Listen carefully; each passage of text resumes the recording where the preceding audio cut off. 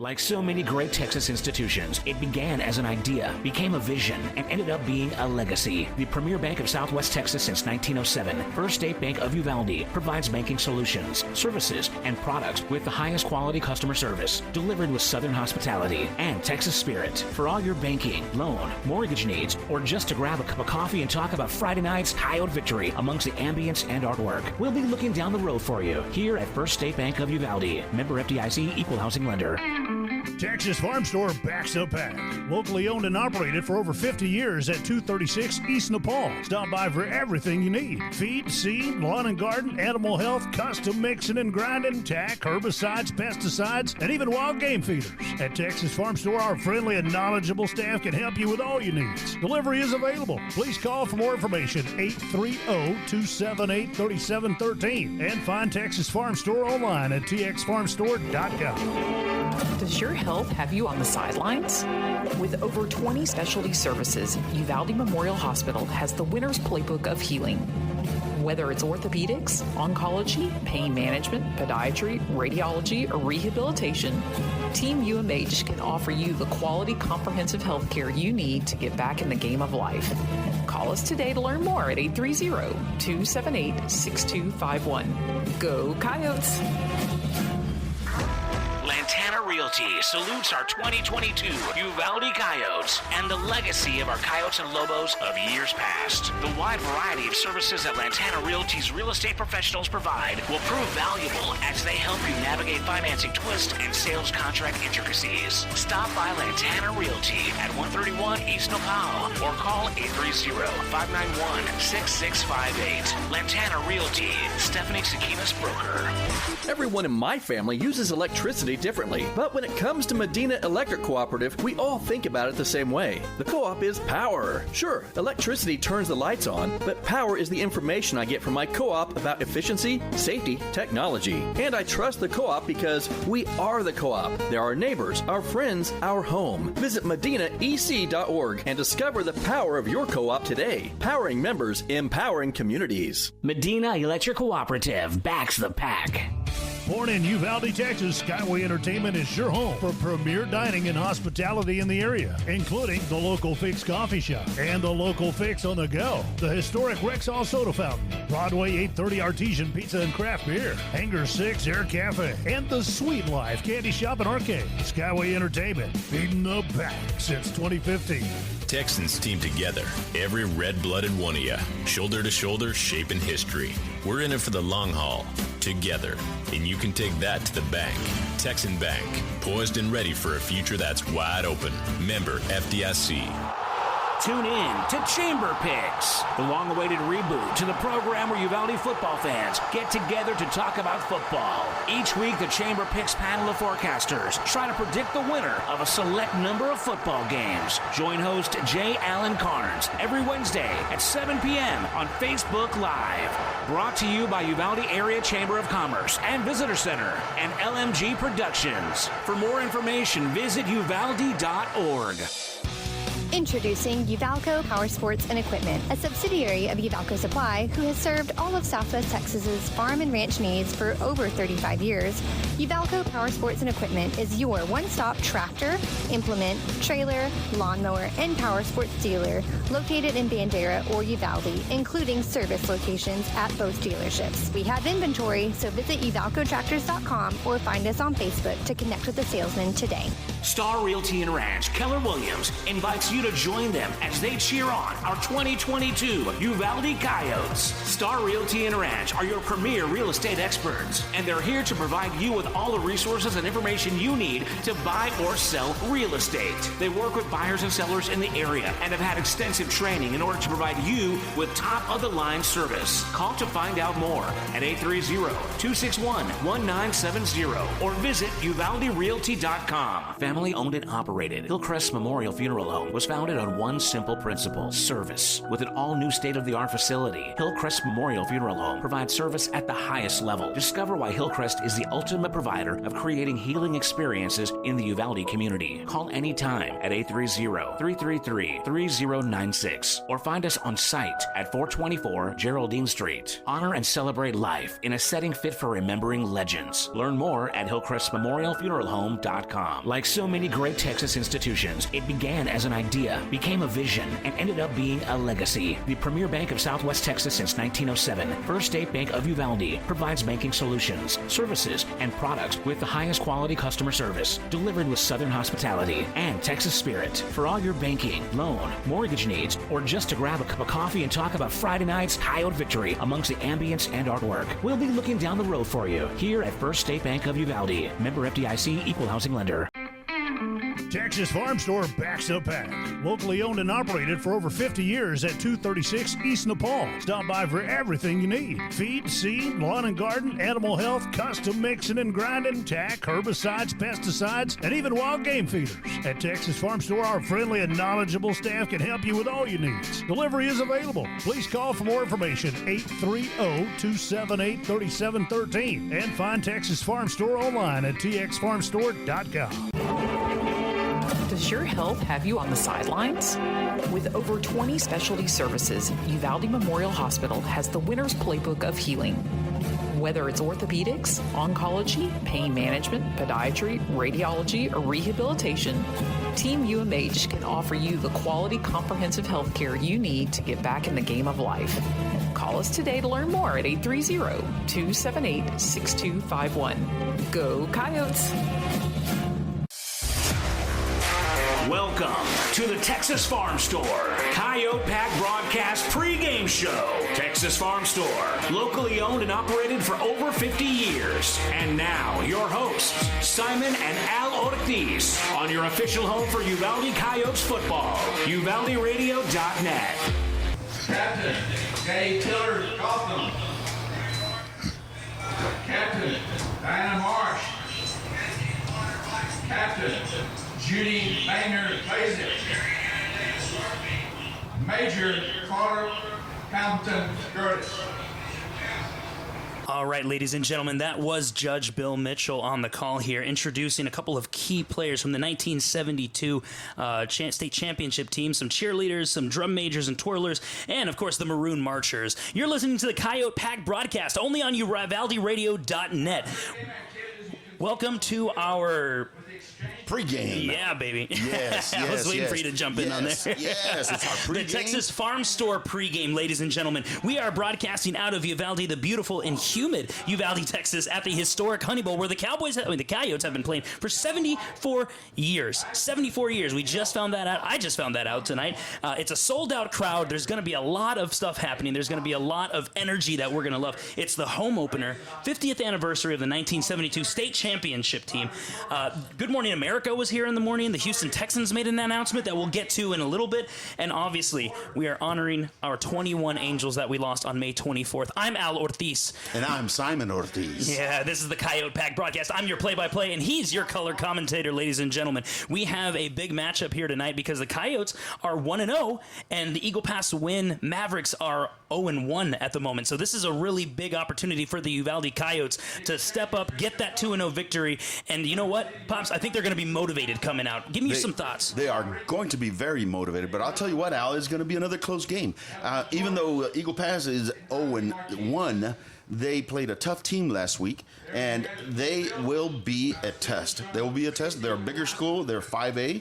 They have some good players, and they're very well coached.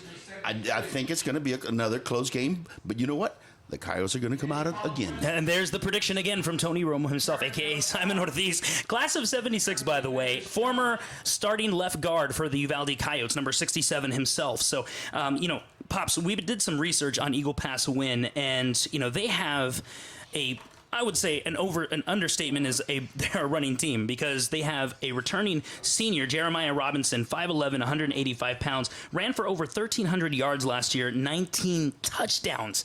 That is insane. So give me some of your thoughts, just high level. We'll dig into the keys of the game a little bit later, but right now I want you to just talk to me about what you saw overall during your research leading up to the game. Well, first of all, the Mavericks have a very, very well-respected coach, Coach Villaseñor.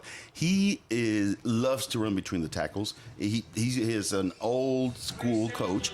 Now, he runs the shotgun, that's true, but still, he loves to run between the tackles, and that big old running back he got, that senior, he will bruise you up. Yeah, and actually on the defensive side too, you have a big physical linebacker his name is Jamie Barrientos, 6 foot 205 pounds, and he's really, from what we've read, the anchor of this defense. Yes, he is. But I go back to offense. Okay. The Mavericks, they are a running team. I mean, they only passed 6 times last week. Even though they fell way behind, they only passed 5 times, And out of the 5 times, they completed 4 for 62 yards. So they are really, really a running team. They have a big offensive line. We have our work cut out. The Coyotes have their work cut out with those big old boys barreling down on them. And it's like you taught me when I was growing up, the game is won and lost in the trenches. So the defensive line for the Coyotes are really going to have to step up here, especially like you said, they like to run between the tackles. Eric Villaseñor does. So, Pops, going to the Coyotes over here, what do you expect to see out of their offense and their defense? I mean, we saw some really good things from Brody Carnes. We saw him improve a little bit in his accuracy. And then, of course, you have the wide receiving core who had a heck of a game, especially number 0, Jarrett Hernandez. Can you talk a little bit about that? Well, I'll tell you what, the Coyotes had a good game last week. Although they played a young team, that team was young. They even had a couple of freshmen starting, so they need to bear down and they need to be a little more accurate in their passing game. They need to run crisper routes. They can't put the ball in the defensive back's hands. There was 3 instances where the Carrizo defensive backs were able to get their hands on the balls, but they dropped it. So that were 3 chances for interceptions that could have turned the game. So they have to be more careful with the ball in the passing game. The second thing is on the defensive side, they have some big offensive linemen. I'm talking about the Mavericks. Now, the Coyotes are going to have to come in with some run blitz to stymie those running, but because they ran about 37, 38 times last game, so they are a running team. Yes. Yeah. So we are being told that there's a prayer happening on the field right now, so we're going to take a quick pause and let this prayer happen respectfully, and we're going to go into a commercial break. You're listening to the Coyote Pack broadcast, only on UvaldeRadio.net. Lantana Realty salutes our 2022 Uvalde Coyotes and the legacy of our Coyotes and Lobos of years past. The wide variety of services that Lantana Realty's real estate professionals provide will prove valuable as they help you navigate financing twists and sales contract intricacies. Stop by Lantana Realty at 131 East Nopal or call 830-591-6658. Lantana Realty, Stephanie Sakinas Broker.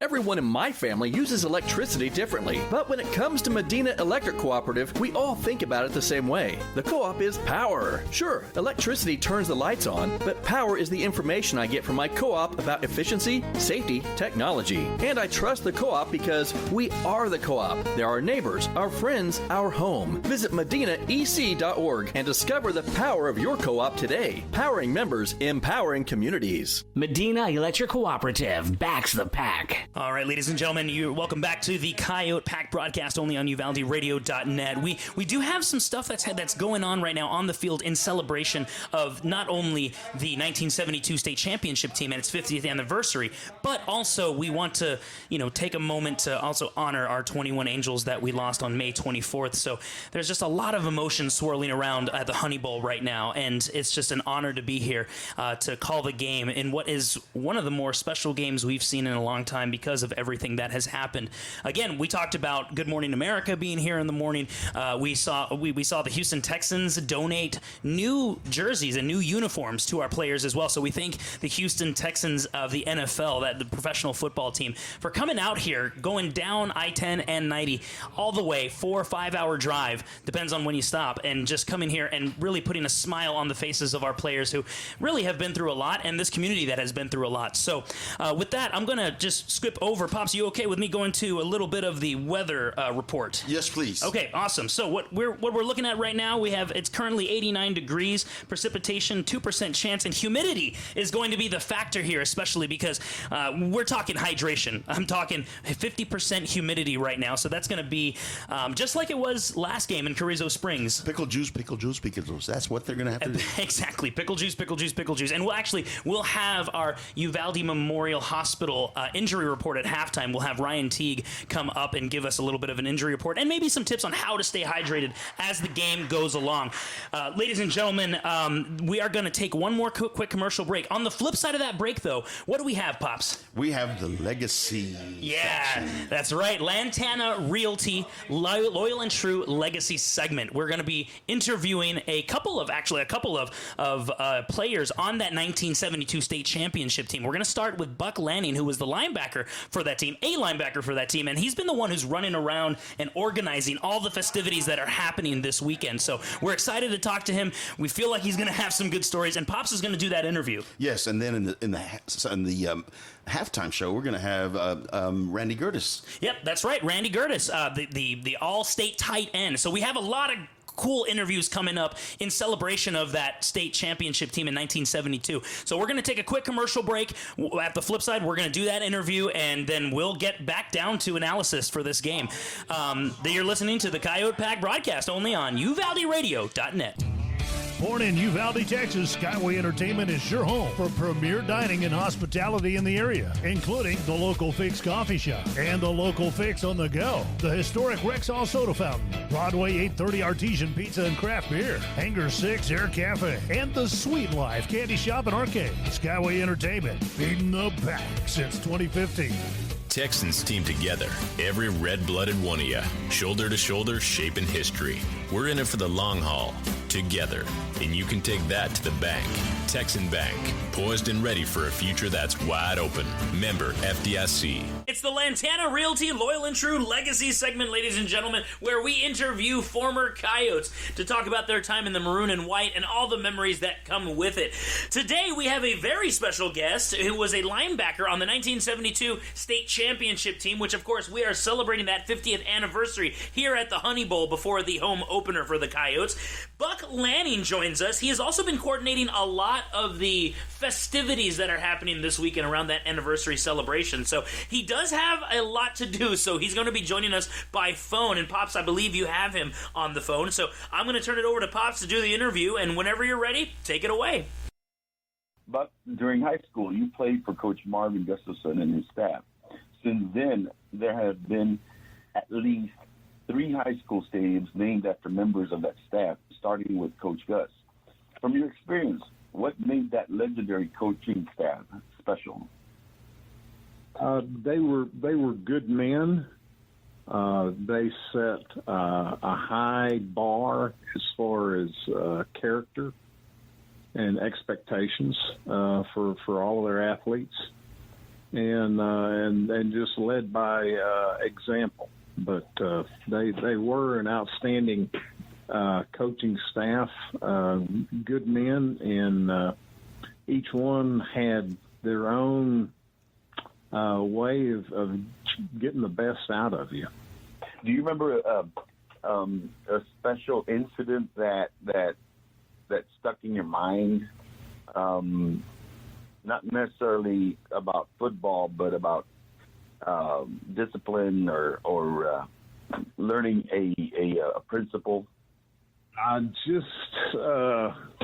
Overall, you just had high expectations. Yeah. It was clear to us that we were ambassadors of Uvalde and to conduct ourselves accordingly.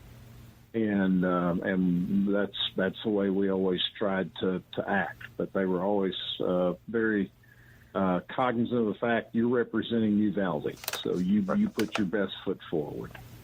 What did you learn from these coaches that helped you not only in your football career, but also in life in general or in your career? Any disciplines or principles? Just their expectations that you always give your best and you do your best. There was a high bar that was set for you, and it was individually. Just you be the best that you can be. And, always the old football axioms like, if you get knocked down, you get up and you go again. And it's not the size of the dog in the fight, it's the size of the fight that's in that dog. So we had some undersized players that were just super outstanding because they had the heart and the desire and the energy. They gave their all and then some. Let's talk some football. Okay. You were a key member of the Uvalde Coyote championship team of 1972. That team went undefeated that season. In your opinion, which game was the toughest and why? No question on that one. When we played Brenham in the semifinals, that was the number one rated team in the state, and that was us. And Brenham was the number 2 rated team in the state. And we played in the semifinals. We beat them 27-21. And I wouldn't want to play them 2 out of 3. Wow. They were a bigger, stronger football team. And they had a number of outstanding players on that team. And it was a well-fought game, but it was our time to win because they had Wilson Whitley, who was the Outland Trophy winner, which is the outstanding defensive lineman in the country. Yes, he was on that team, and he was a man-child playing with boys. I mean, he was so much bigger and stronger than anybody on the field. I remember that. I was an 8th grader when that season, and I remember Wilson Whitley was. Didn't he go on to be a All-Pro? He was an All-Pro football player, and he was named the outstanding defensive player of the decade for the Southwest Conference. Wow. That's in the 1970s. Why don't you tell us what the big difference in that game was? We were tied. It was the guard around our trick play because we were tied, and I think they had us on penetrations. It was 21-21, and we scored on that trick play. And if it hadn't been for that, they'd probably ended up winning the game. They had their quarterback was a pitcher for the University of Texas. Their 2 running backs were all-state, Matt Mursky and Cleveland Franklin. Cleveland Franklin was all-state conference. He went to college at Baylor. Then they had Wilson Whitley, and he went to the University of Houston. And then I played with Larry Baineman at Rice. He was their left tackle, and he ended up being our left tackle at Rice. He started and played for 2 years at tackle, and he was just a solid block of granite. He was 6'2" and about 250, 260 in college. Just solid, and he was a good football player. He didn't have much to do with me. He always, every time I talked to him, he was like, "You guys cheated." Yes. We won on a trick play, so they weren't happy about it. We broke their back, their hearts. I remember, and in fact, I was reading that after that season, they made it illegal for players to exchange jerseys during the game. So probably so. I have a special memory about that one because Coach Gus, I played linebacker and played some offensive tackle. And the offense was out on the field, and Coach Gus called me to him And he said, all right, Buck, he said, I want you to go in there. He said, you make sure that the referee understands we're fixing to run the guard special, right guard special. And he said, you make sure the referee understands we're running that play and not to blow the whistle and blow the play dead. Wow. So I trotted out to the referee and said, Mr. Referee, sir, we're fixing to run a trick play. The coaches have talked to you about it. It's a guard special. And I said, do not whistle this play dead. We're running fakes. But I said, the ball is going to be right at the center. And I said, don't blow the whistle and stop this play. And he was looking past me like he was paying attention to something else. And I was like, he didn't hear me. So I grabbed him by the shirt and pulled him up to my face because I was nervous and excited.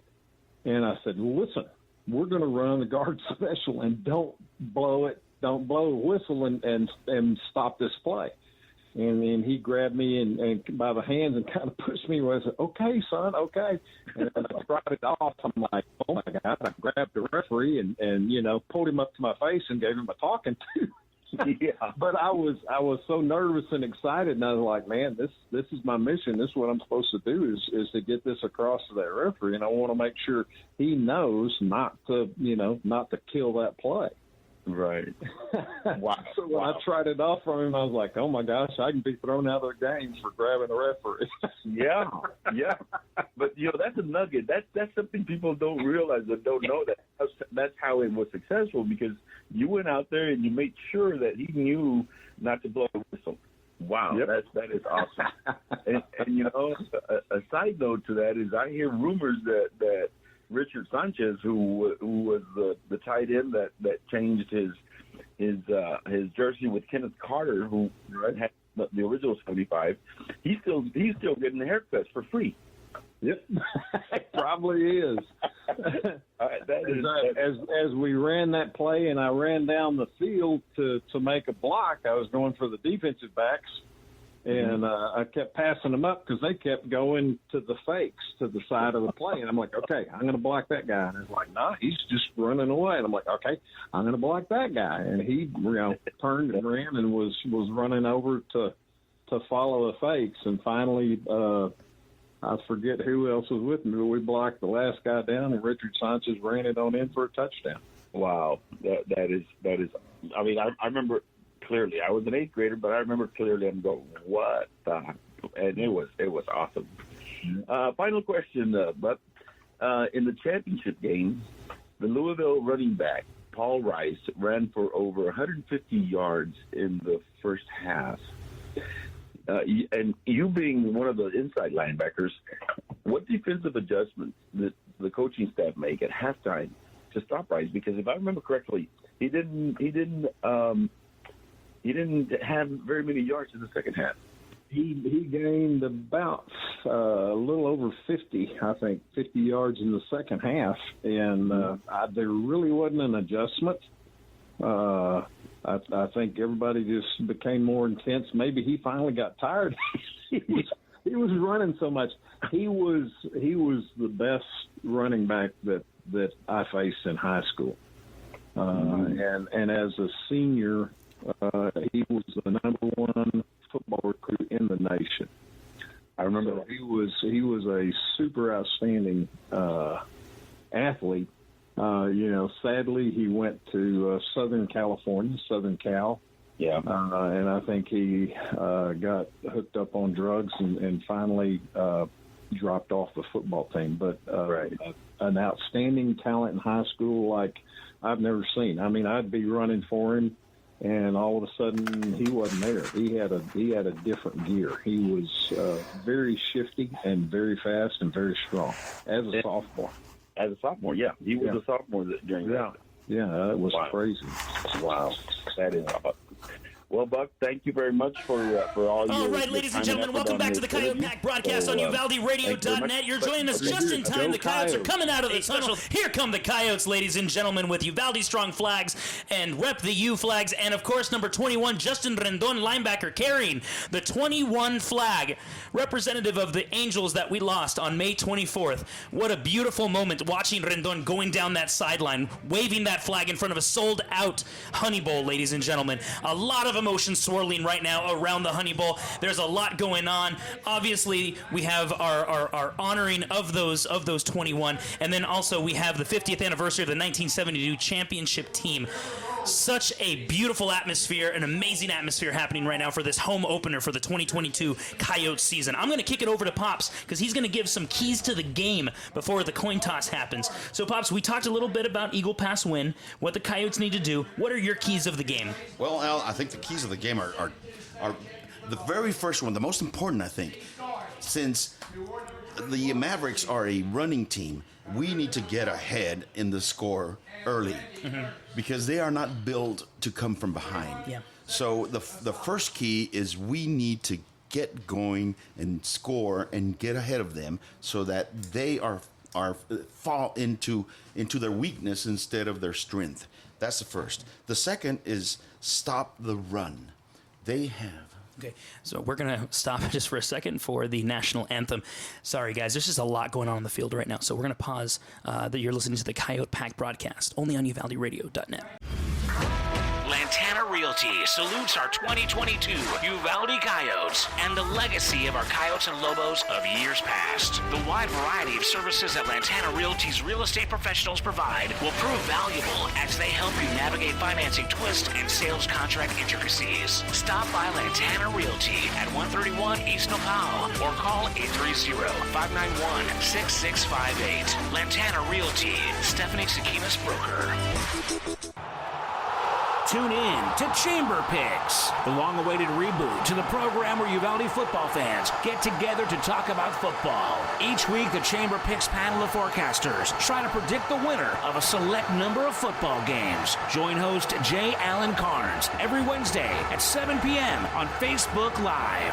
Brought to you by Uvalde Area Chamber of Commerce and Visitor Center and LMG Productions. For more information, visit uvalde.org. Introducing Uvalco Power Sports and Equipment, a subsidiary of Uvalco Supply who has served all of Southwest Texas's farm and ranch needs for over 35 years.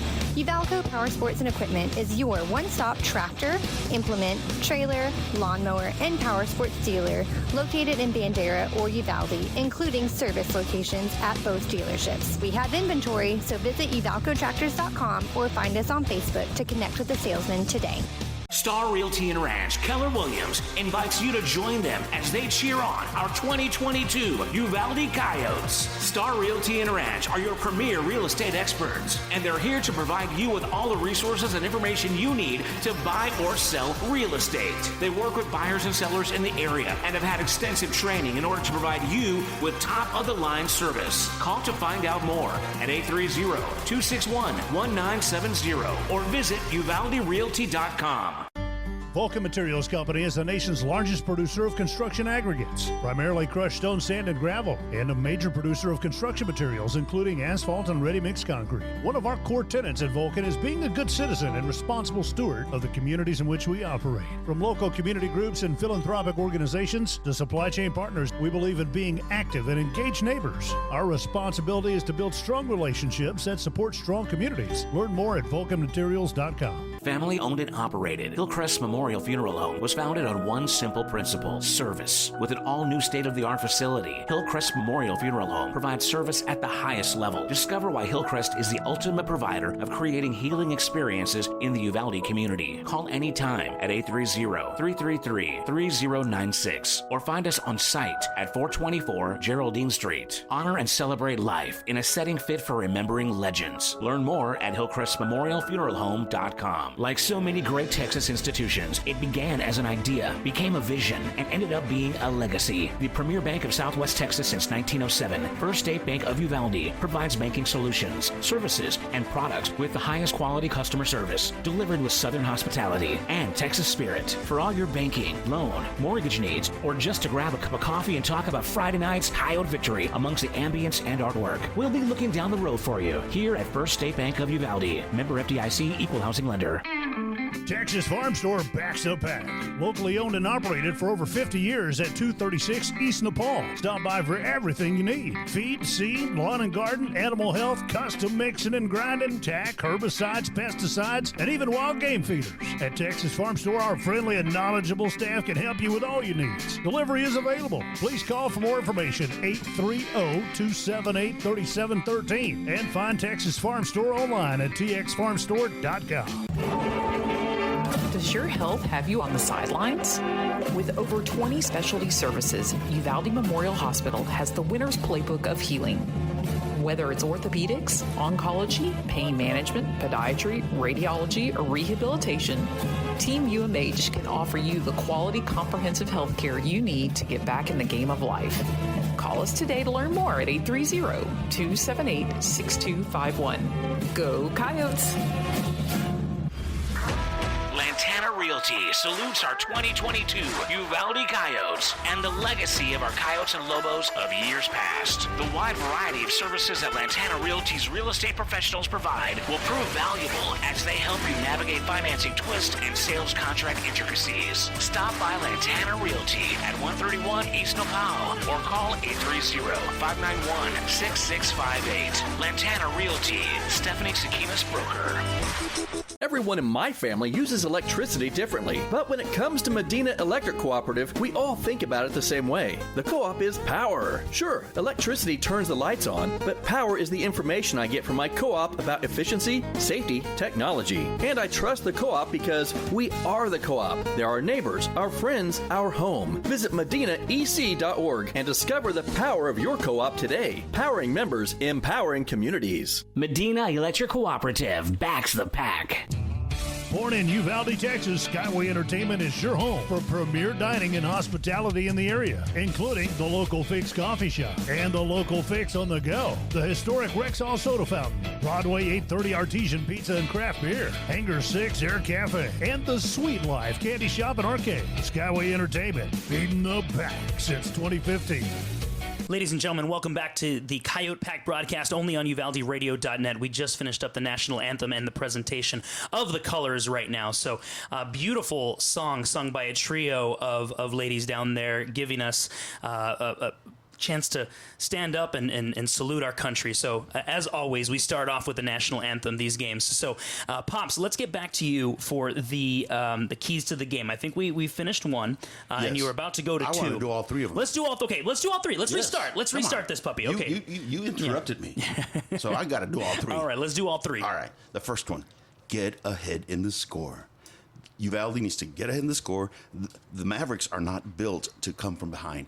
They are a running team. So if we get ahead of them, they're going to have to play to their weakness, not their strength, because they are a running team. So that's the first key. The second key is stop the run.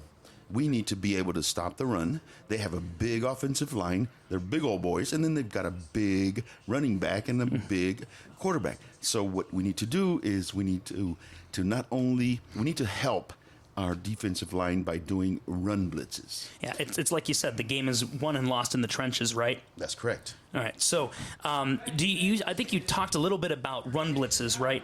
So, are you saying like getting the two linebackers, Chris Rodriguez and Justin Rendon, to shoot those A gaps because they run through the tackles? Yes, they need to be able to shoot and mix it up a little bit. Maybe bring in a strong safety once in a while and have them shoot while the middle linebackers go to the outside. Right. Mix it up a little bit so that they cannot guess to where we're going to be shooting the gaps. Awesome. I love it.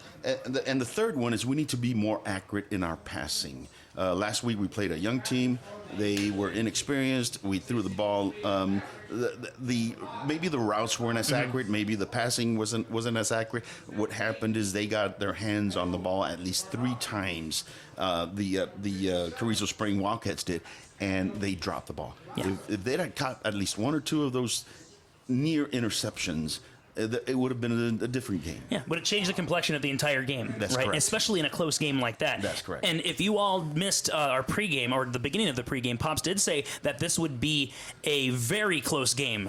So they cannot afford to turn the ball over. Right now on the field, the captains for each team are going up to the big U with the coyote in the middle. Your captains for tonight are Jarrett Hernandez, number 0, number 21, Justin Rendon, number 5, Devin Franklin, and number 75, Fidel Sanchez. Right now, they're going to do the coin toss. And a cool tidbit that I heard, Pops, from Judge Bill Mitchell, who does the stadium announcing here, yes. obviously for the longest time, a legend in his own right, Judge Bill Mitchell. I was talking to him on the field earlier today, and he was talking about how during the coin flip, every single one of the players on the 1972 championship team are going to receive a commemorative coin. One side of the coin has that logo for the 1972 state championship team that is emblazoned on the field. It's kind of like a badge of sorts. I see that. Yeah, yes, I have noticed. it's like a badge of sorts that they painted Yes. on the field. And then the other side is that beautiful U with the coyote in the middle. So they get to keep that forever. It's like a nice little heirloom and a nice story, right? It's a memento for them. Yeah, exactly. I want one. Yeah, I do too. But we weren't on the team. We weren't on the team, but I think Judge Bill Mitchell said that he might have a coin for us. I don't know. I'm looking at him right now, but he's focused on the field, so we're not gonna distract him. So the Coyotes won the toss. And they deferred. Okay, so the Coyotes will be kicking off to Eagle Pass Winn, and they will be kicking off from south to north, from the brush country to the hill country. So with that, I think the Coyotes are going to go out on their for their kickoff formation. But before then, we're going to take a quick commercial break. You are listening to the Coyote Pack broadcast only on UvaldeRadio.net. Introducing Uvalco Power Sports and Equipment, a subsidiary of Uvalco Supply who has served all of Southwest Texas's farm and ranch needs for over 35 years. Uvalco Power Sports and Equipment is your one-stop tractor, implement, trailer, lawnmower, and power sports dealer located in Bandera or Uvalde, including service locations at both dealerships. We have inventory, so visit uvalcotractors.com or find us on Facebook to connect with the salesman today. Star Realty and Ranch Keller Williams invites you to join them as they cheer on our 2022 Uvalde Coyotes. Star Realty and Ranch are your premier real estate experts, and they're here to provide you with all the resources and information you need to buy or sell real estate. They work with buyers and sellers in the area and have had extensive training in order to provide you with top-of-the-line service. Call to find out more at 830-261-1970 or visit uvalderealty.com.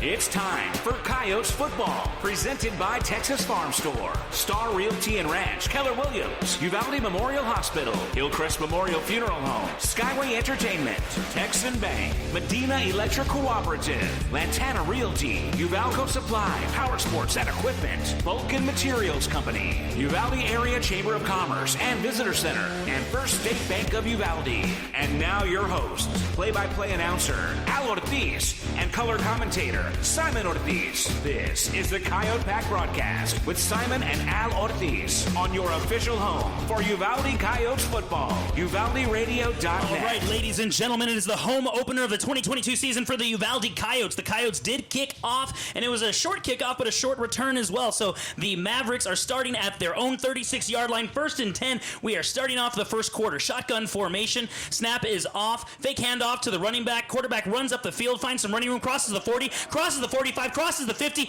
crosses the 40. No one in front of him. He looks like he's going to take it all the way to the 20, 10, 5. Touchdown Mavericks. Touchdown Eagle Pass Winn Mavericks. Yes. It was, again, they went down the middle and they faked it to the running back, and the quarterback just went through the side. First play from scrimmage. It was officially a 64-yard run, and the first play from scrimmage, 1st down and 10. So just like that, the Eagle Pass Winn Mavericks are up 6-0 over Uvalde in just 20 seconds of the game. Again, it was an RPO, and the quarterback read it right, and he took it to the right, and he was gone. Yep, absolutely. He showed a lot of speed there. So the Mavericks are lining up for the kickoff. Number 15 to hold. Low snap, but the kick is away, and the kick is good. That makes it 7-0 Uvalde Coyotes. We're going to take a quick commercial break. That was fast, ladies and gentlemen. 7-0 Eagle Pass wins in favor of the Eagle Pass Winn Mavericks. 11:40 left in the first quarter. You're listening to the Coyote Pack broadcast only on UvaldeRadio.net. Texas Texans team together. Every red-blooded one of you. Shoulder to shoulder, shaping history. We're in it for the long haul. Together. And you can take that to the bank. Texan Bank. Poised and ready for a future that's wide open. Member FDIC. Tune in to Chamber Picks, the long-awaited reboot to the program where Uvalde football fans get together to talk about football. Each week, the Chamber Picks panel of forecasters try to predict the winner of a select number of football games. Join host J. Allen Carnes every Wednesday at 7 p.m. on Facebook Live. Brought to you by Uvalde Area Chamber of Commerce and Visitor Center and LMG Productions. For more information, visit uvalde.org. All right, ladies and gentlemen, we're back with the Coyote Pack broadcast only on UvaldeRadio.net. If you're just joining us, it is 7-0, just like that, in favor of the Eagle Pass Winn Mavericks. It was a 64-yard touchdown by the quarterback, ABL Cordona. The Winn Mavericks are lining up for the kickoff. Kickoff is away. Coyotes back to receive. Crosses the 20, crosses the 25, and over to the 27-yard line. So the Coyotes will start their first drive on the 27-yard line here. Pops, what do they need to do to respond? They need to respond, and I think they are very able to. We need to go ahead and keep going, play to our strengths, get down the field, get those first downs. They need to get a couple of good first downs so that they can get their rhythm in and start just going downfield. All right, Coyotes are lining up at the 25-yard line. Two wide receivers to the near side of the field. Brody Carnes with the snap and one running back over to his right side. He takes the snap, fakes the handoff, actually hands off up the middle to number 22, Jaden Gonzalez. There is a flag on the play, but Gonzalez gets a chunk of yardage crossing to the 46-yard line.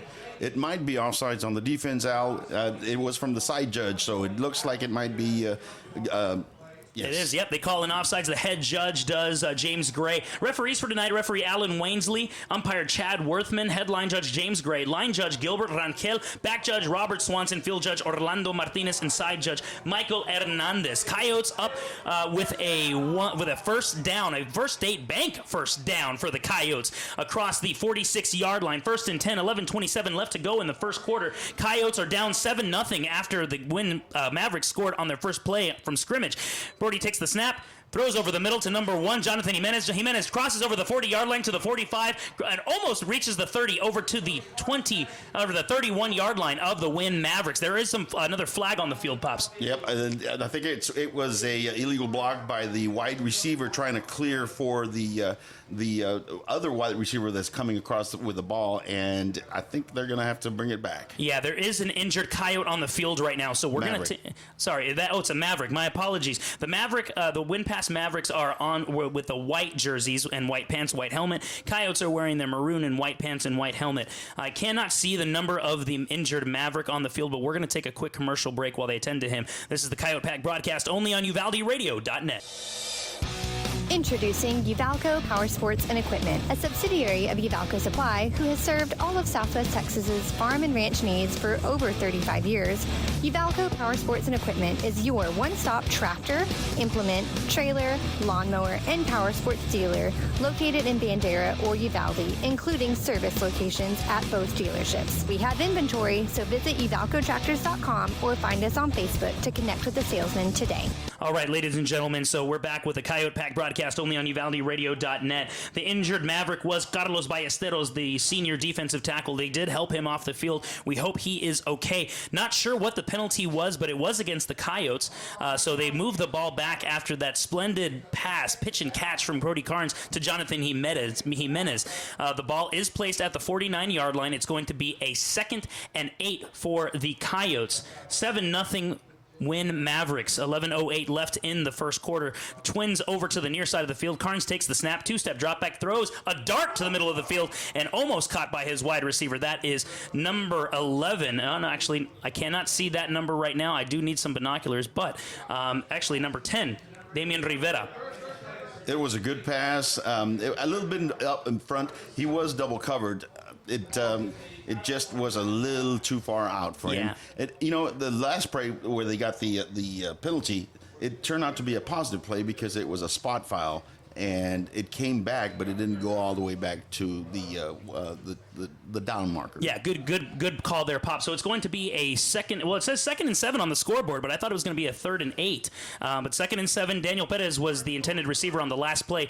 Twins over to the far side of the field, and now the Coyotes call a timeout. We're going to take a quick commercial break while they discuss a little bit of strategy. You're listening to the Coyote Pack broadcast only on UvaldeRadio.net. Star Realty and Ranch Keller Williams invites you to join them as they cheer on our 2022 Uvalde Coyotes. Star Realty and Ranch are your premier real estate experts, and they're here to provide you with all the resources and information you need to buy or sell real estate. They work with buyers and sellers in the area and have had extensive training in order to provide you with top-of-the-line service. Call to find out more at 830-261-1970 or visit UvaldeRealty.com. Welcome back, ladies and gentlemen, to the Coyote Pack broadcast only on UvaldeRadio.net. I'm your play-by-play announcer, Al Ortiz. With me is my color commentator, Simon Ortiz, number 67, former Coyote left guard. When you last left us, it is a 2nd and 7. The Coyotes took a quick timeout. Brody Carnes, with the waiting for the snap, takes the snap, pitches over to his running back, Jaden Gonzalez. Gonzalez tries to find the corner, crosses the 50-yard line to the 52-yard line. So it's going to be, looks like a 3rd down and 5 for the Coyotes. 3rd down and 4, actually. It was good containment by the defense. They have some speed in their defensive backs. Our number 22 is fast, but he could not run the containment. 10:35 left to play in the first quarter. Winn Eagle Pass win. Mavericks up 7-0 over the Uvalde Coyotes. Trips to the far side of the field. Brody Carnes takes the snap, rolls over, but then there is a whistle. Looks like there's going to be a false start on the Coyotes. Yes, false start. I could not see who moved. It might have been the wide receiver on the far side of the field. Yeah, number 0, Jarrett Hernandez, is pleading his case right now, saying that he really didn't move, but that brings up a 3rd and 9. That pushes the Coyotes back over to their own 42-yard line, so it's 3rd down and 9 for the Coyotes. 10:23 left to play. Pops, what do you got? It's a passing down. I think they need to do a timing out on the far side. Have Brody sprint out to the far side. Well, it looks like Brody has 1 wide receiver to the far side, 2 wide receivers to the near side, takes the snap and fakes the handoff to Jaden Gonzalez and attempts a pass over to Jonathan Jimenez over the middle of the field on a slant, but misses him. It was a batted ball. Yes, the linebacker was able to read the slant, and he got in the middle and jumped up and swatted the ball down. So it looks like it's going to be they did get a first down, so there were 2 sets of first downs there, but it looks like they are going to punt at their own 42-yard line. The 47-yard line. The Coyotes are in punt formation. Chris Rodriguez back to punt. 2 return men for the Mavericks over there. I can't see the numbers, unfortunately, but the punt is away. Snap is off. Punt is actually a really good punt. Fair catch called by the Maverick return man at the 24-yard line. 23-yard line. That's where they'll start. It was a beautiful punt. It was nice and high, and he didn't have a chance to return it. Yeah, I would say let's go to commercial break, but it looks like the Coyotes and the Mavericks are going to be setting up. Actually, let's do a quick 30-second commercial break. This is the Coyote Pack broadcast only on UvaldeRadio.net. Texas Farm Store backs up pack.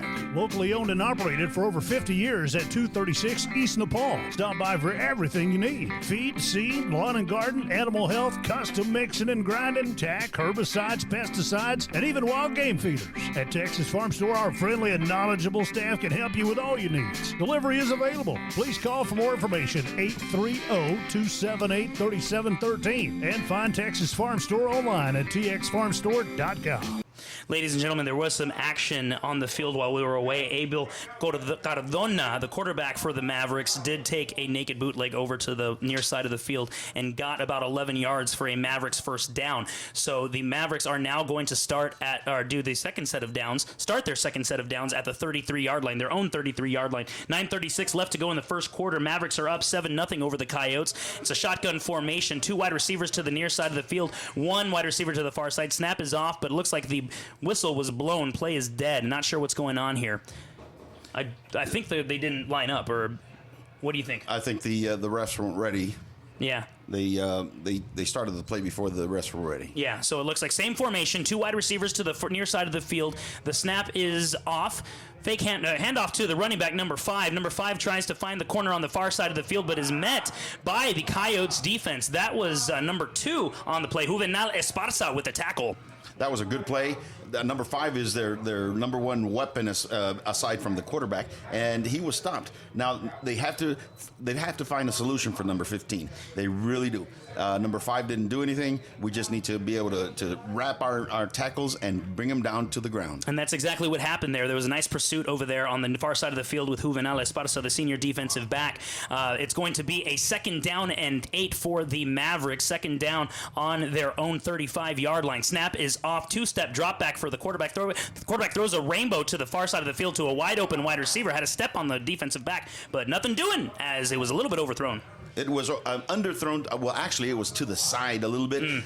He was covered, and I think he pushed a little bit at the very end to create separation from the Coyote. Yeah, let's get some menudo. Let's get some home cooking over here in the Honey Bowl. No right? way. No.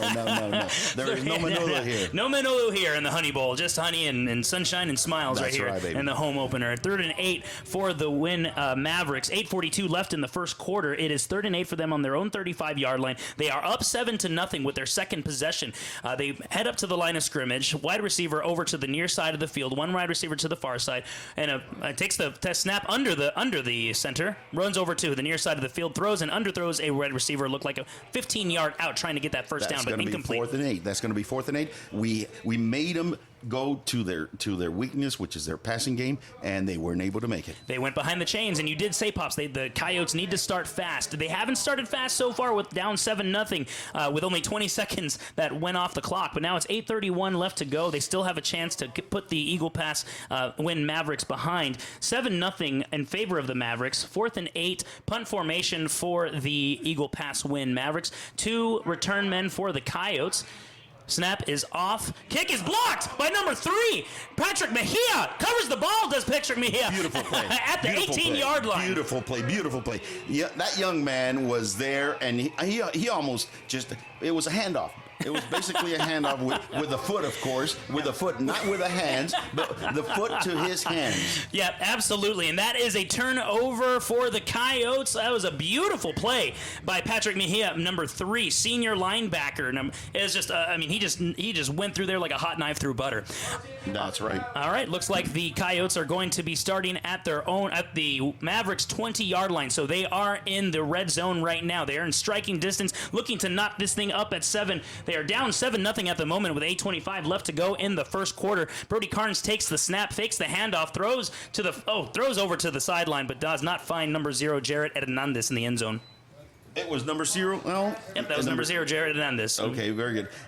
It was miscommunication between the quarterback and the wide receiver. He ran an out, and the quarterback threw it in. So yeah, big man coming in at quarterback, Chris Rodriguez. He's also a linebacker for the Coyotes, but he's the backup quarterback. He stands at 5'11", 220 pounds. So he's. I mean, what do you expect here? He's a load. Oh yeah. So it's going to be a running play, maybe. Yeah, right up the middle, we think. Oh, snap is a little high. Rodriguez corrals it in, runs up to the side, and gets maybe about a yard or 2 for a Coyotes 3rd and long. The ball came loose, but he was already down on the ground, so it was a positive play. It's going to be a 3rd and 8, but we are in 4th down territory. And in comes Brody Carnes again, all 6'5" of him to throw over. 9. Yep, 3rd and 9 for the Coyotes. 8:02 left to play in the first quarter. Coyotes are down to the Mavericks 7-0. Ball is on the 19-yard line of the Mavericks, so the Coyotes are in scoring distance 19 yards away for a touchdown to try to knot this thing up all at 7. Trips right for the Coyotes, and one up back in the field. That's Jaden Gonzalez, and number 5, Devin Franklin on the near side of the field, the lone receiver to the near side of the field. Carnes takes the snap, rolls over to the far side of the field, throws a rainbow to a wide open receiver, and gets number 1, Jonathan Jimenez, for a touchdown, baby. That touchdown, Coyotes, baby. Yes.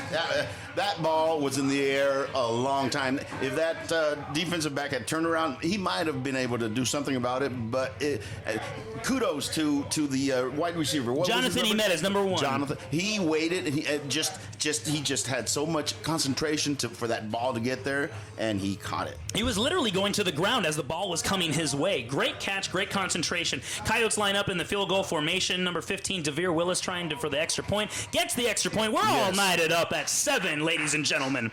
Yes, I think he's new added to the roster from last week. DeVere Willis, number 15? But he was number 14, wasn't it? Number 15, I believe. DeVere Willis. Oh, number 4. No, actually, wait. Number 14 is Brody Carnes, Pops. Oh, Yeah, okay. yeah. So No, it was number 15. Okay, yeah, all right. So a little bit of a dispute between father and son. Like that has never happened before. We're going to take a quick commercial break. It's all knotted up at 7 with 7:34 left to go in the first quarter. You're listening to the Coyote Pack broadcast only on UvaldeRadio.net. Vulcan Materials Company is the nation's largest producer of construction aggregates, primarily crushed stone, sand, and gravel, and a major producer of construction materials, including asphalt and ready-mix concrete. One of our core tenets at Vulcan is being a good citizen and responsible steward of the communities in which we operate. From local community groups and philanthropic organizations to supply chain partners, we believe in being active and engaged neighbors. Our responsibility is to build strong relationships that support strong communities. Learn more at vulcanmaterials.com. All right, ladies and gentlemen, welcome back. If you're just joining us, the Coyotes just scored on a beautiful 19-yard touchdown pass from Brody Carnes to Jonathan Jimenez. It is all knotted up at 7 with 7:34 left to go in the first quarter. The Coyotes are now in kickoff formation, kick off the ball, a line drive of a kick to the second level of the return team. Return man brings it up, a really nice gain to across the 45-yard line. It was a short kick. That wasn't the problem. The problem is that we got split in the middle, and he was able to get positive yards. Honestly, it looked like he had a chance to break away, but good recovery by the Coyotes kickoff team. So, Pops, what do the Coyotes need to do defensively right here? What did they do well last time, too? Well, they stopped the run to begin with, and that's what they need to do. They need to stop the run. They need to have good gap coverage. Yeah, absolutely. And actually, that was one of the keys of the game. Mavericks are lined up right just across the 46-yard line. Snap is off, handoff to number 5, Jeremiah Robinson for the Eagles, and met at the 50-yard line by number 2, Juvenal Esparza, who seems to be all over the field for the Coyotes defense. Yes, he is. Yes, he is. It was it was supposed to go between the tackles, but it was all stopped up, so he bounced out to the outside, but he was caught. Yeah, and actually the Mavericks did get a good amount of yardage there. It's going to be a 2nd down and 4, so it was a 6-yard gain. 2nd down and 4 at the Coyotes' 48-yard line. Mavericks are in Coyote territory. 6:56 left to go in the first quarter, all knotted up at 7 right now. So there's going to be a run between the tackles, Al. I like it. Let's see what happens. Trips over to the far side of the field, one wide receiver over to the near side, and there is a timeout by the Mavericks. Didn't like what they saw by the Coyotes defense. No, they didn't. Yeah, so we're going to take a quick commercial break. It's going to be about 30 seconds here where you're listening to the Coyote Pack broadcast only on UvaldeRadio.net. Does your health have you on the sidelines?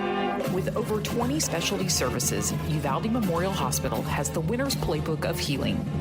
Whether it's orthopedics, oncology, pain management, podiatry, radiology, or rehabilitation, Team UMH can offer you the quality, comprehensive health care you need to get back in the game of life. Call us today to learn more at 830-278-6251. Go Coyotes!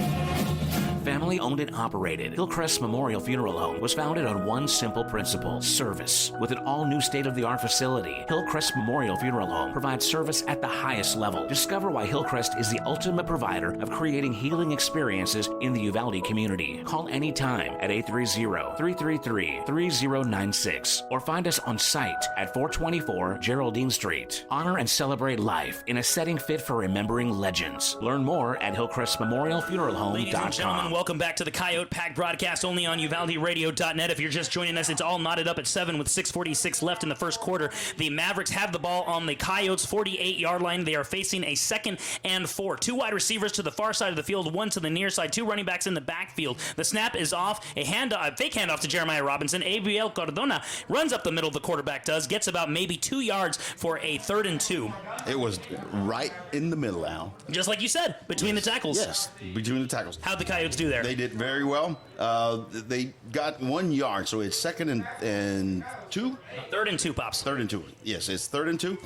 They're gonna run it, and now they're doing the RPO, which means that the quarterback is reading the defense, and if he sees that they're stopped up in the middle, he's going to pull that ball out, and he's going to try to go to the outside. Yeah, definitely a lot of misdirection for the Coyotes defense here. So 3rd and 1, 3rd and a long one for the Winn Mavericks here. Snap under center, fake actually a handoff up the middle to number 5 Jeremiah Robinson. Tackle is made by number 8 Chris Rodriguez over to the far side of the field, but he does get the first down. Does the Mavericks Mavericks quarterback? It was right down the middle. It was another play. It was a dive to the 3-hole, and that young man is hard to tackle. It took 2 Coyotes to get him down. Yeah, and honestly, it faked me out too. You really have to pay attention to Jeremiah Robinson, who got over 1,300 yards last season, and of course that's what happened. They used him as a little bit of a decoy. Yes, they did, and they're going to run it again right here. Well, let's see what happens in shotgun formation. Another fake handoff, and Cardona again takes it up the middle, but loses a yard, actually. I think the Coyotes are starting to get their reads, are starting to get what they're doing, and just staying. Yeah, number 64, Rylan Diaz with a tackle there, and there is an injured Maverick on the field. It might be Cardona. I do not see Cardona standing up, number 15. Actually, no, he is. It is number 76 from the Eagle Pass. Winn Mavericks here. Number 76 for the Mavericks. Well, be that as it may, we'll figure out who it is. So what we're going to do is we're going to take a quick commercial break while they tend to this Maverick. Hopefully he's okay. And we're going to take a quick commercial break. We are listening to the Coyote Pack broadcast only on UvaldeRadio.net. Born in Uvalde, Texas, Skyway Entertainment is your home for premier dining and hospitality in the area, including the Local Fix Coffee Shop and the Local Fix on the Go, the historic Rexall Soda Fountain, Broadway 830 Artesian Pizza and Craft Beer, Hangar 6 Air Cafe, and the Sweet Life Candy Shop and Arcade. Skyway Entertainment, feeding the pack since 2015. Texans team together, every red-blooded one of you, shoulder to shoulder, shaping history. We're in it for the long haul, together, and you can take that to the bank. Texan Bank, poised and ready for a future that's wide open. Member FDIC. Okay, ladies and gentlemen, welcome back to the Coyote Pack broadcast. We did learn that it is number 78 who's down on the field for the Mavericks, Jorge Castillo, sophomore offensive lineman right now. He's being helped, gingerly walking off to the Mavericks sideline. It's 5:27 left to play in the first quarter. All knotted up at 7, and the Mavericks face a 2nd and 11. We send our thoughts and prayers over to Jorge Castillo and hope that he's okay and can make a return to the game. All right, so Pops, it is 2nd and 11. What do the Coyotes need to do here? What do they need to be looking for? Well, they're going to try to run it again because that's their strength, and they're not too far behind. So it's going to be an RPO, and they're going to try. They're going to be reading the defense. All right, looks like Jeremiah Robinson lining up in the backfield with his quarterback, Ariel Cardona. Cardona hands off to number 12. Number 12 finds a corner, finds some running room, and gets body slammed across the 40, almost to the 45-yard line, to the 35-yard line. That was number 8, Chris Rodriguez, with the tackle.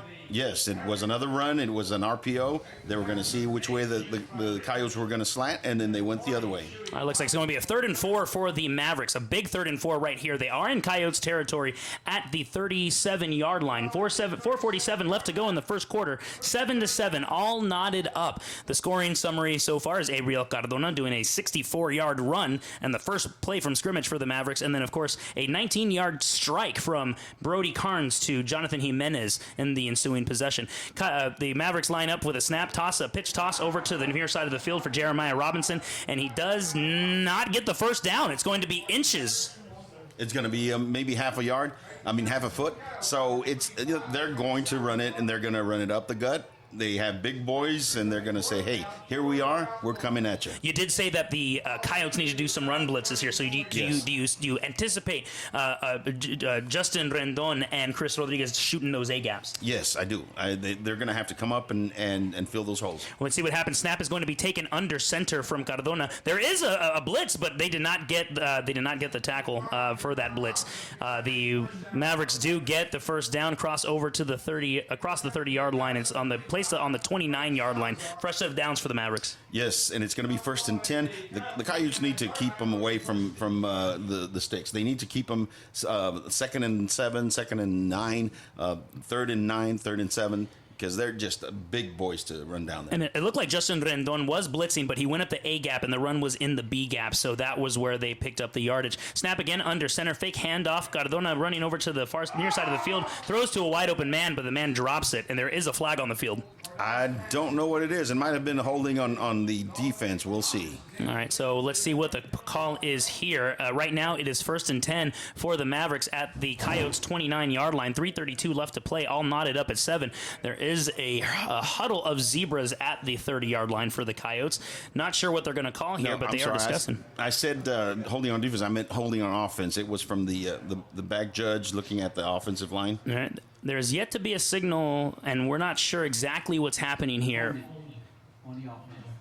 There we go, holding on the offense. Yes. So it looked like they're going to be pushed back to the 35-yard line. Actually, they're going to be pushed back to the 40-yard line, 39-yard line. It's going to be a 1st and 15 for the Mavericks here. Now they have to play to their weakness.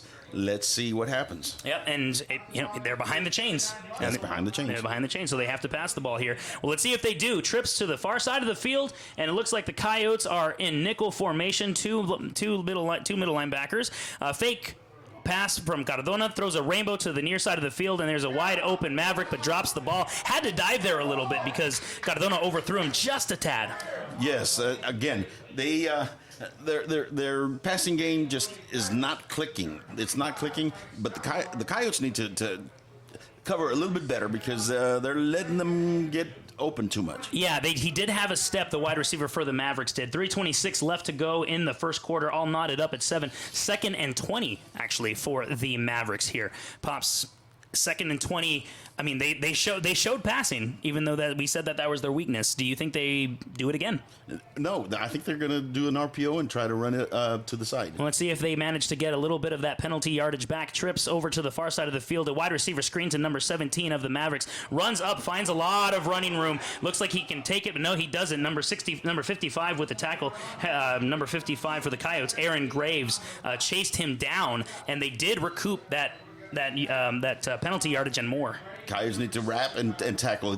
He broke about three tackles before he got stopped. But it is a 3rd down, ladies and gentlemen. It's a 3rd and 3 right now, 3rd and 4. So the Mavericks still have a big play right here. If they don't get it, they probably will go for they'll go for the 1st down on 4th down right now. Let's see what they do here. One wide receiver to the far side of the field, trips right for the Mavericks. Shotgun formation. One running back in the backfield. Snap is off. Fake handoff to the running back. Cardona runs up the middle and meets a defensive back for the Coyotes. Tackle made by number 25 of the Coyotes, actually. That would be Frank Salazar. It's a 1st down, and they're in scoring range. Yep, and they're actually in the red zone right here on the 19-yard line. The Mavericks are 19 yards away from scoring. 2:36 left to go in the first quarter, all knotted up at 7, like I said. All right, Pops. This is bend but don't break time for the defense. That's right. They're going to have to shore up that defensive line. They're going to have to bring in some blitzes and try to catch them napping. All right, let's see what happens here. Trips right for the Maverick. Shotgun formation. One wide receiver over to the far side of the field. Snap is off. Cardona runs over to the near side of the field, trying to turn the corner, crosses the 10-yard line, almost makes the 10-yard line, actually, and he's going to be just shy of it for a 4-yard gain. Yeah, again, their strength is their running, and they're gonna run it until we stop them. Yep, and they haven't stopped them quite yet. 4 yards on a 1st down is exactly what you want to see here, right? That's right. All right, so it looks like the Coyotes are going to be the Mavericks are going to be facing a 2nd and 7 right now. 2:10 left in the first quarter, 7 all here in the first quarter of this home opener for the Uvalde Coyotes right now. So 3-4 defensive backs in the backfield. The Mavericks rush to the line of scrimmage. Shotgun formation, two running backs on either side of the quarterback. Snap is off. Handoff to number 12 for the Mavericks, trying to find the corner on the far side of the field. Gets nothing, but there are some flags on the play. And he misses a tackle. He evades a tackle into the end zone for the Mavericks for the touchdown. But let's see what that penalty was there, Pops. I think it was holding on number 9 or number 8 from. Can't see from here the defensive back. I mean the wide receiver. Okay. So it's going to come back. So it looks like that's 8 Juan Martinez for the. Actually, no, that might not be it because that's it unless he's playing wide receiver. But be that as it may, it is a holding on the Mavericks. So that negates the touchdown for the Mavericks. Yes. So it's going to be a 2nd and probably 12 for the Mavericks once that ball is pushed back. Actually, it was number 5. He was out split wide. The running back was split back wide. And he's the one that was caught holding. All right, so it looks like the Mavericks are facing a 2nd and 15. And never mind, they are 2nd and 17 there. It was a holding, so it's going to be a 10-yard penalty, obviously. So there is a timeout by the Mavericks, so we're going to take a quick commercial break. You're listening to the Coyote Pack broadcast only on UvaldeRadio.net. Tune in to Chamber Picks, the long-awaited reboot to the program where Uvalde football fans get together to talk about football. Each week, the Chamber Picks panel of forecasters try to predict the winner of a select number of football games. Join host J. Allen Carnes every Wednesday at 7 p.m. on Facebook Live. Brought to you by Uvalde Area Chamber of Commerce and Visitor Center and LMG Productions. For more information, visit uvalde.org. Everyone in my family uses electricity differently, but when it comes to Medina Electric Cooperative, we all think about it the same way. The co-op is power. Sure, electricity turns the lights on, but power is the information I get from my co-op about efficiency, safety, technology. And I trust the co-op because we are the co-op. They're our neighbors, our friends, our home. Visit medinaec.org and discover the power of your co-op today. Powering members, empowering communities. Medina Electric Cooperative backs the pack. Welcome back to the Coyote Pack broadcast. I'm Al Ortiz, your play-by-play, and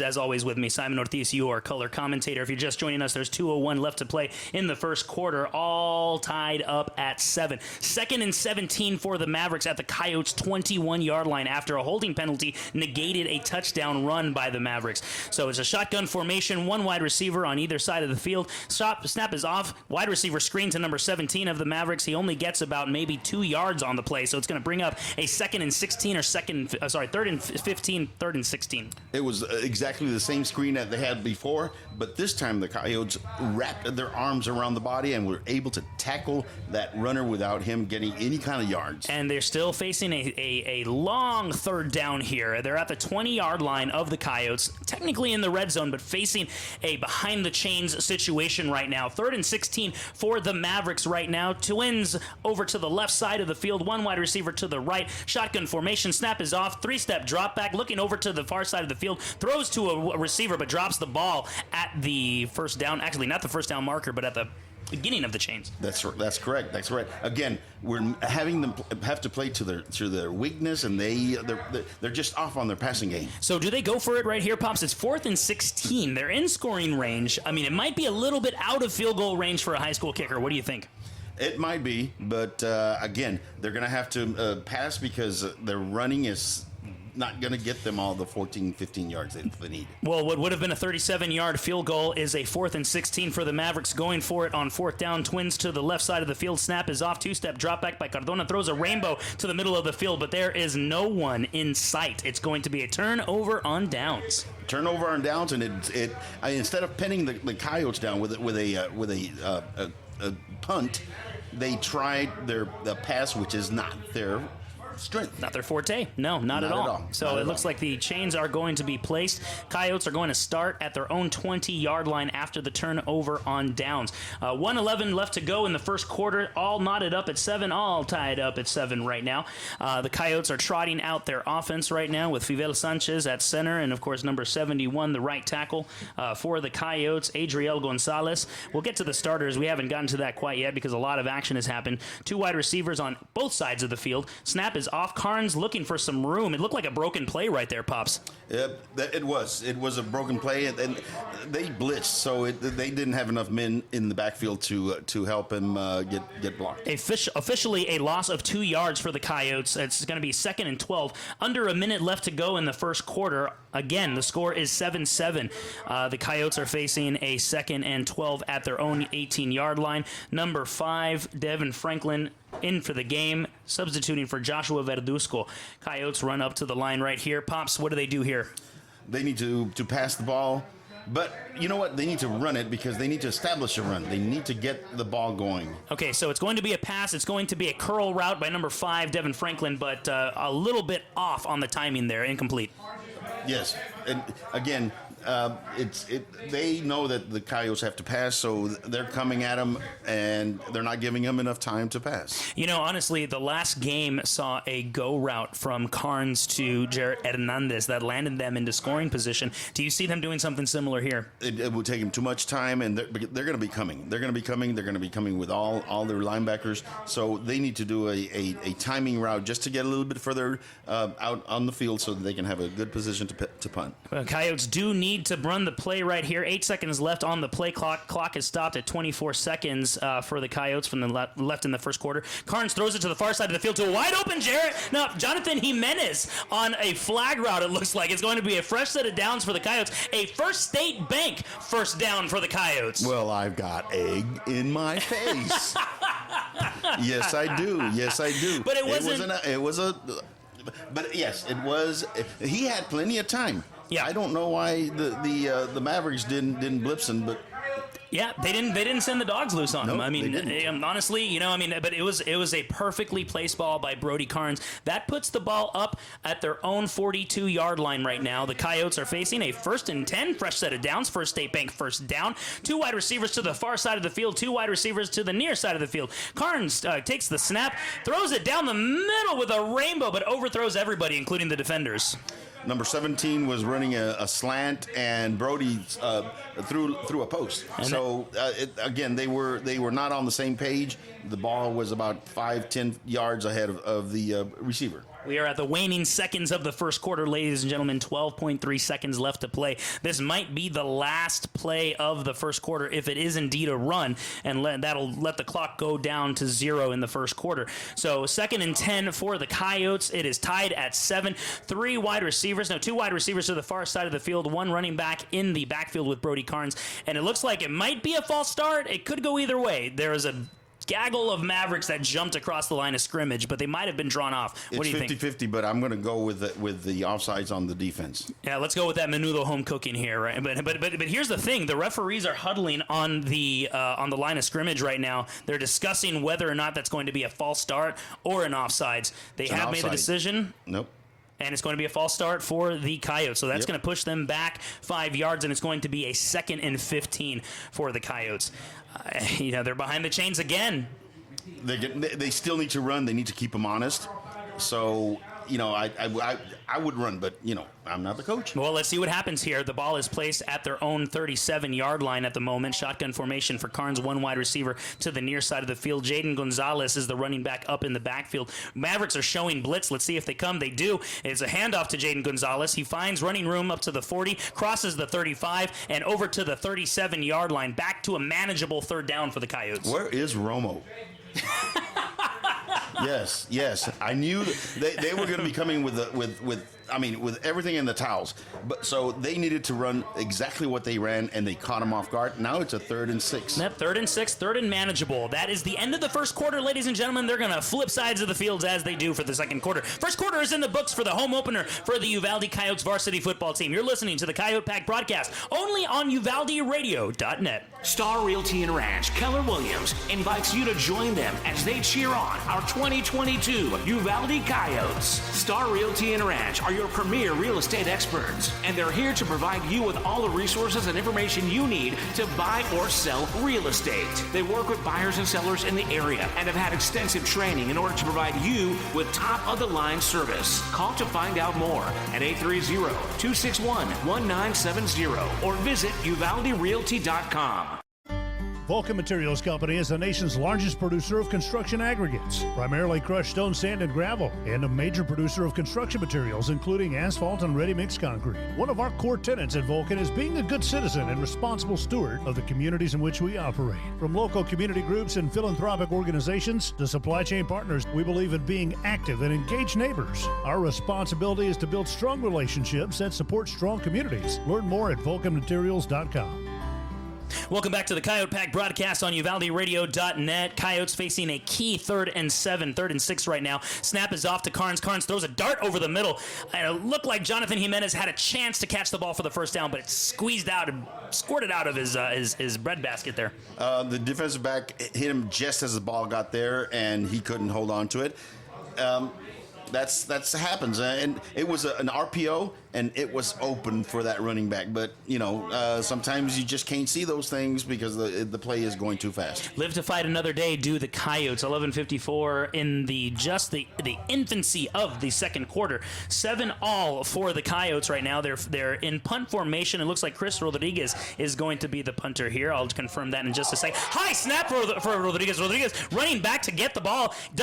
Runs, kicks the ball in a very clutch heads-up play by Rodriguez, but the returner does catch the ball at the 40-yard line, crosses the 45. That could have been a lot worse. A very, very heads-up play by Rodriguez. He knew that he had enough space to be able to do a side kick. He did a side kick, and I'll tell you what, that saved the Coyotes. Absolutely. If that ball was blocked, or if Rodriguez didn't get that ball, that would have put the Mavericks at the Coyotes' 20, maybe 15-yard line at the worst. That's right. So it was a heads-up play by number 8, Mr. Rodriguez. Yeah, Mr. Rodriguez, the backup quarterback and linebacker for the Coyotes. He is in at the lone middle linebacker. Actually, two middle linebackers right there. The snap is off for the Mavericks. Abiel Cardona runs up to the far side of the field and gets about maybe 3-4 yards. The chains were a little bit late setting up there, so I had to stutter a bit. But yeah, it was about 3 or 4 yard gain. 3-yard gain. We need to keep it at that because these Mavericks are a running team. We can't let them get close to the first down marker. 11-17 left to go in the half. 7-7 the score is. 2nd and 6 for the Mavericks right now. It looks like the Coyotes are going to trot out 4 defensive backs, 2 middle linebackers, and 1 outside linebacker. The outside linebacker is Patrick Mejia. Under center snap for the Mavericks. Snap is off. Handoff to the running back, number 5, Jeremiah Robinson. Robinson finds a lot of running room off to the side and the near side of the field. Crosses the 40 and up to the 45-yard line for about a 15 to 20-yard running play right there. Yes. We had one Coyote that would be able to put him down for the 1 yard or 2 yard gain, but again, he's hard to bring down by one person. Yeah, he is. He's a big running back. I believe he stands at 5'11", 205 pounds, so it's definitely hard to bring him down.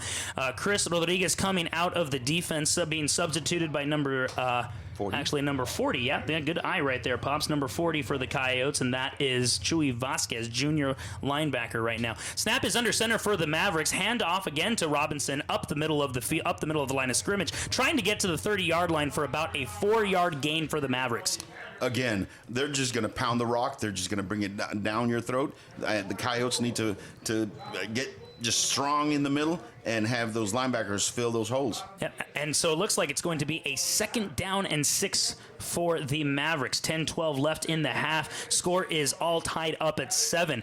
The Mavericks are at the Coyotes' 32-yard line. I'm Al Ortiz, your play-by-play announcer over at thevalderadio.net, and with me as always, number 67 himself, former left guard for the Coyotes, Simon Ortiz, as your color commentator.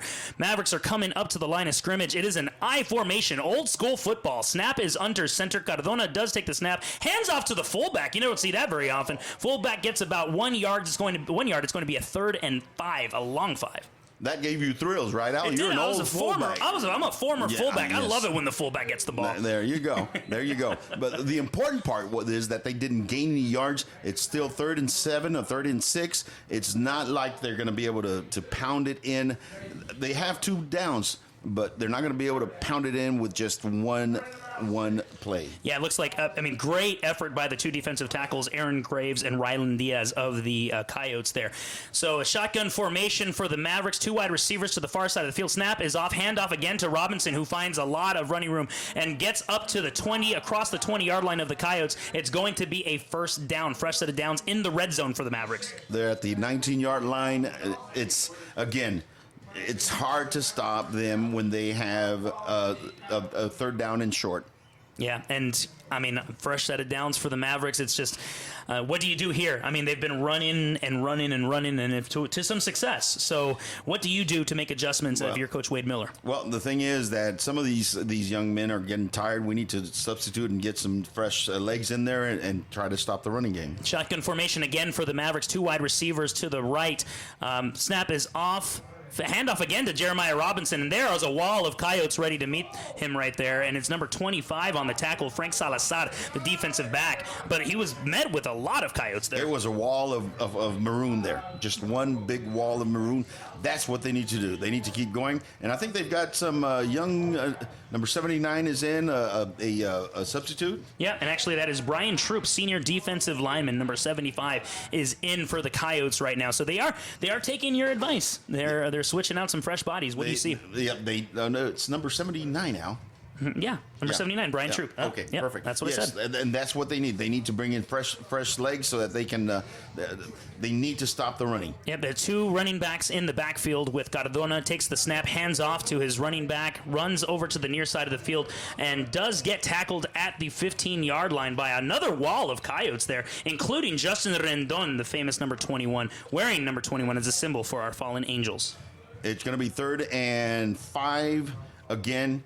It's 2 down territory. We need to make sure that they don't get any more yards, because if they get close, 4th down and 3, 4th down and 2, it's going to be hard to stop them. So right here, we have to have them stopped at the line of scrimmage, or have them have a negative yard play. 7:16 left to go in the half. All knotted up at 7. Winn Mavericks have the ball at the 15-yard line. 3rd and 5. Snap is off. A run up the middle by Abel Cardona, and is met by more Coyotes. And the Winn coaches here up in the press box are not happy about that for the 1-yard gain.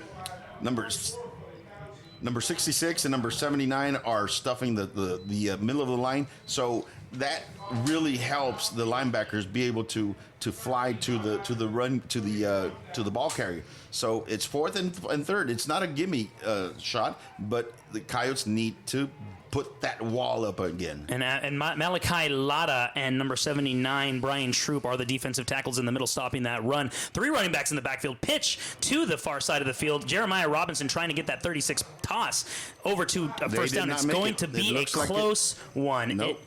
And that was a 4th and 2. So if they do not get that, that's going to be a turnover on downs here. So this is a big call by the referees at this moment, a pivotal moment actually, because the Winn Mavericks are in scoring range. Yeah, it's.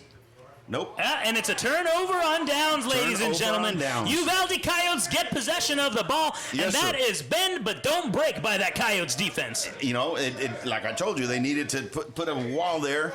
3rd and 4th is not a gimme. 3rd and 4 is not a gimme. Nope. 3rd and 4 is not a gimme. Nope. And the defensive tackles, Aaron Graves and Brian Troop and Rylan Diaz were in on the stop right there. So big stop on 4th and 2 for the Coyotes there. The Coyotes offense trots back onto the field. Jarrett Hernandez to the near side of the field, and Jaden Gonzalez is the running back. Brody Carnes in shotgun formation, takes the snap from the center. Sanchez handoff to Jaden Gonzalez, and a big run by Gonzalez. Establish the run at the 28-yard line. It's a fresh set of downs for the Coyotes. Establish the run. Keep them honest. Keep them honest by doing that dive just like they were doing it. We need to do it, and we started doing it.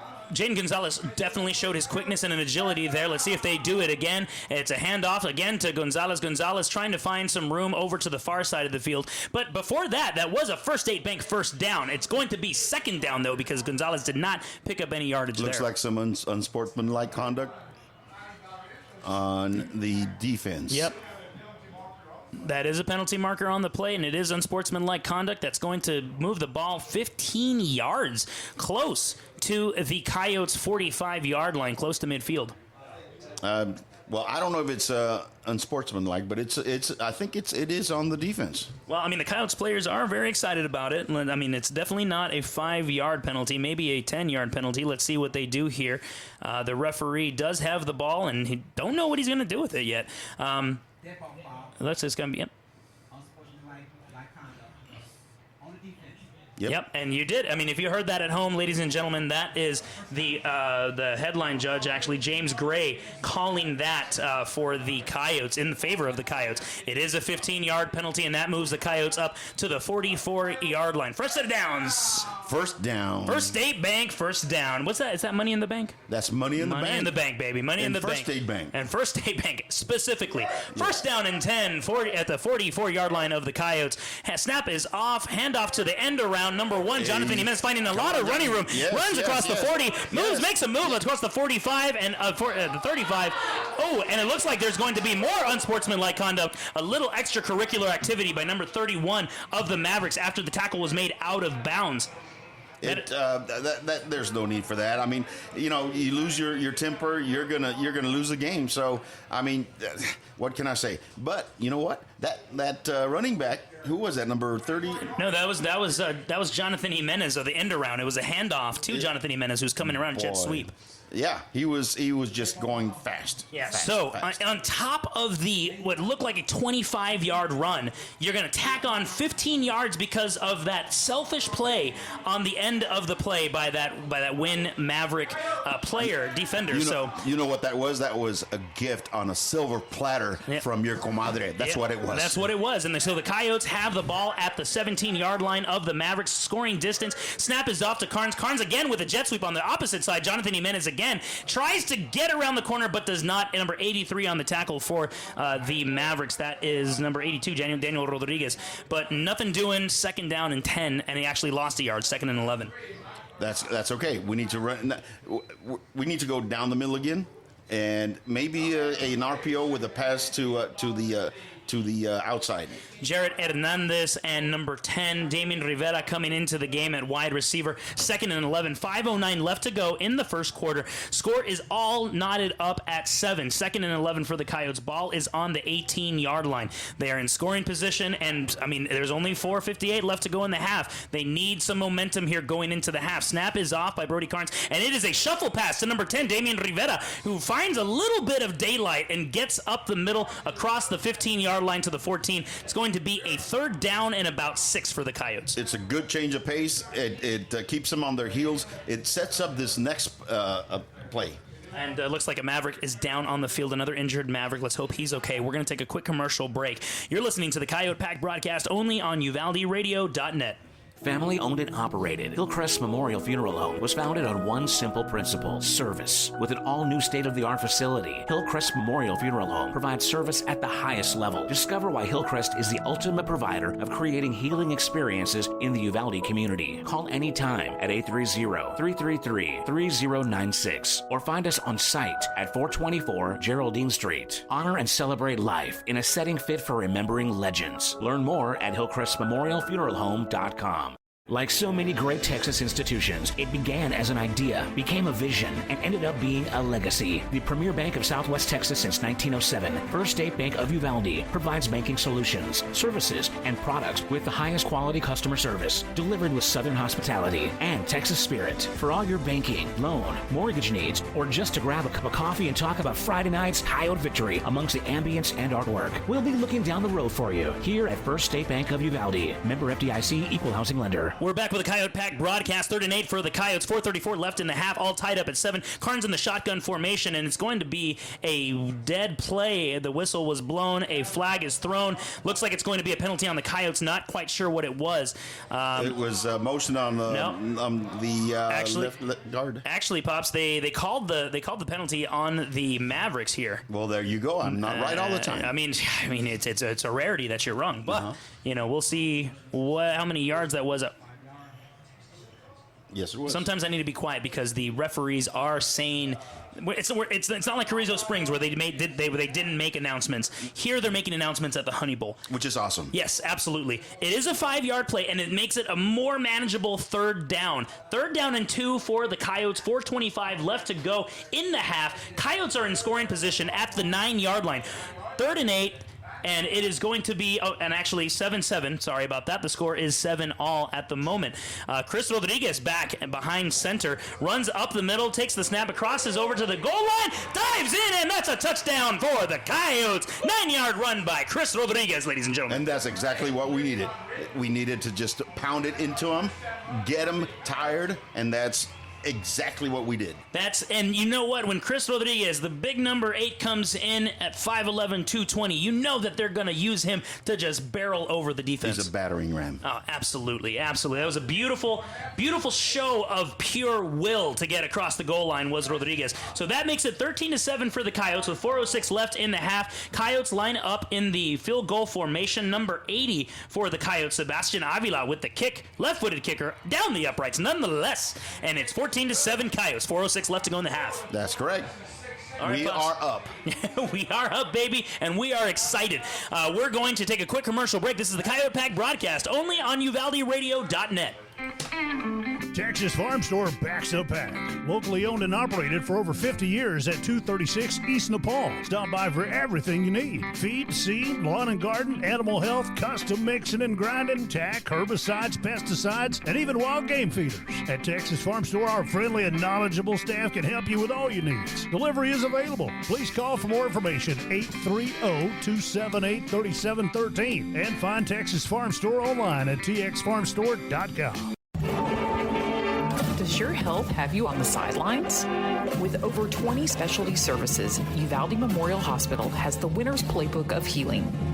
Whether it's orthopedics, oncology, pain management, podiatry, radiology, or rehabilitation, Team UMH can offer you the quality, comprehensive health care you need to get back in the game of life.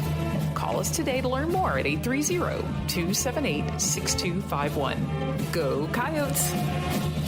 All right, ladies and gentlemen, welcome back to the Coyote Pack broadcast, only on UvaldeRadio.net. If you're just joining us, there's 4:06 left to go in the first half. Coyotes just scored on a 9-yard run by backup quarterback Chris Rodriguez. Squib kick by the Coyotes on the ensuing kickoff, picked up by the Mavericks at the 40-yard line, pushed back into the 40-yard line, rather, and it looks like they're going to spot the ball right there on the spot, 40-yard line. 1st and 10 for the Mavericks. Yes. I wish we could have kicked it way, way downfield, but I guess we respect their speedsters that are way in the end zone. Yeah, that's a good point because it was a squib kick. It did just caress the ground. Essentially, didn't really find any air there. So the Mavericks, nonetheless, line up at their own 40-yard line. 1st and 10, 4 minutes left in the half. 14-7, advantage Uvalde. Shotgun formation for the Mavericks. 2 wide receivers to the far side of the field. Handoff up the middle to Jeremiah Robinson. Jeremiah Robinson fighting with everything he has and got a 9-yard gain, which should have been a 5-yard gain. That he just carried one Coyote all about for 4 or 5 yards. Yeah, and it looks like number 84 with the tackle for the Coyotes, Isaiah Fant. 2nd and 2 for the Mavericks. Yes, number 84 is a new player. He, we need to keep him in. We need to have them rotate so they can stay fresh. All right, 3:26 left to go in the half. Advantage Coyotes, 14-7. 2nd down and 1. Coyotes trying to stop the Mavericks from scoring before the half. Hand up the middle to Jeremiah Robinson. Finds a little bit of room up the middle. Still fighting again. He is raring to go and trying to get to that end zone for 6 points. 1st down for the Mavericks, unfortunately. Yeah, see, this young man is just a little too hard to bring down by one person. The Coyotes need to gang tackle and just wear him down. 5'11", 205 pounds, and he runs low like he's 5'8".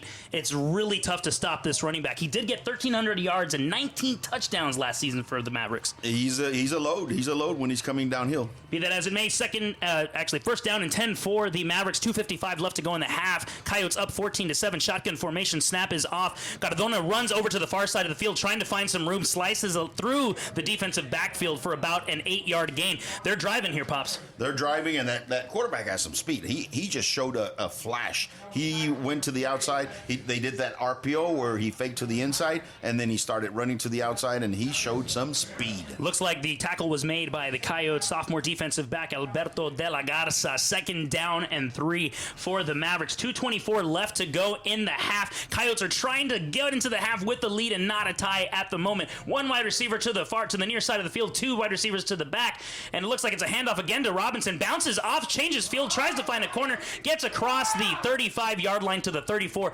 1st down for the Mavericks again.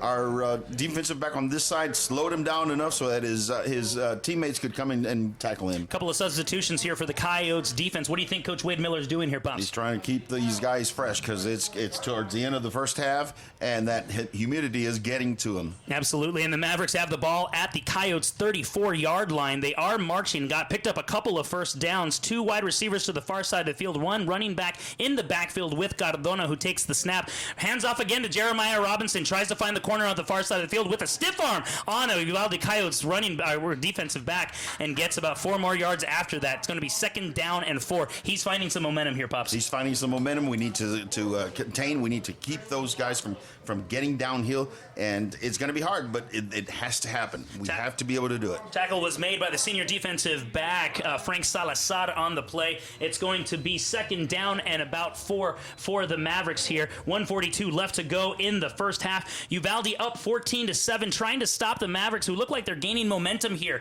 and picked up maybe about 4 or 5 first downs. This drive started at the 40-yard line, so they have made a little bit of headway here. Snap is off for Cardona. Cardona, another fake handoff, runs over to the near side of the field and is met by number 2, Juvenal Esparza. He did pick up some yardage, though. It is going, and there's going to be a flag on the play, Pops. What'd you see there? I didn't see what the flag was about, but I thought I saw some holding on the offensive line. Yeah. Let's see what the ref says. Ref is.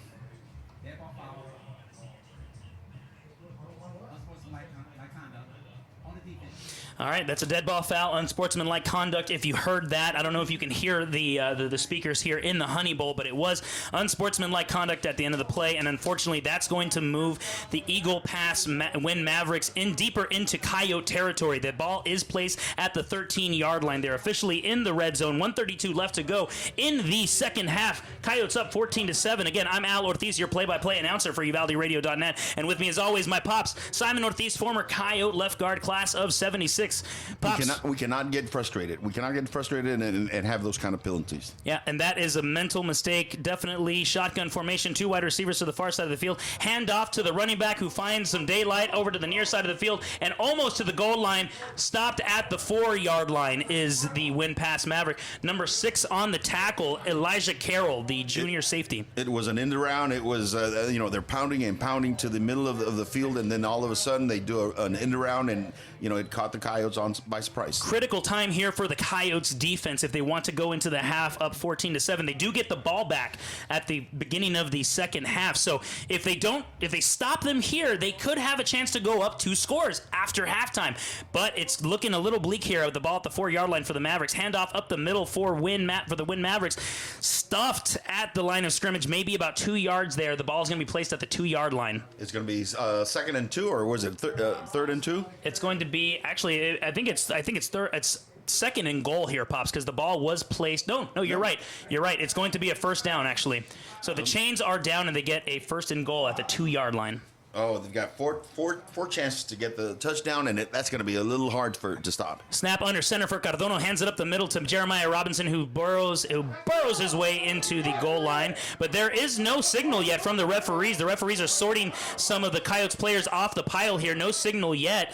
Nope. A lot of hesitation. And 2nd and 1. 3rd down and goal. So 2nd and goal for the Mavericks at the 1-yard line. Maybe even inches away from the goal line there. We're going to take a quick commercial break because there is a timeout on the field. You're listening to the Coyote Pack broadcast only on UvaldeRadio.net.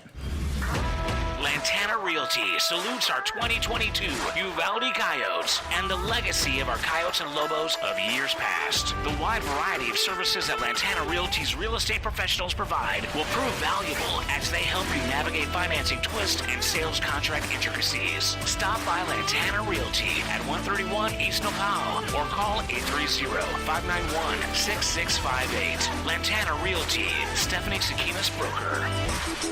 Ladies and gentlemen of Uvalde County, across the state, nation, and possibly the world, you're listening to UvaldeRadio.net. This is the Coyote Pack broadcast. You can listen anywhere on your phone, tablet, computer, all that good stuff. 33.4 seconds left in the half. It is a critical time for the Coyotes defense. The Winn Mavericks have the ball at the 1-inch yard line, and it's 2nd and goal.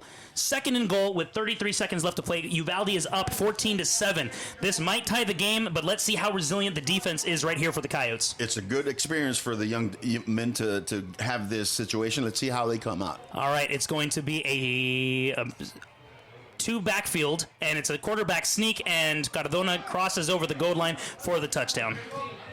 Yes. They were just too close, and they're too big in the middle, so he just did a sneak, and he was able to get in there. Took the snap under center, didn't even hand it off to their star player, Jeremiah Robinson, so that makes it 13-14 for the Coyotes, who have the temporary lead at the moment, but let's see what happens with the field goal here. Pops. Well, you know that extra points aren't a gimme. Especially in the high school level. Let's see what happens.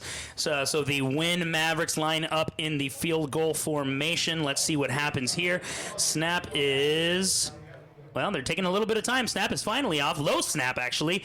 And that looks like it didn't make it through the uprights. That is good. Snuck into the uprights.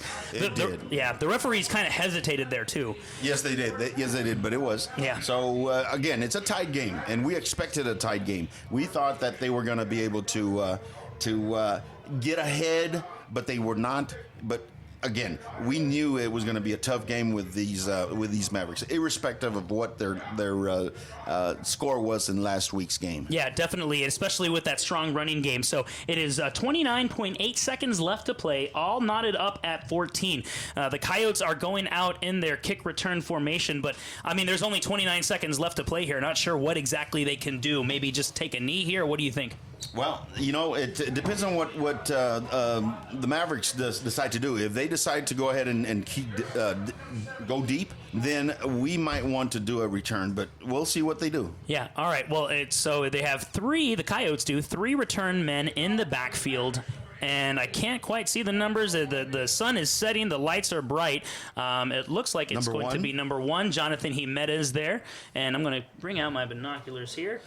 Can't quite see them, but Jonathan Jimenez is the up man, or the one deepest, the Coyote deepest towards the end zone. The ball is kicked off. They do kick it deep, do the Mavericks. The ball is caught at the 15-yard line. Return man running over to the 30-yard line. That is Josh Verduzco, and crosses over to about the 37-yard line. So it's going to be 1st and 10 at the 37 for the Coyotes. 1 deep one, 2 deep ones, 3 deep passes. I think they have had success with that, and I think they might be able to do something with this. Yeah, and the Coyotes do have 2 timeouts left, but 22 seconds remaining, 22.9 seconds remaining. The score is tied at 14. We were going to take a quick commercial break. Let's take a quick commercial break. You're listening to the Coyote Pack broadcast only on UvaldeRadio.net. Everyone in my family uses electricity differently, but when it comes to Medina Electric Cooperative, we all think about it the same way. The co-op is power. Sure, electricity turns the lights on, but power is the information I get from my co-op about efficiency, safety, technology. And I trust the co-op because we are the co-op. They're our neighbors, our friends, our home. Visit medinaec.org and discover the power of your co-op today. Powering members, empowering communities. Medina Electric Cooperative backs the pack. Born in Uvalde, Texas, Skyway Entertainment is your home for premier dining and hospitality in the area, including the Local Fix Coffee Shop and the Local Fix on the Go, the historic Rexall Soda Fountain, Broadway 830 Artesian Pizza and Craft Beer, Hangar 6 Air Cafe, and the Sweet Life Candy Shop and Arcade. Skyway Entertainment, feeding the pack since 2015. Welcome back to the Coyote Pack broadcast. This is Al Ortiz, your play-by-play announcer on UvaldeRadio.net. With me, as always, Simon Ortiz, my color commentator and former Coyote left guard. So it's going to be 22 seconds left to go in the half, all knotted up at 14 here, ladies and gentlemen. The Coyotes did have the lead, but after a 1-yard sneak by Abiel Cardona, the quarterback of the Mavericks. Looks like they're going to, I thought we were going to take a knee, but the snap is off to Jaden Gonzalez. Direct snap. Crosses up to the 49-yard line of the Coyotes. What do you think they're trying to do? They faked a kneel down, Al. They faked a kneel down, and then all of a sudden they took off. And 16.7 seconds left to go. The ball does stop here, and it is a 1st down and 10 for the Coyotes. Again, Gonzalez with the snap, but bobbles the snap, tries to get on top of the ball, and does for a loss of about 15 yards there. They should just kneel it here. I think it's time to just kneel the ball. Yep. So, and that's actually that they're going to let the clock run out. 1, 2, 1, 0, and that is the first half. That wraps up the first half for the home opener for the Uvalde Coyotes here at the Honey Bowl. We're going to take a break. Afterwards, we're going to start our halftime show. We're going to hear from Randy Gertis, the All-State tight end on the 1972 state championship team for the Coyotes. We are celebrating the 50th year anniversary, so we can't wait to hear from Randy, Mr. Gertis. He also played for the University of Texas Longhorns. We'll see you after the break for our halftime show, our Medina Electric Cooperative halftime show. You're listening to the Coyote Pack broadcast only on UvaldeRadio.net. Texans team together, every red-blooded one of you, shoulder to shoulder, shaping history. We're in it for the long haul, together, and you can take that to the bank. Texan Bank, poised and ready for a future that's wide open. Member FDIC. Tune in to Chamber Picks, the long-awaited reboot to the program where Uvalde football fans get together to talk about football. Each week, the Chamber Picks panel of forecasters try to predict the winner of a select number of football games. Join host J. Allen Carnes every Wednesday at 7 p.m. on like Facebook so many great Live. Texas institutions, Brought to you by Uvalde Area Chamber of Commerce and Visitor Center and LMG Productions. Southwest Texas since 1907. Visit Uvalde.org. Provides banking solutions, services, and products with the highest quality customer service, delivered with Southern hospitality and Texas spirit. For all your banking, loan, mortgage needs, or just to grab a cup of coffee and talk about Friday night's Coyote victory amongst the ambience and artwork, we'll be looking down the road for you here at First State Bank of Uvalde. Member FDIC, equal housing lender. Texas Farm Store backs up pack. Locally owned and operated for over 50 years at 236 East Nepal. Stop by for everything you need. Feed, seed, lawn and garden, animal health, custom mixing and grinding, tack, herbicides, pesticides, and even wild game feeders. At Texas Farm Store, our friendly and knowledgeable staff can help you with all your needs. Delivery is available. Please call for more information, 830-278-3713, and find Texas Farm Store online at txfarmstore.com. Does your health have you on the sidelines? With over 20 specialty services, Uvalde Memorial Hospital has the winner's playbook of healing. Whether it's orthopedics, oncology, pain management, podiatry, radiology, or rehabilitation, Team UMH can offer you the quality, comprehensive health care you need to get back in the game of life. Call us today to learn more at 830-278-6251. Go Coyotes! Lantana Realty salutes our 2022 Uvalde Coyotes and the legacy of our Coyotes and Lobos of years past. The wide variety of services that Lantana Realty's real estate professionals provide will prove valuable as they help you navigate financing twists and sales contract intricacies. Stop by Lantana Realty at 131 East Nopal or call 830-591-6658. Lantana Realty, Stephanie Sakinas broker. Everyone in my family uses electricity differently, but when it comes to Medina Electric Cooperative, we all think about it the same way. The co-op is power. Sure, electricity turns the lights on, but power is the information I get from my co-op about efficiency, safety, technology. And I trust the co-op because we are the co-op. They're our neighbors, our friends, our home. Visit medinaec.org and discover the power of your co-op today. Powering members, empowering communities. Medina Electric Cooperative backs the pack. Born in Uvalde, Texas, Skyway Entertainment is your home for premier dining and hospitality in the area, including the Local Fix Coffee Shop and the Local Fix on the Go, the historic Rexall Soda Fountain, Broadway 830 Artesian Pizza and Craft Beer, Hangar 6 Air Cafe, and the Sweet Life Candy Shop and Arcade. Skyway Entertainment, feeding the pack since 2015. Texans team together, every red-blooded one of you, shoulder to shoulder, shaping history. We're in it for the long haul, together, and you can take that to the bank.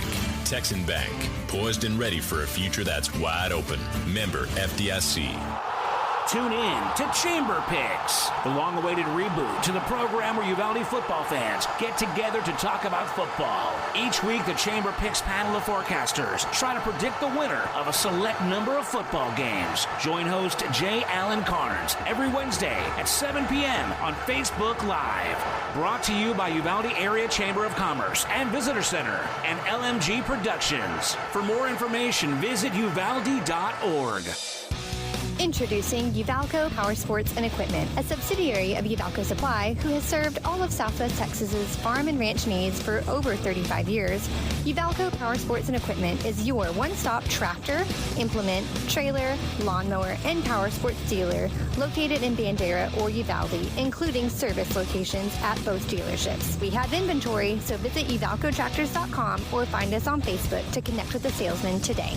Star Realty and Ranch Keller Williams invites you to join them as they cheer on our 2022 Uvalde Coyotes. Star Realty and Ranch are your premier real estate experts, and they're here to provide you with all the resources and information you need to buy or sell real estate. They work with buyers and sellers in the area and have had extensive training in order to provide you with top-of-the-line service. Call to find out more at 830-261-1970 or visit uvalderealty.com. Family owned and operated, Hillcrest Memorial Funeral Home was founded on one simple principle: service. With an all-new state-of-the-art facility, Hillcrest Memorial Funeral Home provides service at the highest level. Discover why Hillcrest is the ultimate provider of creating healing experiences in the Uvalde community. Call anytime at 830-333-3096 or find us on site at 424 Geraldine Street. Honor and celebrate life in a setting fit for remembering legends. Learn more at Hillcrest Memorial Funeral Home. It's time for the Medina Electric Halftime Show. Medina Adadonia Electric Cooperative, built by this community over 80 years ago to deliver safe, reliable, and affordable energy.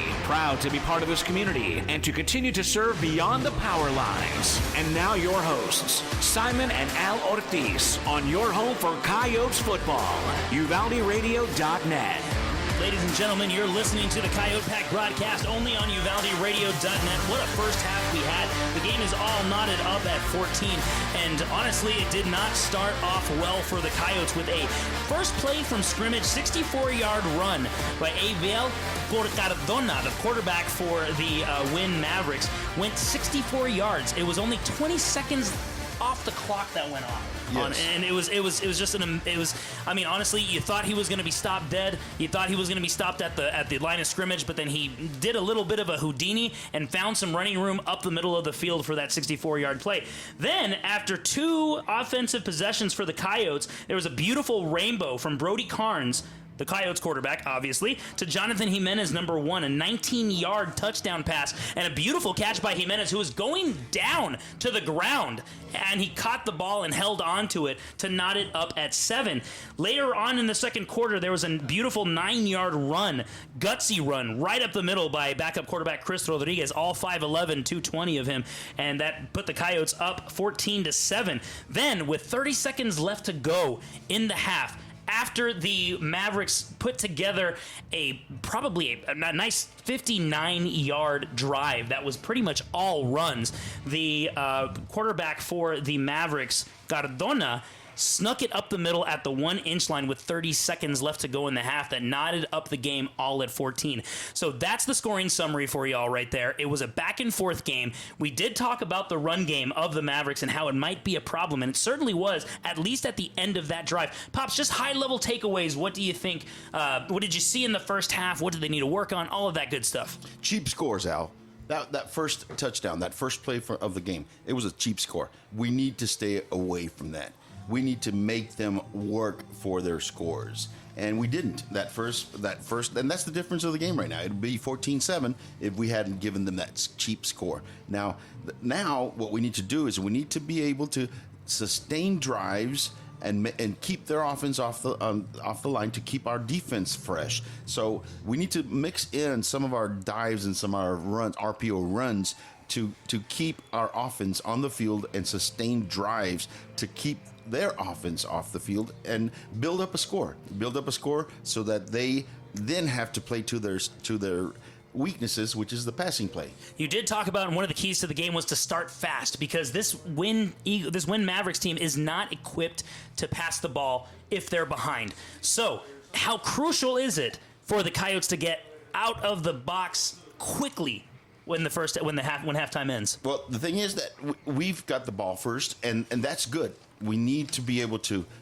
keep the drives going. We need to keep going down the field, let our defense rest, and keep going to score so that we can get ahead and then just keep the pressure on them. Yeah, and actually, it's a good point that you brought up, because keep the defense fresh. It looked like the defensive line and the linebacking core of the Coyotes defense was a little winded on that last drive, where basically the Mavericks, all they did was run it from the 40 all the way down to the goal line. Well, you try tackling a 200-pound running back play after play after play. Yeah, absolutely. You will get tired. Yeah, and you're talking about the running back for the Mavericks, number 5, Jeremiah Robinson, who had over 1,300 yards last season, 19 touchdowns. We knew that he was going to be a key factor in this game. The Coyotes did bottle him up somewhat during the half, but then that last scoring drive was a pivotal moment. And Robinson, I have to say, showed a lot of grit that drive, didn't he?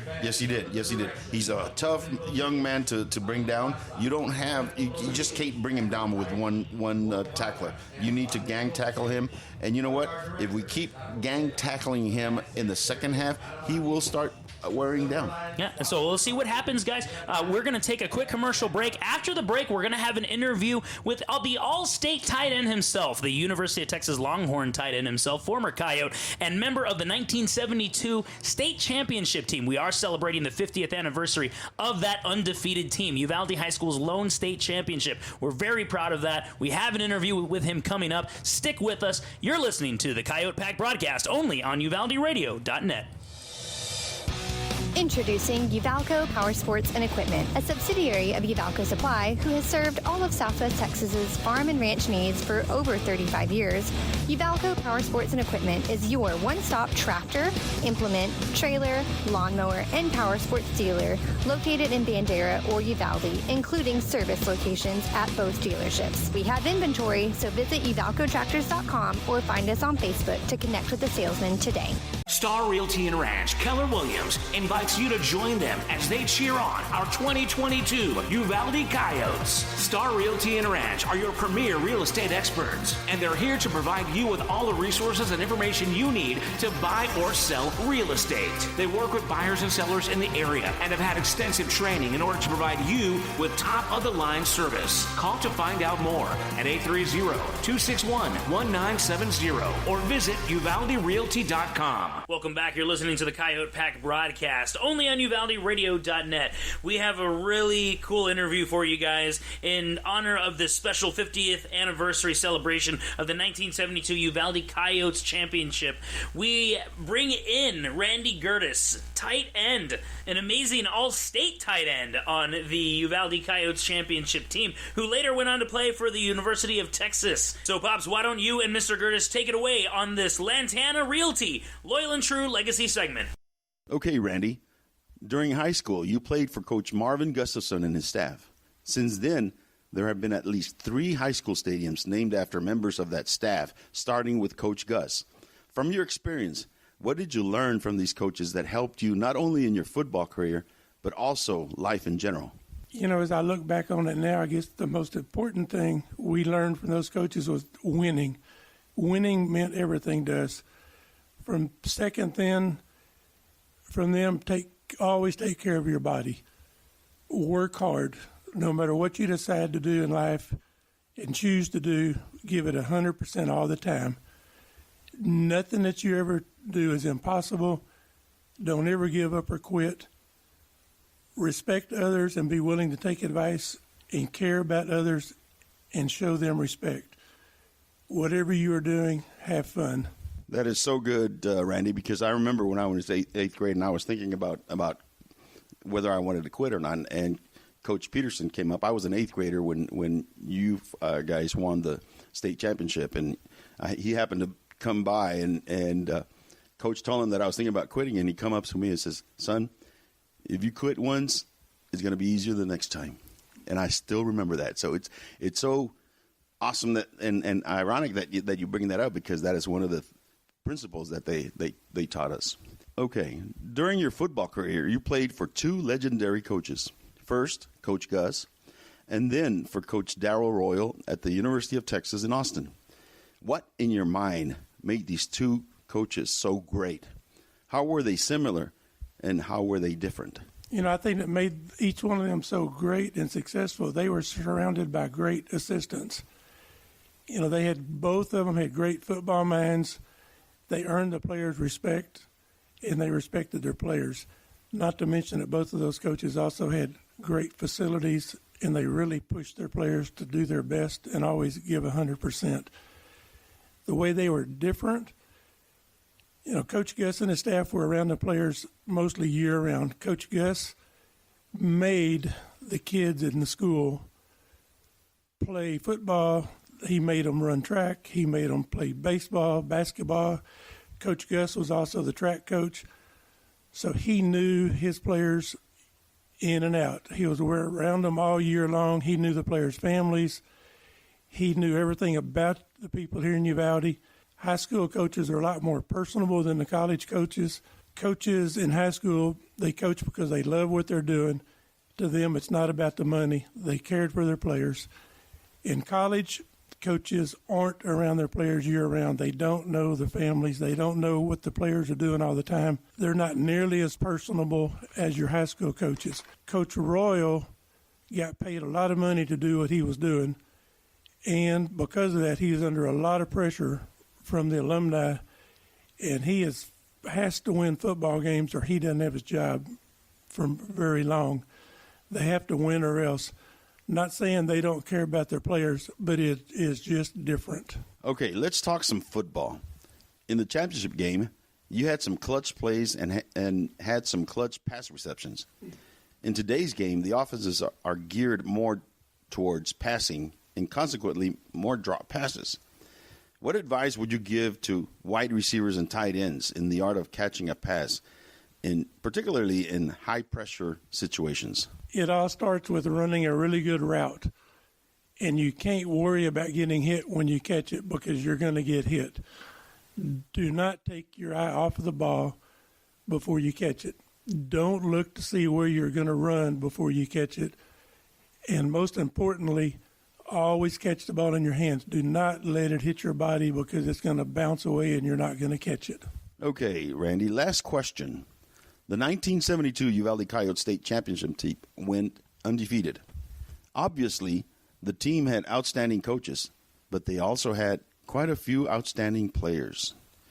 What will you tell a young player, particularly one that is in junior high or in sixth grade? What would you tell them to do in order to develop and become a great Uvalde Coyote football player? You know, it's funny you mentioned junior high. When I was in the 7th grade, I did not come from a family that had older brothers or cousins that played football, but I played for whatever reason, I don't really know. I was the third string center, never played. I hated practice. I hated football, but it was a thing to do because other boys were doing it. 8th grade, I don't remember, but I didn't play then either. Finally, when I got to be a freshman, I started at defensive end. Sophomore, got to play a little more. I didn't really make the varsity until I was a junior, and I started at tight end, then was pretty successful, had a good senior season. But I guess mainly do not give up. Stick with it. Work as hard as you can. Take really good care of your body. Have a good attitude. Respect your parents, your teachers, and your coaches. Be the best person you can be, and always give all you have. Always listen and be willing to take advice, and just don't look back. Have fun and enjoy it. Well, there you go, ladies and gentlemen. Some very valuable advice from none other than Mr. Randy Gertis, All-State and All-West Texas tight end for the Coyotes. Thank you, Pops. With that, I would like to thank Randy Gertis for taking the time out of his schedule to speak with us on this very special night. Not only the Coyotes' home opener at the Honey Bowl, but this beautiful celebration of the Uvalde Coyotes' 1972 state championship team. Stick with us. We'll be right back. We're going to take a quick commercial break. You're listening to the Coyote Pack broadcast only on UvaldeRadio.net. Lantana Realty salutes our 2022 Uvalde Coyotes and the legacy of our Coyotes and Lobos of years past. The wide variety of services that Lantana Realty's real estate professionals provide will prove valuable as they help you navigate financing twists and sales contract intricacies. Stop by Lantana Realty at 131 East Nopal or call 830-591-6658. Lantana Realty, Stephanie Sakinas Broker. Vulcan Materials Company is the nation's largest producer of construction aggregates, primarily crushed stone, sand, and gravel, and a major producer of construction materials, including asphalt and ready-mix concrete. One of our core tenets at Vulcan is being a good citizen and responsible steward of the communities in which we operate. From local community groups and philanthropic organizations to supply chain partners, we believe in being active and engaged neighbors. Our responsibility is to build strong relationships that support strong communities. Learn more at vulcanmaterials.com. Ladies and gentlemen, welcome back to the Coyote Pack broadcast only on UvaldeRadio.net. On the field right now is a cool little ceremony they're doing for the 1972 state championship team, the only state championship team in Uvalde high school history. This is an amazing time here at the Honey Bowl right now. They're listing off individually each member of that team. I mean, the energy here, the nostalgia, everything that you can think of, every positive emotion you can think of is here in this Honey Bowl. So with that, I'm actually actually going to turn it over to the Uvalde Memorial Hospital injury report. With me for this injury report, just like last week, is Ryan Teague. Ryan, how's it going, my man? Oh, it's going well. Thanks, Al. Thanks for having me again. Yeah, absolutely, man. We had you on last week, but you know what? I just realized that when we talked to you last week, we didn't give your title at Uvalde Memorial Hospital. Oh, yeah. So why don't you tell the people what you do and all that good stuff, and we'll go from there. So I am what's called a PA.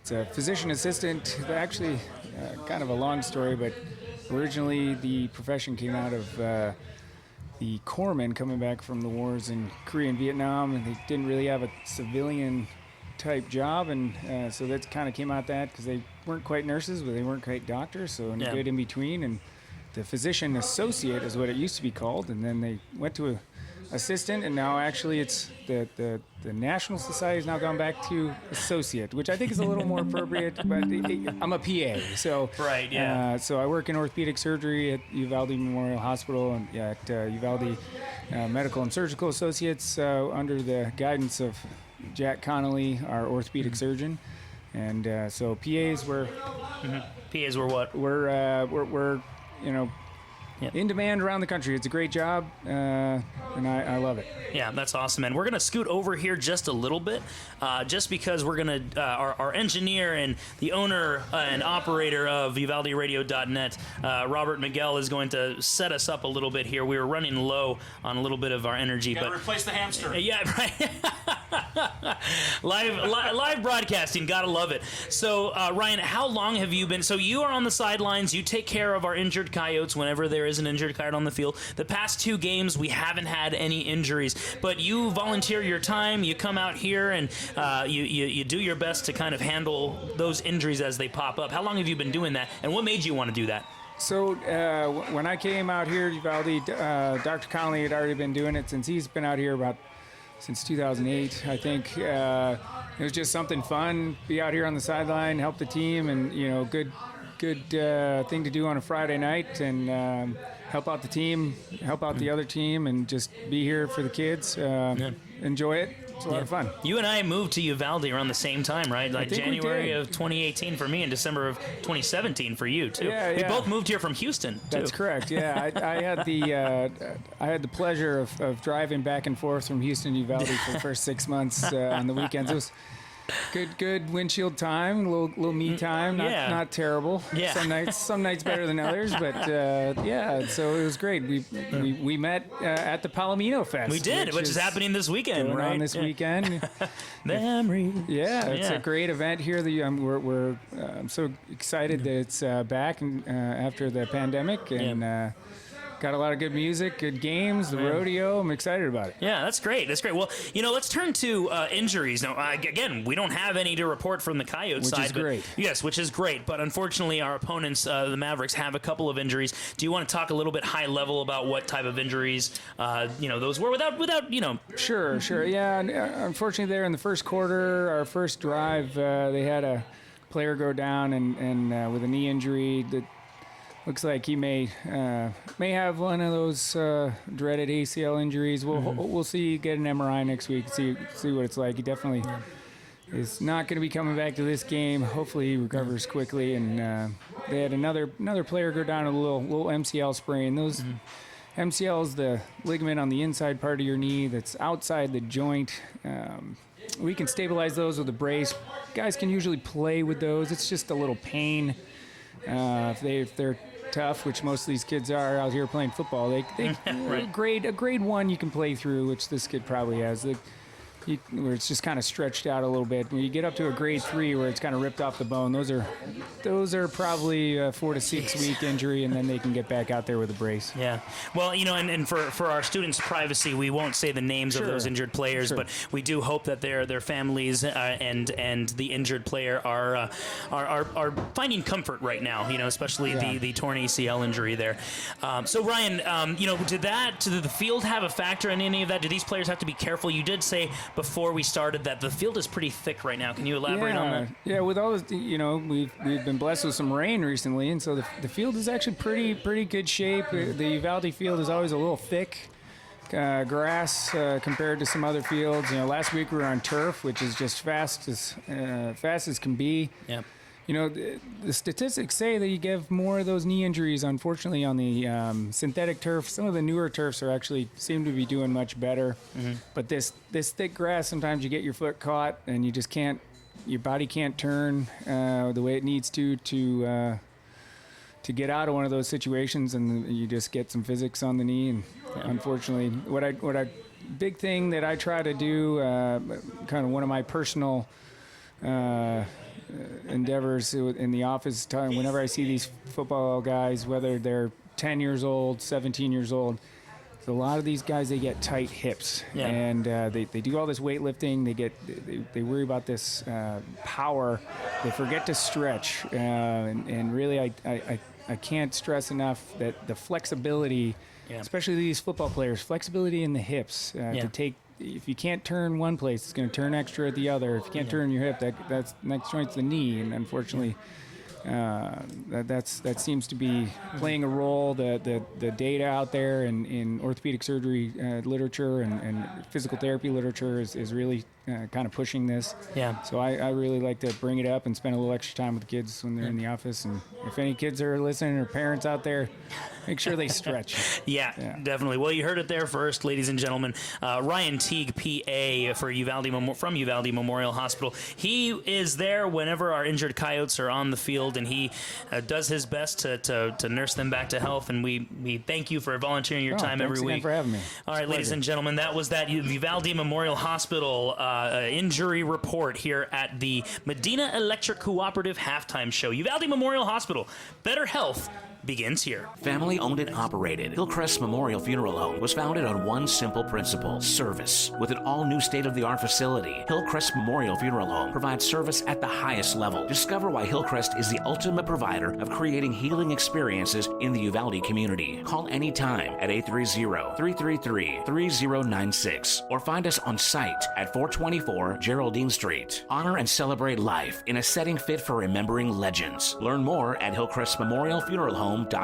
Like so many great Texas institutions, it began as an idea, became a vision, and ended up being a legacy. The premier bank of Southwest Texas since 1907, First State Bank of Uvalde provides banking solutions, services, and products with the highest quality customer service, delivered with Southern hospitality and Texas spirit. For all your banking, loan, mortgage needs, or just to grab a cup of coffee and talk about Friday night's Coyote victory amongst the ambience and artwork, we'll be looking down the road for you here at First State Bank of Uvalde. Member FDIC, equal housing lender. Ladies and gentlemen, welcome back to the Coyote Pack broadcast, only on UvaldeRadio.net. Before we go on another commercial break to end this halftime show from Medina Electric Cooperative, I'm going to turn to Pops. Pops, final thoughts on what the Coyotes need to do to get out on top when the clock strikes 0 in the second half.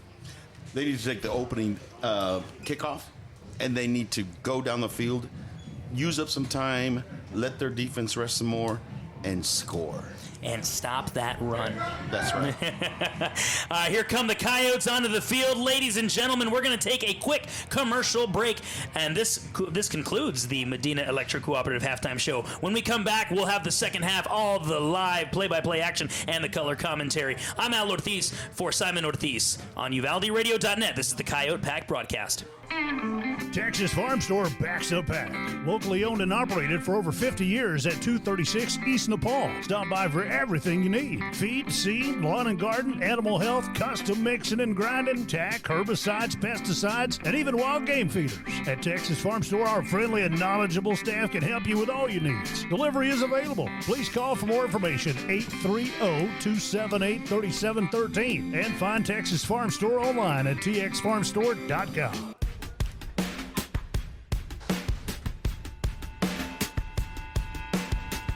It's time for Coyotes football, presented by Texas Farm Store, Star Realty and Ranch, Keller Williams, Uvalde Memorial Hospital, Hillcrest Memorial Funeral Home, Skyway Entertainment, Texan Bank, Medina Electric Cooperative, Lantana Realty, Uvalco Supply, Power Sports and Equipment, Vulcan Materials Company, Uvalde Area Chamber of Commerce and Visitor Center, and First State Bank of Uvalde. And now your hosts, play-by-play announcer Al Ortiz and color commentator Simon Ortiz. This is the Coyote Pack broadcast with Simon and Al Ortiz on your official home for Uvalde Coyotes football. UvaldeRadio.net.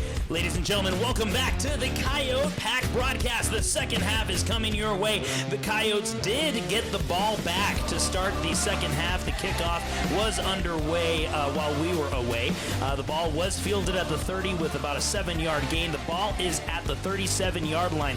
The scoreboard is a little frozen here, so we've had to make do. Instead of the video operation on the Honey Bowl scoreboard, they turned that into the actual scoreboard since the bottom half is frozen. I think all of it is frozen. They really? Let's see. Wow. No, the top one. No, the top one's correct. okay. Okay, that was Here we go. had me First down and panicking. 10. First and 10 for the Coyotes. Shotgun snap is off. Hand off to Jaden Gonzalez, who turns up for a loss of about 2 yards there. Second and 12 coming up for the Coyotes.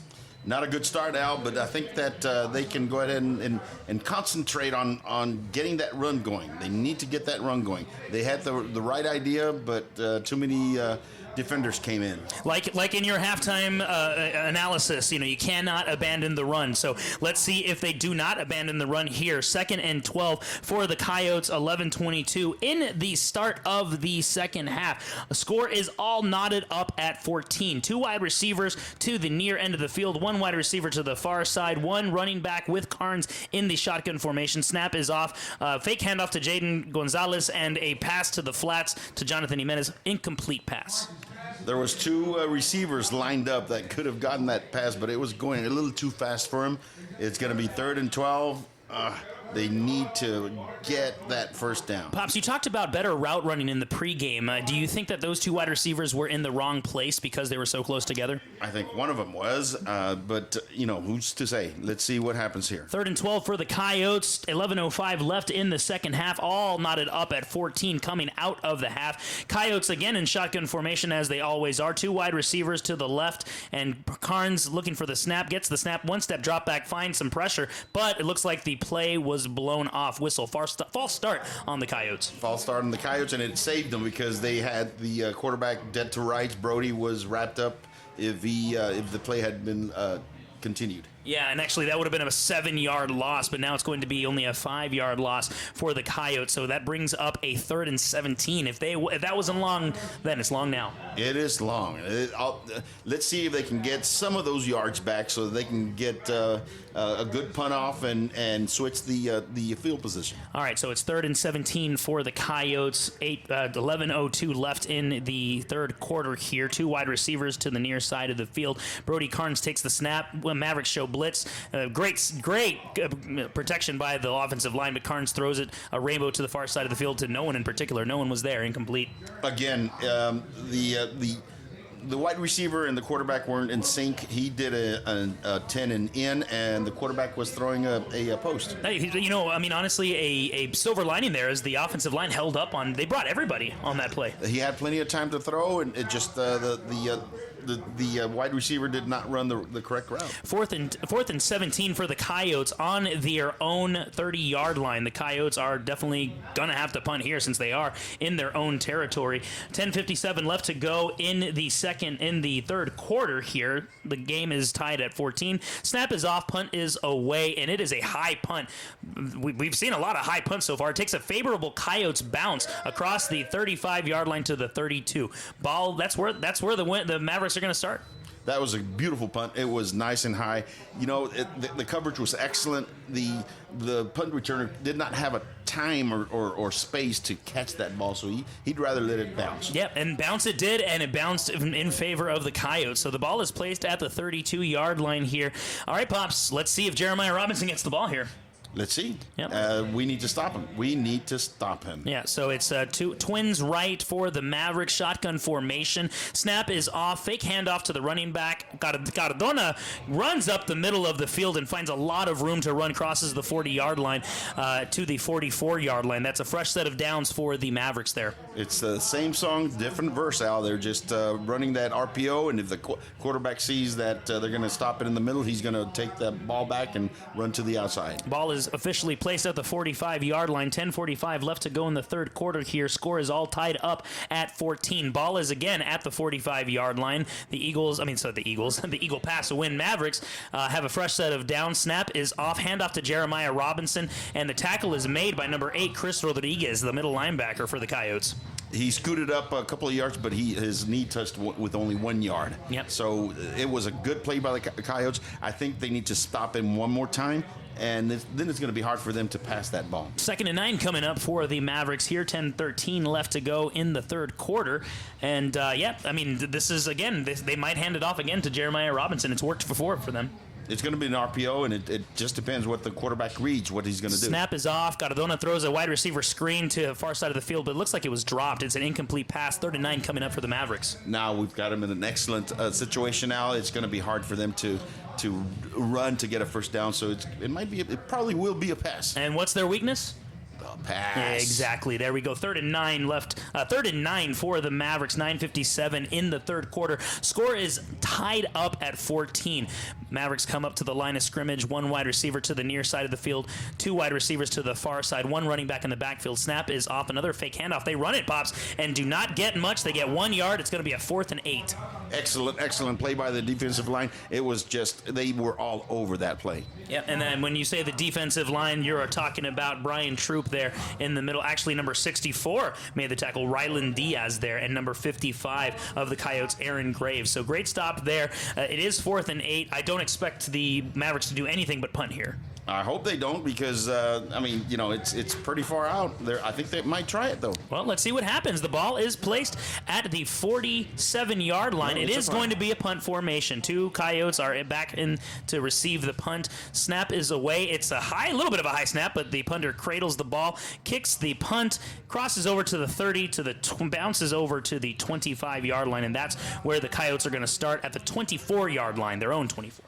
It was a good play. I mean, that kick was from the 48. The Eagles. Eagle Pass is 48-yard line. They weren't able to pin them down. We got it to the 24th. It's pretty easy to say Eagles when the Eagle Pass win is in the yes, but it is the Mavericks. Indeed, the Mavericks, not Eagle Pass. We're playing Eagle Pass win. So yes, the Coyotes are going to start at the 30-yard line. We're going to take a quick commercial break. This is the Coyote Pack broadcast only on UvaldeRadio.net. Does your health have you on the sidelines? With over 20 specialty services, Uvalde Memorial Hospital has the winner's playbook of healing.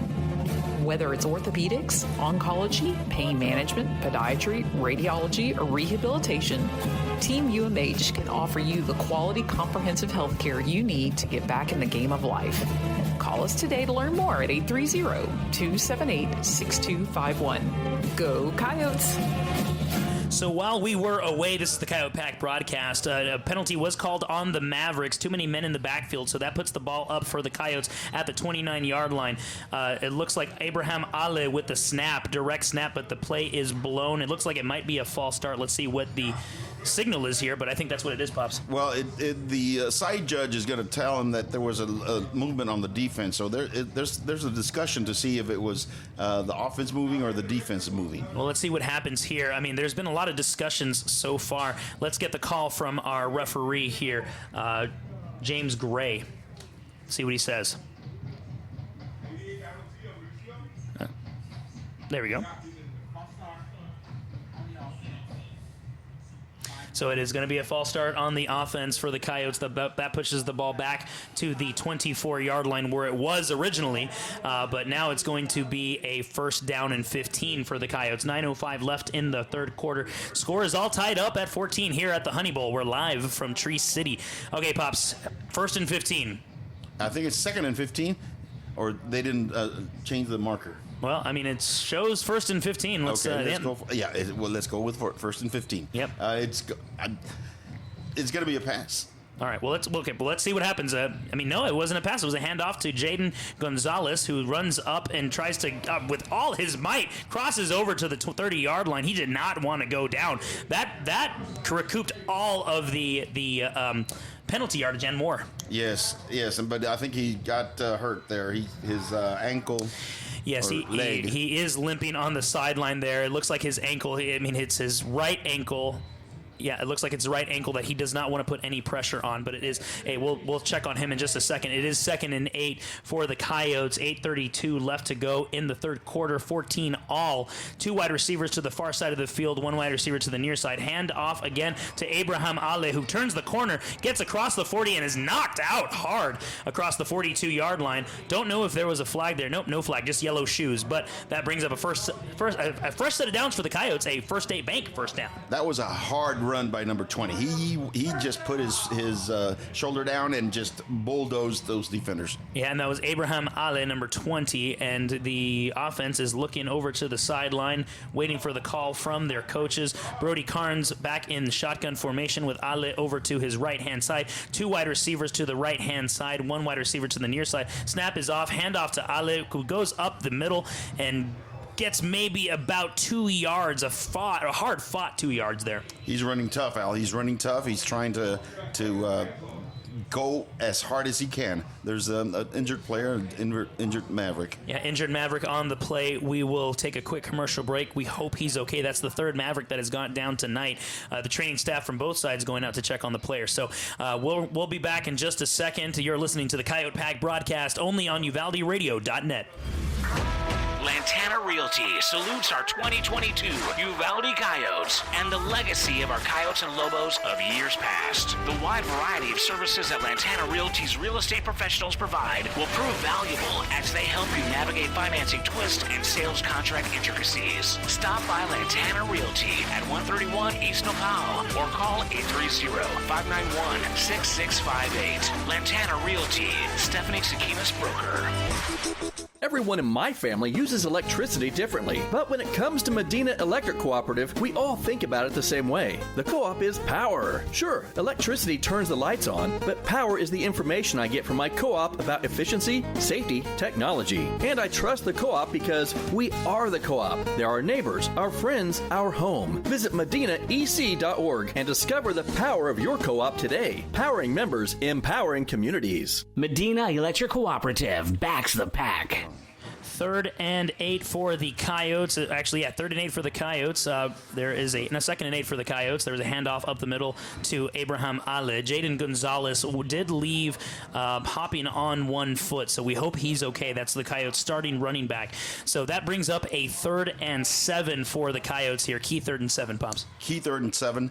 They need to keep the defense honest by doing a misdirection play. And the injured Maverick before we left for commercial break was number 57, Angel Cavazos, senior defensive tackle. We hope he's okay. Shotgun formation for Brody Carnes on 3rd and 7. Snap is off. Fake handoff to Abraham Ale. Brody Carnes throws a dart to the side of the field looking for Jonathan Jimenez, but it was a little too hard for him to corral in. It was a well-designed play, but there was just too many defenses around him, and he had to place it way up high. He couldn't climb the ladder to catch that ball. So the ball is on the Coyotes' 44-yard line. That brings up a punting situation on 4th and 7. 6:51 left to go in the third quarter. All tied up at 14 here at the Honey Bowl, the historic Honey Bowl. And if the Coyotes win tonight, Pops, that makes their 600th win ever. 600. Yeah, 600th nice win. Round number. Nice round number. Let's hope that happens. Punt formation for the Coyotes. Snap is away. Punt is off. Another high kick right here. Another fair catch for the Mavericks here. Chris Rodriguez is a jack of all trades, I tell you. He already has a 9-yard run up the middle. He plays linebacker and has been punting like a professional tonight. That was a beautiful punt. He didn't give the returner any time to catch the ball and run, so he had to ask for a fair catch. Rainbows, just pure rainbows, letting his coverage team get down there and swarm the return man there. All right, ladies and gentlemen, 6:44 left to go in the third quarter, all knotted up at 14. 1st and 10 for the Mavericks at their own 32-yard line. Let's see what they can put together here. Snap is off for Cardona. It is a handoff to who else? Jeremiah Robinson, who tries to turn the corner on the far side of the field, but gets nothing. Maybe even lost a yard. 2nd and a long 10 coming up for the Mavericks here.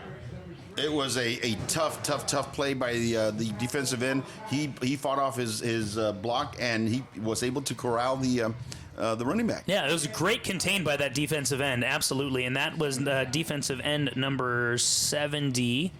Well, we'll get to that in just a second because number 30...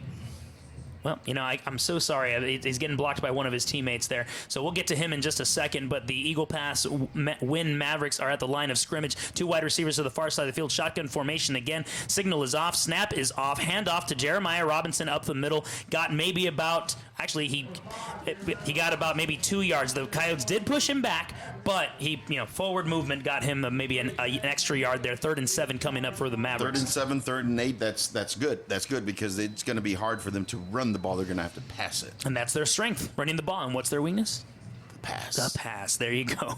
Yes, the pass. Yeah, all right. So it's just like Pop said, 3rd and 7, ball on the 35-yard line. 5:31 left to go. Score is tied at 14. Mavericks come up to the line of scrimmage. Ball is at the 35-yard line of the Mavericks.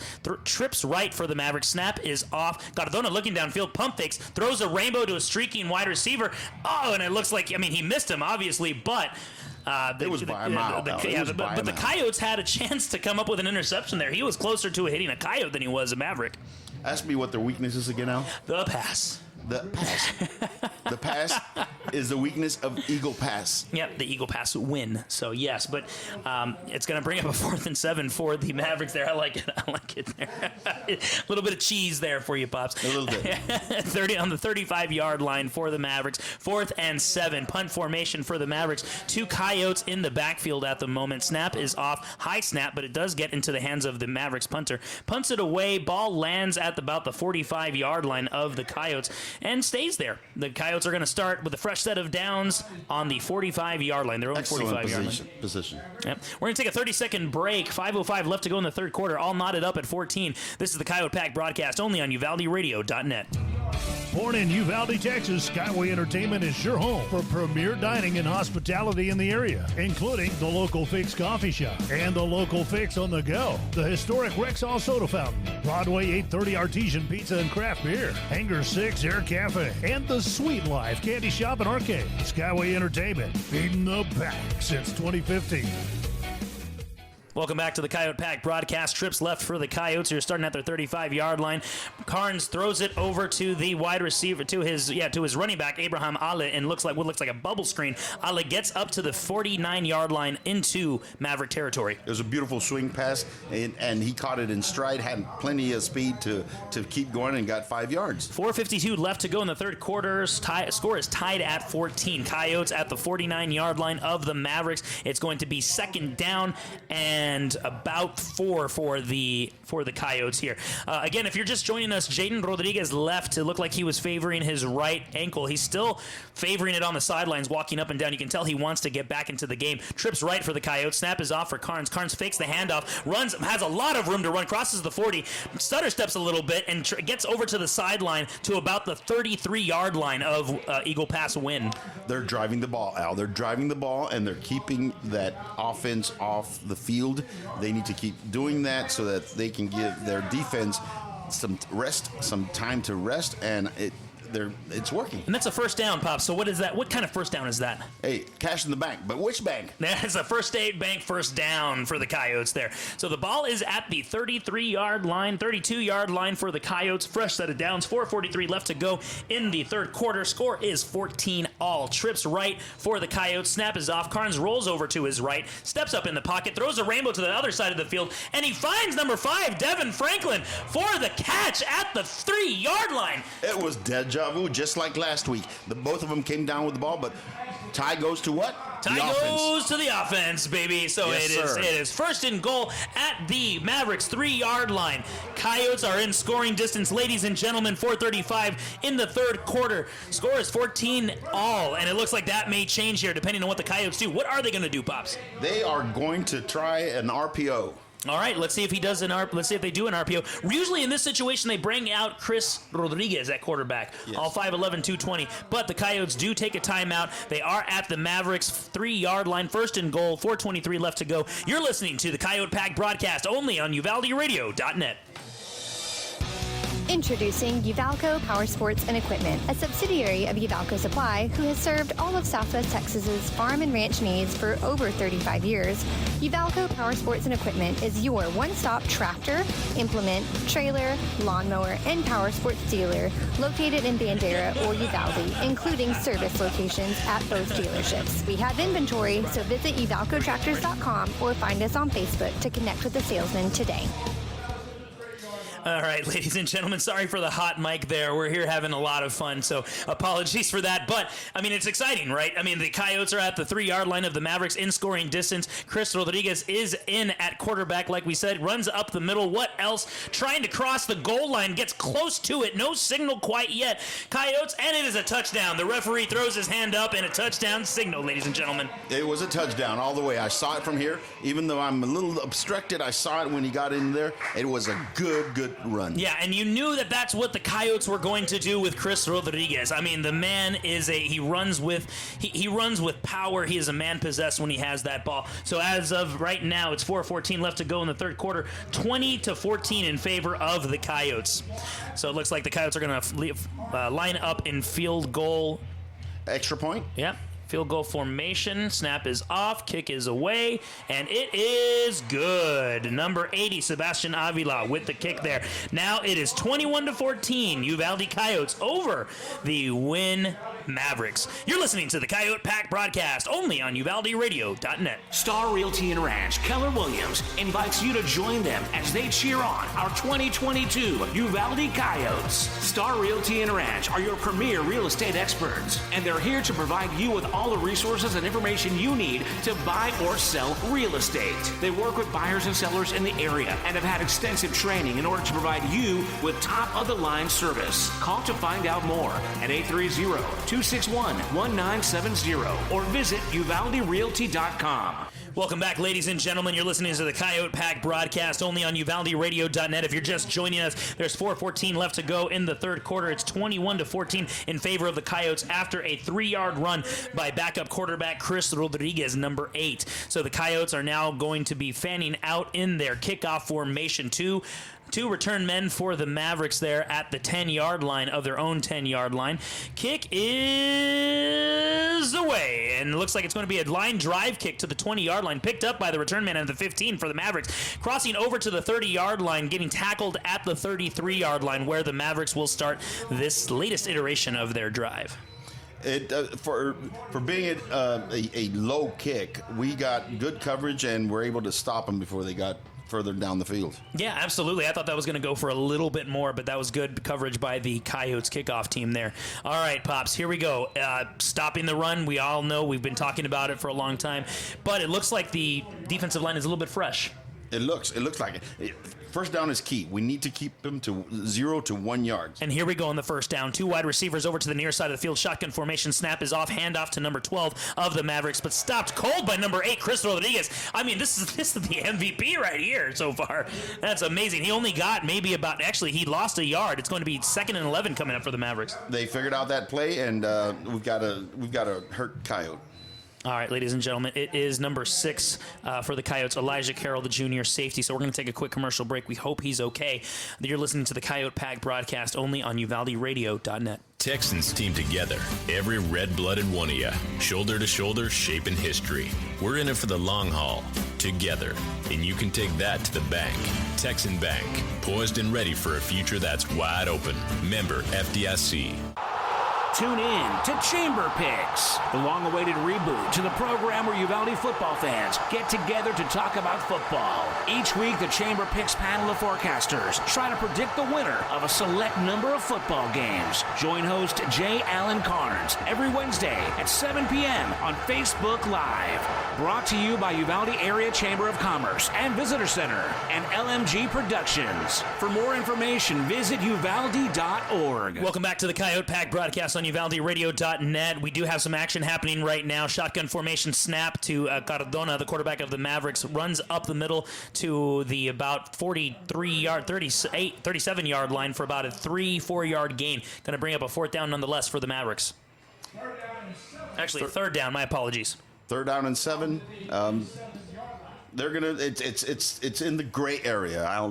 They could try to pass, but I think with their strong running game, they're going to try to run it to the outside. One would have to tend to agree. And, of course, the injured Coyote on the field before commercial break was Elijah Carroll, number 6. He did run off under his own power, so hopefully he can return to the game. If not, Gabriel Loralde, number 29, will be the starting safety. The Coyotes show blitz, and it looks like they drew them off sides. Don't know what the refs are going to call here, but the Coyotes are passionately pointing to the offense, saying that was their penalty. Let's see what happens here. The offensive line did move. They anticipated that blitz, and they moved. Yeah, let's see if what happens there. It was Chris Rodriguez who was going in for the blitz that drew the left guard off sides a little bit early.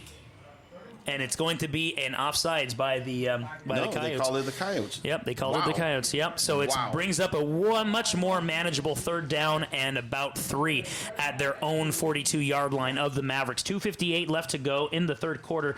Coyotes are up 21-14 here on the ensuing possession after the Coyotes scored. Shotgun formation, 2 wide receivers over to the far side of the field. Snap is off to Cardona, who hands it off to his running back, Jeremiah Robinson, who fights off a couple of Coyotes, but then gets stuffed by more Coyotes. Number 25, Frank Salazar on the tackle, along with Juvenal Esparza. Brought him down, both of them. Yes. Key play right here. It's 4th and 1. Yeah, and it looks like the Mavericks might go for it. Oh, they are going to go for it. Yeah, well, let's see what happens. I mean, we don't want to assume. It makes a you-know-what out of you and me. No, never. never. And, but with their strong running game, I mean, they have to. They have to. So they are going to go on their own side of the field. They are going to. If they don't make it, ooh. Yeah, 2:10 left to go in the third quarter, 21-14 in favor of the Coyotes. 4th and 1 for the Mavericks, a big 4th and 1. Running play to Cardona, who does get the first down, crosses the 45-yard line of the Mavericks. First down, fresh set of downs for the Mavericks here. It cost him. That was a hard hit he took. So, it was a hard run that he had to make to be able to even get to the first down marker. And that offsides penalty really came back to bite the Coyotes. It was 3rd and 8 previously. Then that offsides happened, and it made it 3rd and 3, and then 4th and 1. Manageable, and now here we are. First down and 10 for the Mavericks at the 45-yard line. 1:47 left to go, the waning minute of the third quarter. 21-14 Coyotes. Shotgun formation for the Mavericks. Snap is off. Throw over to the sideline, but then, gets sacked. He pump fakes, got sacked by number 3, Patrick Mejia, just diving and jetting into the backfield. That was a run blitz. That was a run blitz, but because they decided to pass, that gave the linebacker the opportunity to put him down. Yeah, and it looked like Cardona wanted to hit that wide receiver screen, but saw a couple of Coyotes defensive backs there, and maybe hesitated, because he didn't want an interception. It was that, or I saw one streaking downfield, so he might have been faking to the outside to hit the home run right there. Yeah. So brings up a 2nd down and 16 for the Mavericks at the 39-yard line, their own 39-yard line. Coyote showing blitz again. Snap is off. Cardona pump fakes again and gets sacked once again. Consecutive plays where he pump fakes and then gets sacked. That was an amazing play by number 56, Fermin Barbosa, there with the sack. Again, it was the blitz that got him. We had people blitzing. I don't know if it was a run blitz or a pass blitz, but now it's going to be a pass blitz. Yeah, absolutely. And my apologies, correction there, number 55, Aaron Graves, the junior defensive lineman with the sack.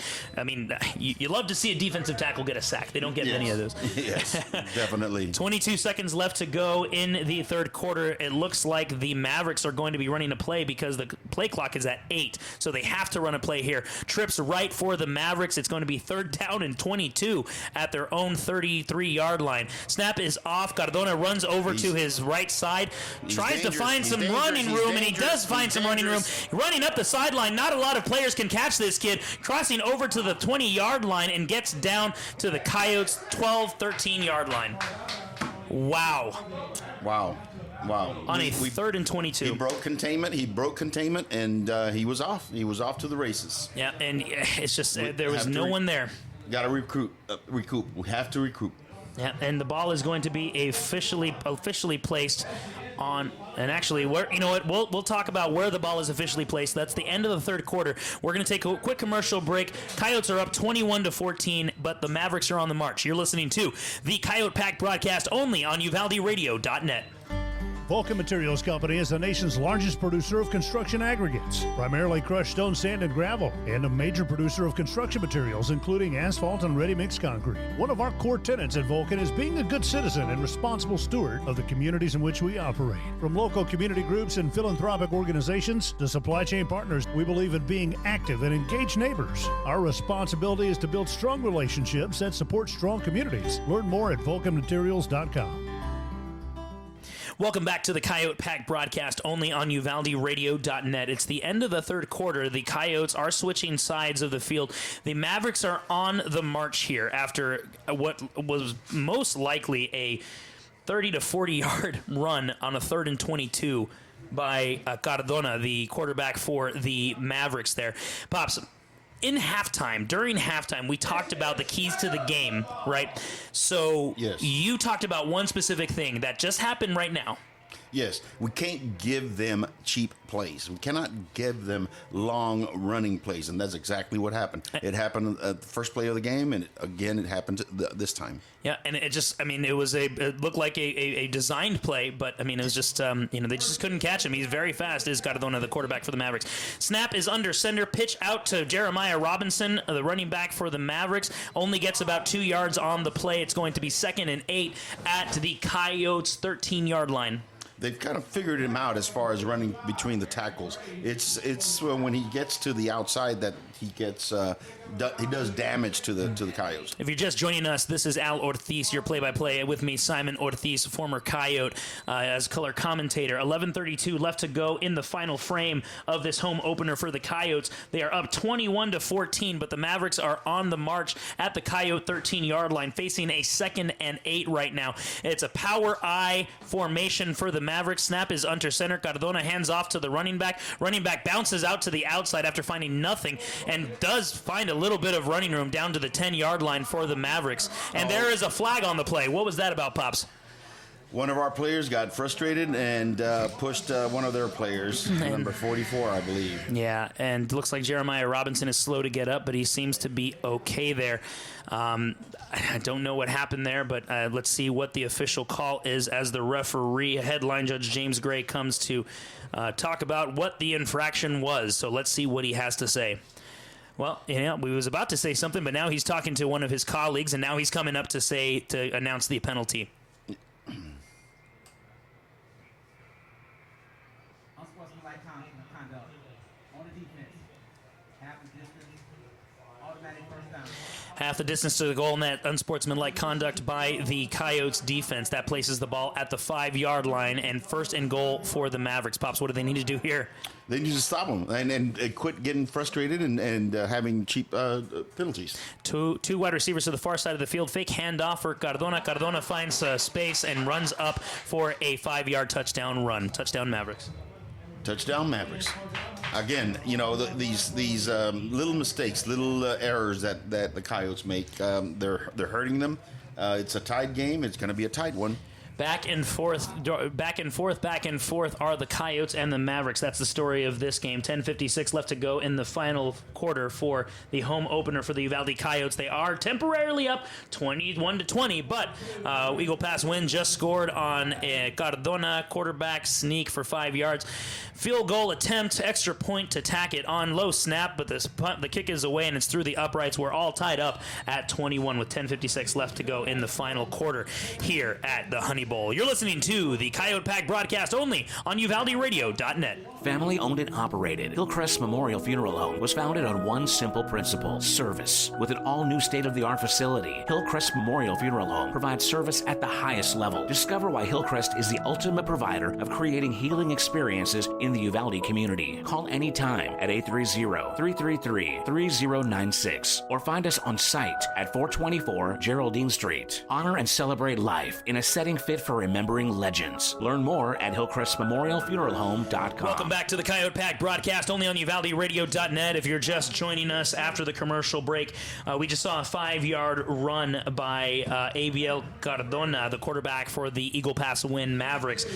They marched down that field. Actually, they didn't really march down that field. Cardona really had streaked down that field for about a 40-yard key play that got them into scoring position. So it's all tied up at 21 with 10:56 left to go in the fourth quarter here at the Honey Bowl. Kick is away for the kickoff. Return man for the Coyotes crosses the 20, reverses field. That's Joshua Verduzco. Crosses the 30 and gets brought down hard at around the 34-yard line. No flag on the play, though. Clean tackle, and that's where the Coyotes are going to start this drive. 35-yard line. It was a good return. There was a nice wall, and he was able to get from one side of the field to the near side. And it was a good return. Yeah, and I didn't think that he was going to get much, but I mean, he showed his speed there. Verduzco did. Yes, he did. So we have good field position. We need to keep the ball, just keep driving it down the field and get a score. All right, first down and 10 for the Coyotes at their own 34-yard line. 10:46 left in the game. Shotgun formation, 2 wide receivers to the left side of the field. Carnes takes the ball, hands it off, actually fakes the handoff to Gonzalez, runs up, crosses the 50-yard line, found a lot of running room there, across to the 47-yard line of the Mavericks. Great run by Carnes there. Well, actually, it was an excellent fake. He had everybody fooled, thought he had given the ball to the running back. He still kept it and was able to get 20 yards. Yeah, I mean, he fooled me. I thought Gonzalez got that ball up the middle there, but absolutely faked out myself and the defense there. So looks like there's a flag on the play. Sideline on the defense. 5 yards from the end of the run. 5 yards to the end of the run, so that's going to move the ball over to the 42-yard line of the Mavericks. Usually when there is a sideline warning, that means maybe some players stepped onto the field or some coaches got a little heated there. Some coaches probably were way into the field. Yeah, so that was the penalty there. So the Coyotes now have a first down, a First State Bank first down. Cash money in the bank. Which bank? First State Bank. There you go. First State Bank of Uvalde, ladies and gentlemen. First and 10 for the Coyotes at the Mavericks 42-yard line. 10:21 left to go in the game. 21 all. Snap is to Carnes. Free play. Offsides. Throws a rainbow down the sideline. Trying to find number 12, Quentin Gant, but hits the back of the defensive back for the Mavericks. Incomplete.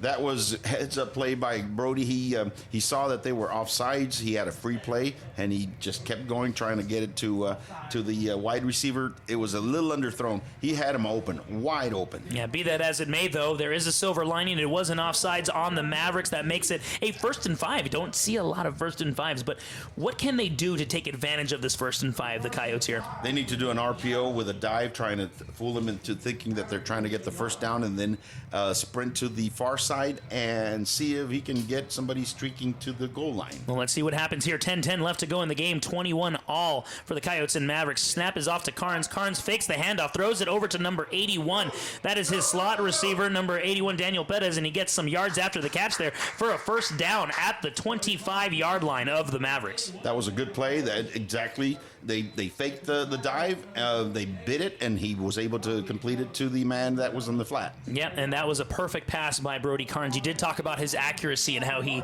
needed to maybe just inch up that accuracy a little bit from last game against Carrizo Springs. And he's doing it. We haven't had very many near misses as far as the Eagle Pass defense being able to pick off the pass. Good on Brody Carnes. 9:44 left to go in the game. The home opener for the Coyotes here at the Honey Bowl. 21 all tied up. Carnes in shotgun formation, 2 wide receivers to the near side of the field. Fakes the handoff to Jaden Gonzalez. Runs over to the far side of the field. Finds a lot of running space, a lot of real estate. Gets a first down and steps out of bounds. What first down? First State Bank first down. Cash in the bank. What bank? First State Bank of Uvalde. There you go. Yeah, double your pleasure, double your fun. We'll mention them twice there, right? We appreciate their sponsorship. So Coyote first down. If y'all can hear Judge Mitchell with his enthusiastic first down Coyotes, I love it. That's like the music of every Uvaldian's childhood, right? That is the Coyote mantra. Yep, exactly. It is music. It's beautiful. Keep going, Judge. Yes, it is. First down and 10 for the Coyotes. The ball is on the 13-yard line. Red zone for the Coyotes. Hand off to Jaden Gonzalez, who turns the corner, runs up the field, lightning quick, darts into the end zone for a 13-yard touchdown run. Take it down the field. Take it down methodically, use up the clock, and that's what they did. Touchdown, Coyotes, ladies and gentlemen. 9:20 left to go in the game.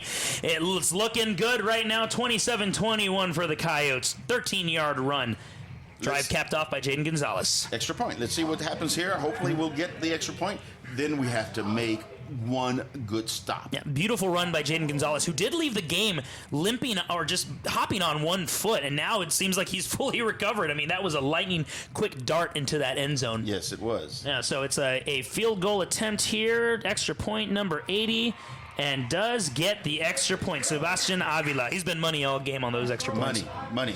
All right, ladies and gentlemen, score is 28-21. 9:20 left to go in this game here live at the legendary Honey Bowl. This is the Coyote Pack broadcast only on UvaldeRadio.net. Like so many great Texas institutions, it began as an idea, became a vision, and ended up being a legacy. The premier bank of Southwest Texas since 1907, First State Bank of Uvalde, provides banking solutions, services, and products with the highest quality customer service, delivered with Southern hospitality and Texas spirit. For all your banking, loan, mortgage needs, or just to grab a cup of coffee and talk about Friday night's Coyote victory amongst the ambience and artwork, we'll be looking down the road for you here at First State Bank of Uvalde. Member FDIC, equal housing lender. Welcome back to the Coyote Pack broadcast only on UvaldeRadio.net. 28-21. Coyotes with the lead here after a 13-yard run. A beautiful, quick, agile, darting 13-yard run by Jaden Gonzalez, the starting running back. So let's see if the Coyotes can hold on here. Coyotes fan out into their kickoff formation. 2 return men for the Mavericks. Kick is away by number 10, Damian Rivera. It is a line drive kick that bounces straight to the return man of the Mavericks. Runs up to the 30-yard line, tries to get to the 35. That might be a flag right there, and it is indeed a flag. The return man stepped out of bounds, and there was a late hit on a Coyotes player. They can't have those mental mistakes there, Pops. Nope, we cannot. Now it's going to put them in excellent field position, and with a running game, they're not going to abandon the running game. There's 9 minutes and 10 seconds left, so they have plenty of time. They're going to go ahead and just try to march it down the field with a running game and score. We need to get tough and stop the run. So who do you think we're going to get a heavy dose of? Is it going to be a combination of Cardona, the quarterback, and Robinson, the running back? Or do you think they're just going to focus on Robinson? I mean, it worked well for them in their final drive of the first half. Well, they're going to set it up with Robinson going in and then Cardona out, and then they're going to throw that number 12 doing the end around. The end around, yep, exactly. So it's going to be a 1st and 10 at the Coyotes' 49-yard line. That unsportsmanlike conduct takes them into Coyote territory. Under center is Cardona, and fakes the handoff, tries the bootleg, but is met by a Coyotes player, tries to throw it out of bounds. No, and that is a flag. That is intentional grounding. Number 3, Patrick Mejia, found himself immediately in the backfield, putting the pressure on Cardona, and it was going to be a sack, but then Cardona errantly throws it away. It might be a... They're gonna call him down where he threw the ball, I believe. But there is a flag on the play. Let's see if that was related to Cardona's pass. That was related to Let's see what happens here. And it is intentional grounding. 5 yards for the spot on the foul. Lost it down. Second down. All right, so it is going to be an intentional grounding like we thought. Spot of the foul, 5 yards from the spot of the foul, and loss of downs. That is huge right here. That is big. I mean, that makes up for the sideline hit. Yeah, it does. It actually brings them back to where they would have been if that sideline hit hadn't occurred, and that unsportsmanlike conduct brought the Mavericks up to the 49-yard line of the Coyotes. So it is a second down. And about, it's 31. immense. 31, yep. Second down and 31 at the 31-yard line. Shotgun formation, 2 running backs in the backfield. Cardona takes the snap, fakes it to Robinson, runs up the middle, and does find a lot of running up the sideline, crossing the 50 to about the 30 to the 41-yard line. And now it's going to be a 3rd down and 3 for the Mavericks after facing a 2nd and 31. Another cheap play. I mean, this young man is fast. I mean, I'm going to quit calling it a cheap play. He is just fast. He's earning it. He's earning it now. He's earning it. It looks like this defense struggles a little bit with fast running backs. Castellanos was the quarterback for the Wildcats of Carrizo Springs last week, and he had himself a game on the ground. And now Cardona, quarterback of the Mavericks, is having the same. So 3rd and 3 for the Coyotes. 8:39 left to go in the game. 28-21 in favor of the Coyotes. Let's see what they do here, Pops, if they run again. Shotgun formation. Snap is is off. Fake the handoff to Robinson. And the Coyotes there's a wall of Coyotes there. Number 8, Chris Rodriguez for the tackle. And then number 36 was there to meet him as well. Caden Smith, junior defensive line. It's going to be a 4th down and about 4. Amazing play. Very, very good play. It was a negative yardage play. They lost 2 yards. It's 4th and 5. 4th and 5. Yeah, they initially had it. Huge play. Huge play right here. Yeah. Huge play. Yeah, this may change the complexion of the game here. Looks like it's going to be a timeout for the. Yeah, it's going to be a timeout for the Mavericks. They do spend that time out. There's 8:04 left to go in this 4th quarter. 28-21 Coyotes. You're listening to the Coyote Pack broadcast only on UvaldeRadio.net. Texas Farm Store backs up pack. Locally owned and operated for over 50 years at 236 East Nepal. Stop by for everything you need. Feed, seed, lawn and garden, animal health, custom mixing and grinding, tack, herbicides, pesticides, and even wild game feeders. At Texas Farm Store, our friendly and knowledgeable staff can help you with all your needs. Delivery is available. Please call for more information, 830-278-3713. And find Texas Farm Store online at txfarmstore.com. Does your health have you on the sidelines? With over 20 specialty services, Uvalde Memorial Hospital has the winner's playbook of healing. Whether it's orthopedics, oncology, pain management, podiatry, radiology, or rehabilitation, Team UMH can offer you the quality, comprehensive health care you need to get back in the game of life. Call us today to learn more at 830-278-6251. Go Coyotes! Welcome back to the broadcast. Snap is under center, and it looks like it's going to be an end around for the Mavericks, and they do get a lot of yardage here. It's going to be about a 25-yard run down to the 25-yard line of the Coyotes. Another big play by the Mavericks and another fresh set of downs. It was that end around that I was talking about, except it wasn't number 12 that ran it. It was number 11. Yeah, and it was a 4th and 5 there, and they get 5 and more, about 25 yards again. So the ball is going to be placed at the 25-yard line of the Coyotes. 7:53 left to play in the 4th quarter. Coyotes are up 28-21 after a 13-yard run by Jaden Gonzalez, and about the 9.5 minute marker right there. Shotgun formation for the Mavericks. Handoff to to Robinson again. Jeremiah Robinson. He gets about 5 yards. Going to be a 2nd and 5. He ran to the right side of the left side of the line and found a little bit of room, but he's just hard to bring down. He's a load. He's a load. He got 3 yards. It looked like it was about 5 there, but it is indeed 3. But I mean, he just drug a bunch of Coyotes with him. Yep, he did. Yeah. Yep, he did. This is going to be key. We need to have a 0-yard play here. And if they do, it'll be a 3rd and 7, but for right now, it's 2nd and 7. 7:18 left to go in the game. Clock is ticking away, 28-21 in favor of the Coyotes. Shotgun formation snap, another fake handoff to Robinson. Cardona runs up the middle of the field and finds a lot of room, a lot of real estate, down to the 12-yard line. It's going to be close to it. It's actually a 1st down, another fresh set of downs. 1st down and 10 for the Mavericks. 1st down and 10. An RPO, he pulled the ball out and kept running with it. Yeah, and that's exactly what you said that they couldn't allow them to do. So let's see if the Coyotes bend but don't break. What do they need to do here, Pops? They need to stop the run. They need to bring some run blitzes to fill those gaps. And they have done that before. They do bring Justin Rendon, number 21, up the A gap, as well as number 8, Chris Rodriguez. They have done that in the past. So let's see if they do that here. 2 wide receivers to the near side of the field. Ball is placed at the 12-yard line. 1st and 10 for the Mavericks. Handoff is to Robinson. Robinson doesn't find any room whatsoever. Stopped on the play by number 65 of the Coyotes. Beautiful tackle by Malachi Lara, sophomore defensive line. It was a great tackle. And that defensive line was able to form a wall there to keep him from going inside. You know, Pops, it is a key play here. It's only 2nd down, but it is a key play because if they do stop them for like maybe 2 yards, they have a long 3rd down here. And what's their weakness? The pass. Yeah, that is from correct. Eagle Pass. Eagle Pass win. 6:01 left to go in the game. 28-21. 2nd down and 10 from the Coyotes. 12-yard line. Mavericks are in scoring distance after a couple of long runs. What else? Shotgun formation for the Mavericks, and it looks like it's going to be a timeout.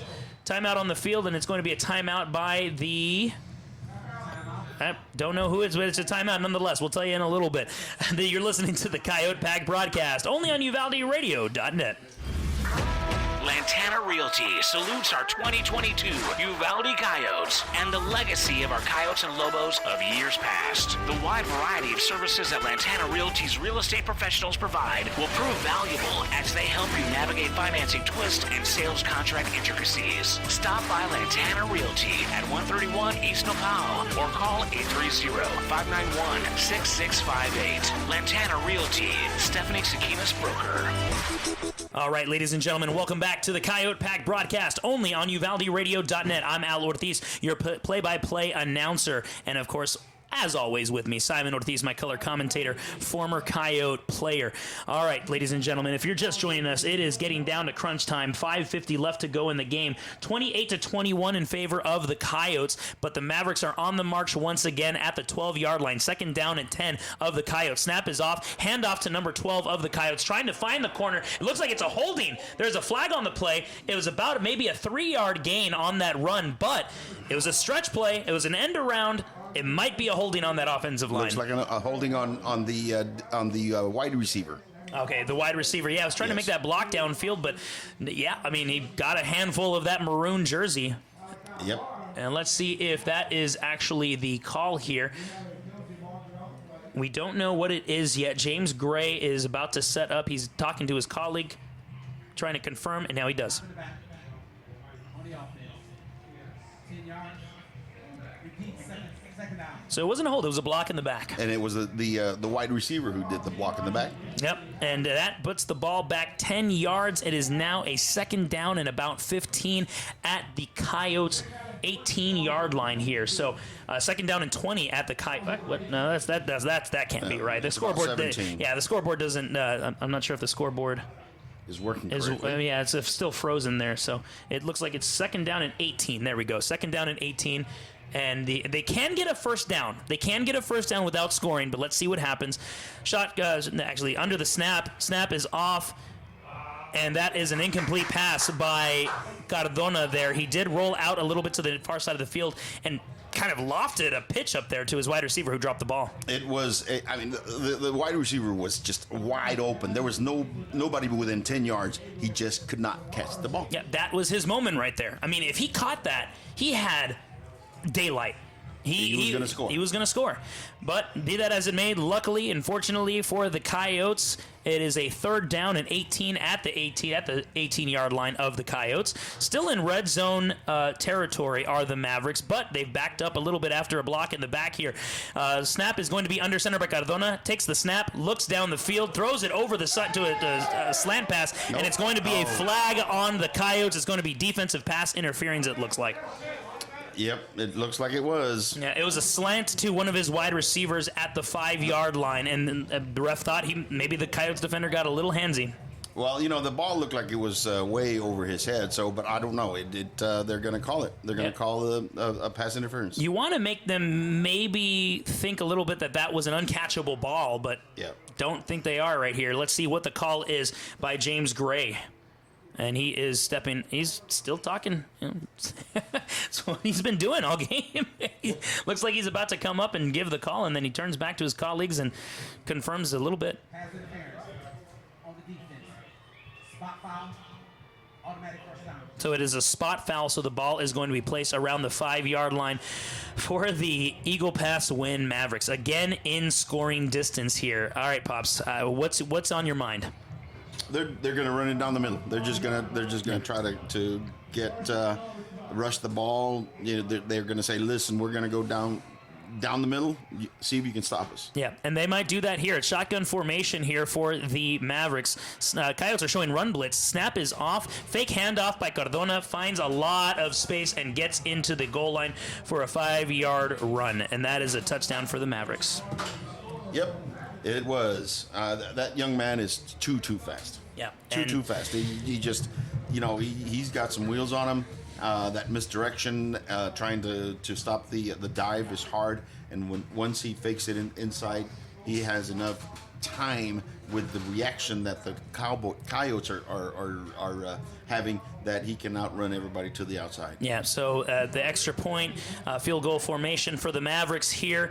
Snap is off, kick is away, and it is good. All the kickers, both kickers on both teams have been money. None of them have missed an extra point, so that knocks it up again at 28. That's 4 ties this entire game. So 5:20 left to go in the game. Crunch time it is. 28 all. We'll be right back. This is the Coyote Pack broadcast only on UvaldeRadio.net. Everyone in my family uses electricity differently, but when it comes to Medina Electric Cooperative, we all think about it the same way. The co-op is power. Sure, electricity turns the lights on, but power is the information I get from my co-op about efficiency, safety, technology. And I trust the co-op because we are the co-op. They're our neighbors, our friends, our home. Visit medinaec.org and discover the power of your co-op today. Empowering members, empowering communities. Medina Electric Cooperative backs the pack. Welcome back to the Coyote Pack broadcast. 5:20 left to go in this home opener for the Coyotes 2022 season, live from the Honey Bowl here.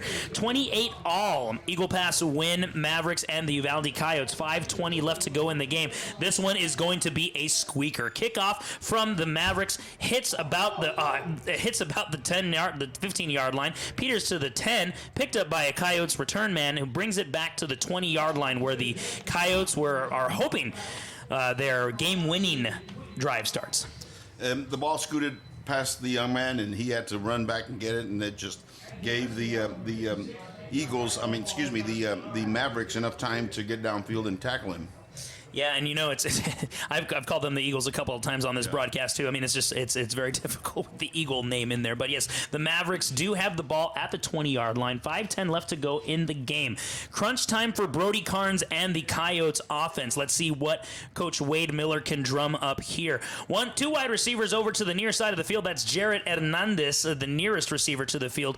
Jaden Gonzalez is the running back. Carnes with the snap, fakes the handoff, actually hands off to Gonzalez. Gonzalez churns up to the left side of the field for about a 2-3 yard gain there. Yes, it was a good play. They had that left side all blocked, so he was able to get upfield and get 3 or 4 yards. All right, so Jaden Gonzalez actually got about maybe 4 yards there, so it's going to be 2nd and about 6 for the Coyotes. 4:44 left to go in the game, all tied up at 28. Let's see if the Coyotes have some ice in their veins and come up clutch here. 2 wide receivers to the near side of the field. Snap is off to Carnes. Wide receiver screen to Hernandez. A little bit of a low throw there, and Hernandez catches the ball and might as well have not caught the ball because that maybe brought them back a yard. It was low. It was a low pass. He had some blockers in front of him, but since the ball was low, he had to come down, and his knee was on the ground. Had to call him down. Yep, and luckily it wasn't a loss there, so it's going to be 3rd and 6 for the Coyotes. It's going to be a key 3rd and 6 for the Coyotes here. Let's see what they drum up here, Pops. If you're Coach Wade Miller, what do you do? It's going to be an RPO with a chance of Brody running or throwing to the flat. To the flat. All right, well, let's see. 2 wide receivers to the near side of the field, 1 wide receiver to the far side, 1 running back in the backfield. Brody Carnes fakes the handoff, runs to the far side of the field, and finds a lot of space, slides after he picks up the first down across the 30-yard line about the 31. That was an excellent call, and it was an excellent run by Brody. I mean, it was. Oh, yeah. But you called it. I'm going to get to that in a second, but you called that. You said RPO, and that's exactly what happened. So that is a First State Bank first down. Fresh set of downs for the Coyotes here. Ball is placed at the 31-yard line. 4:06 left to go. The Coyotes need to get some momentum on this drive right here. Very key. Pops, what do you see them doing here? 4 minutes to go. They've got plenty of time. They need to keep just driving down the field, getting first downs, and not leave very much time on the clock. And that's a high snap from Brody Carnes. Carnes falls on it and it loses about 11 yards. Going to be a 2nd down and 21 coming up for the Coyotes. It was a high snap. Players are getting tired. this is the time to bear down. That was a tired mistake, I believe. Yeah, in fact, Vicente Terrazas is coming into the game for number 75, Fable Sanchez, who is the center who was snapping the ball. So they are making a substitution there. It is a timeout, so we are going to take a quick break. You're listening to the Coyote Pack broadcast only on UvaldeRadio.net. You know what?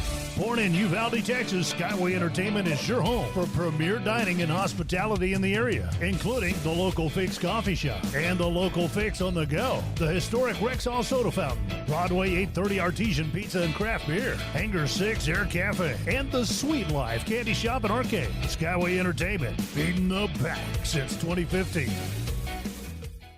So if you heard me say wait, it's because the Coyotes were actually, they looked like they were going to take a timeout, but they made a big substitution change right there.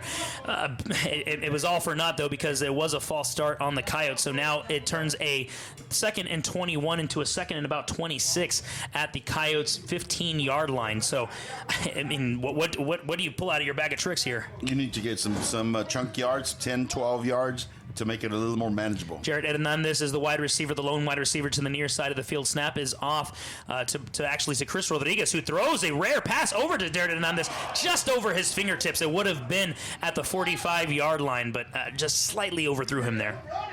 It is going to be 3rd and 20-something, and it's going to be very hard to make the first down. Yeah, you know, you don't see Chris Rodriguez, the backup quarterback, throw very often. You usually see him barreling up the middle. They were trying to get the Mavericks off balance and have him try to throw the ball downfield. And actually, they make another mass substitution here. I think that's what they were doing. They were bringing, like you said, they were bringing in some confusion, some chaos, and it almost worked. It almost worked there. Yeah, so 2:39 left to go in the game. It is coming down to the wire here. All knotted up at 28. 8 seconds. 3rd and 26 left to go. 6 seconds left on the play clock, so the Coyotes are forced to take a timeout. That would have tacked on another 5 yards, but be that as it may, we will be back. This is the Coyote Pack broadcast only on UvaldeRadio.net. Texans team together. Every red-blooded one of you. Shoulder to shoulder, shaping history. We're in it for the long haul. Together. And you can take that to the bank. Texan Bank. Poised and ready for a future that's wide open. Member FDIC. Tune in to Chamber Picks, the long-awaited reboot to the program where Uvalde football fans get together to talk about football. Each week, the Chamber Picks panel of forecasters try to predict the winner of a select number of football games. Join host J. Allen Carnes every Wednesday at 7 p.m. on Facebook Live. Brought to you by Uvalde Area Chamber of Commerce and Visitor Center and LMG Productions. For more information, visit uvalde.org. Welcome back to the Coyote Pack broadcast. This is Al Ortiz, your play-by-play announcer on UvaldeRadio.net. With me, as always, is my color commentator, Simon Ortiz. We're getting some good signs over here, some thumbs up from the coaching staff for Eagle Pass Winn. They're pumped up. We're pumped up, too, because this is a close game. 2:39 left to go in the game, 28-all. Looks like the Coyotes are going to go with trips right, and let's see if they throw a pass. Winn showing blitz. Carnes rolls over to the far side of the field, throws a rainbow across his body, almost finds a wide receiver for a first down, but overthrew him just a little bit. Was looking for Devin Franklin at the 45-yard line, so it looks like the Coyotes are going to have to punt here. Close but no cigar, Al. It was a good design play. He had plenty of time to throw the ball. It was just off a little bit. Now they need to go ahead and get a nice punt off and keep them from scoring. Yeah, and Chris Rodriguez is coming in as the punter. Number 6 back for the Mavericks, Alan Vielma, and also number 9 for the Mavericks, Jonathan Salayandia. Let's see what happens here. If the Coyotes can get a good punt here and get a favorable bounce, that'll be ideal. But it looks like the Coyotes got a flag on the play. Pops, what'd you see there? There was 12 men in the field, and the young man was coming off, but it was too late. That's for him the to come second time that the Coyotes have had too many men on the field here. But they didn't. Did they move them back? Nope, they didn't. They didn't move them. They picked up the flag. Okay, so punt is away from Chris Rodriguez. Not a good punt at all. Crosses the 30 to the 35 over to the 40 of the Coyotes, and that's where the ball is going to be spotted at the 41-yard line of the Coyotes, and that is good field position for the Mavericks here with only 2:24 left to go in the game. We're not going to take a commercial break. We are going to stay here. We're going to see what exactly the formation is for the Mavericks because they are rushing onto the field here. It looks like they want to take the Coyotes by surprise, but do huddle up. 2:24 left to go in the game. 28 all with the Mavericks in prime field position in Coyotes territory at the 41-yard line. 2 wide receivers to the far side of the field, 1 H-back and a running back. Handoff to the running back, that's Jeremiah Robinson, is met by Chris Rodriguez and a wall of Coyotes, a pack of Coyotes for a 2-yard gain. 2-yard gain, and that was a hard-fought 2 yards. They gang tackled him. That's what they need to do. They need to just gang tackle him so he doesn't get away from them. Yeah, and then that ended up in a only 2-yard gain. So 2nd and 8 coming up for the Mavericks here. This is where the rubber meets the road. This is where you separate the men from the boys here. It is tough. It is humid. I mean, what's going through these... Gut wrench time. Yeah, it's gut wrench time. And then they just have to keep their focus. They have to keep concentrating, and they have to just play defense. 2 wide receivers to the near side of the field. 141 left to go in the game. Cardona takes the snap and throws to a wide receiver. I mean, he was not in the area. There was a little bit of contact from the defensive back of the Coyotes, but that ball was nowhere near that wide receiver. No, and it wasn't. It was way off. And, they tried to get the Coyotes off balance, but that play was not going to go anywhere. Key 3rd and 8 here for the Coyotes and the Mavericks as well. 1:36 left to go in the game. All tied up at 28. Mavericks have the ball at the 39-yard line of the Coyotes. Again, 3rd and 8. Key play here, Pops. I mean, this is the time to dig in. What do you think the defense needs to do here? This is the time that I usually turn off the TV. But not this time. They need to make a stop right here. They're going to try to run it. All right, it is a shotgun, a fake handoff, and actually a false start from the Mavericks. False start, baby. That's going to push them back 5 yards for a 3rd down and about 12 or 13. Yes, right. That's right. It was they're getting too anxious because they were going to run that quarterback to the left because they've had so much success with it. Yeah, that misdirection that Cardona runs over to the left side and breaks contain. Yes. And that's exactly what they're going to do. But a little too anxious, like you said, Pops. So 3rd down and long, 3rd and 12 for the Mavericks. Mavericks come up to the line of scrimmage, gets 2 wide receivers to the far side of the field. Shotgun formation, 2 running backs on either side of Cardona. Takes the snap, 3-step drop back, steps up in the pocket, throws a rainbow down the sideline to the far side, and it's a jump ball and incomplete pass. Great defense by the Coyotes there, specifically number 23, Alberto de la Garza. He had position on that ball. The offensive player had to play defensive back and keep him from catching that ball. Yeah, and Alberto de la Garza would have had his 2nd interception in as many games there. He's making a name for himself here. 4th down. 4th down and 12 for the Mavericks. A key drive here for the Mavericks, and more importantly for us, for the Coyotes defense here. All knotted up at 28. 1:27 left to go in the game. It looks like there's going to be a timeout for the Mavericks. It might be their final timeout here. So we're going to take a quick commercial break. You are listening to the Coyote Pack broadcast only on UvaldeRadio.net. Introducing Uvalco Power Sports and Equipment, a subsidiary of Uvalco Supply who has served all of Southwest Texas's farm and ranch needs for over 35 years. Uvalco Power Sports and Equipment is your one-stop tractor, implement, trailer, lawnmower, and power sports dealer located in Bandera or Uvalde, including service locations at both dealerships. We have inventory, so visit uvalcotractors.com or find us on Facebook to connect with the salesman today. Welcome back to the Coyote Pack broadcast. This is Al Ortiz, your play-by-play announcer, and as always with me, your color commentator, Simon Ortiz, former Coyote left guard. 1:27 left to go in the game. The crowd is getting very excited right now. The Coyotes players are gesturing for them to stand up and yell and put some energy into this field. 1:27 left to go. 28 all. 4th and 12 for the Mavericks. So they are going to punt it here and make the Coyotes score. Slow snap, but punt is away. Back in the backfield at the 20-yard line is the return man for the Coyotes. Crosses the 30 and gets stopped at the 30. That was number 10, Damian Rivera. That was a good return. That was a gutsy return, and he had sure hands. That was That was a little dangerous, but he still had sure hands, and he was able to bring it upfield. 117. They've got some time. Yeah, the Coyotes have some time. The Coyotes raising the Ortiz tandem's blood pressure over here. 117 left to go in the game. 28 all. It is 1st and 10 for the Coyotes at the 29-yard line, their own 29-yard line. 2 wide receivers to the near side of the field. That's Jonathan Jimenez and number 0, Jarrett Hernandez, who had himself a heck of a game in the first game, the season opener against Carrizo Springs. Brody Carnes back for the snap. Number 22, Jaden Gonzalez, gets the ball in the handoff, finds a lot of daylight, crosses the 35 over to the 38-yard line. Good run. Yeah, great run by Jaden Gonzalez for setting up a 2nd and 3. 2nd and 3, and they need to hurry up. They do, because the clock is ticking. It's 1:01 left to go. The clock keeps on going down. 2nd down and 3, shotgun formation. Brody Carnes hands the ball off again to Jaden Hernandez. Jaden Hernandez crosses over to the 42-yard line for a Coyotes first down, a First State Bank first down, but the clock keeps on going. 51 seconds to go. They stop it to move the chains, but as soon as the chains are down, they're going to... Here we go. Yep. So it was first down. It's first down. They're not even moving the chains yet. But 45 seconds left to go. They did start the clock. First State Bank first down for the Coyotes at the 42-yard line. Snap is off by Carnes. Carnes throws a rainbow to the near side of it. A wide open Jared Hernandez misses him.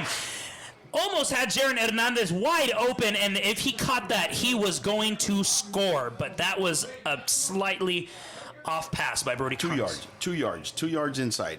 It was there, but... Wow. It was a good pass, a good play, very well designed. They still have 36 seconds. They need to get it a little closer. All right, so the Coyotes sideline and the cheerleaders are egging on this sold-out crowd here at the Honey Bowl and for the home opener for the Uvalde Coyotes. 36.1 seconds left to go, all tied up at 21. We just saw a play where Brody Carnes threw the ball a rainbow over to Jared Hernandez that would have gone for a score. But be that as it may, snap is off. End around to Jonathan Jimenez. Jonathan Jimenez trying to find a corner, does not find it, but actually reverses field, has a lot of daylight, crosses the 40, crosses the 45. There are no Mavericks. There's a blocker in front of him, one man to beat. Down the 30, down the 20, to the 15, 10, all the way down to the 6-yard line. A beautiful piece of running by Jonathan Hernandez, who had the end around and reversed field when he saw nothing. Amazing run. He ran out of gas. He did. But he got down there. 17 seconds. 17 seconds left to go. 17.3. This could be the game right here, ladies and gentlemen. It all depends on what the Coyotes are going to do here. It is 17.3 seconds left to go. 28 all. Right down at the 6-yard line, the ball is spotted. It looks like the Coyotes are going to be huddling up here. Number 5, Devon Franklin comes into the game. 2 wide receivers to the near side of the field, 1 wide receiver to the far side. Actually, it's going to be trips right for the Coyotes. Brody Carnes barking out orders to his wide receivers. Gets to Jaden Gonzalez, pats him on the back, takes the snap, 2-step drop back, throws a fade to the end zone, and that is caught! Touchdown Coyotes! Touchdown Coyotes! A magical throw by Brody Carnes! Number 1, Jonathan Jimenez with the beautiful catch and a beautiful pass by Brody Carnes to take the lead with 12 seconds left in the game, ladies and gentlemen. Wow, that was a beautiful pass. Beautiful pass by Brody. Beautiful pass by Brody. It was right on the money. That sounds like a play that Wade Miller would keep for a back pocket in his back pocket, and that was exactly what happened. I'm sure that's exactly how they practiced it. 12.3 seconds left to go. Number 80, Sebastian Avila to tack on the extra point, but wait a second, there's a flag on the play at the moment. Let's see what it is. What do you think it is, Pops? Yeah, I think it's illegal on the Coyotes.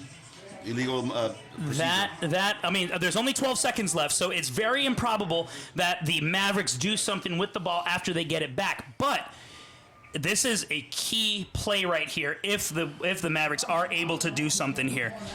If Avila misses the extra point, that's 34-28. If the Mavericks do, by some chance, score a touchdown, this 1 point could be the difference. Kick is away. Kick is through the uprights, and it is no good. The crowd was cheering as if they saw a kick that went through the uprights, but the referees all but faded away, those hopes and dreams. But it is 34-28, 12.3 seconds left to go in the game. We're going to take a quick commercial break. We have to come back and finish this puppy off. You're listening to the Coyote Pack broadcast only on UvaldeRadio.net. Star Realty and Ranch Keller Williams invites you to join them as they cheer on our 2022 Uvalde Coyotes. Star Realty and Ranch are your premier real estate experts, and they're here to provide you with all the resources and information you need to buy or sell real estate. They work with buyers and sellers in the area and have had extensive training in order to provide you with top-of-the-line service. Call to find out more at 830-261-1970 or visit UvaldeRealty.com. All right, welcome back to the Coyote Pack broadcast. It is a doozy here at the Honey Bowl, the 50th anniversary of the 1972 state championship team, and what a way to open up their home opener here, ladies and gentlemen. Beautiful second game that is very hard to describe. 12.3 seconds left to go here. 34-28 Coyotes. They're kicking off at the 40-yard line. It all depends on what the Mavericks can do here on this kickoff return. They do kick it straight to the return man. Return man crosses up the 30, hits the 35, and that is where they are going to spot the ball. Beautiful coverage by that Coyotes kickoff team. Very beautiful coverage, and it leaves only 5.8 seconds. That was a good call to have the runner bring the ball back. It took off half of the seconds. Pops, look at what the defense is doing here. You're right. It's 5.8 seconds left to go. Coyotes up 34-28 on their way to the second win of the season, 2-0. Look what they're doing here. What are they doing? Describe prevent. to the. It is a prevent defense. They're going to have 4 rushers, and then everybody else is going to get back and try to keep them from getting into the end zone. They have a line of Coyotes at the 40-yard line. The goal here with the prevent defense is to not let anybody get past that 40-yard line right here. So let's see what the Mavericks have in store. Trips over to the far side of the field. The snap is off to Cardenas, and he rolls around, gets sacked by number 44. That's the end of the game. Huge sack by number 44, John Elizondo, and that is it at the Honey Bowl, ladies and gentlemen. The Coyotes pull off a stunner, a masterpiece, 34-28. Coyotes go up 2-0, and look at that amazing energy. All the team rushes onto the field. All the cameramen that are here from the San Antonio markets and the national media, they're all on the field getting raw, amazing, beautiful reactions from these Coyotes players. Whoa, Pops. Yes. Who is correct? Yes. Wow. A beautiful win here. A momentous occasion here for the 50th anniversary of the Uvalde Coyotes championship team. We're going to take a quick commercial break. I can't even hear myself because there's a lot of cheering going on in the crowd. You're listening to the Coyote Pack broadcast only on UvaldeRadio.net, and you just listened to a Coyotes win. We'll be right back. Vulcan Materials Company is the nation's largest producer of construction aggregates, primarily crushed stone, sand, and gravel, and a major producer of construction materials, including asphalt and ready-mix concrete. One of our core tenets at Vulcan is being a good citizen and responsible steward of the communities in which we operate. From local community groups and philanthropic organizations to supply chain partners, we believe in being active and engaged neighbors. Our responsibility is to build strong relationships that support strong communities. Learn more at vulcanmaterials.com. Like so many great Texas institutions, it began as an idea, became a vision, and ended up being a legacy. The premier bank of Southwest Texas since 1907, First State Bank of Uvalde provides banking solutions, services, and products with the highest quality customer service, delivered with Southern hospitality and Texas spirit. For all your banking, loan, mortgage needs, or just to grab a cup of coffee and talk about Friday night's Coyote victory amongst the ambience and artwork, we'll be looking down the road for you here at First State Bank of Uvalde. Member FDIC, equal housing lender. Texas Farm Store backs up pack.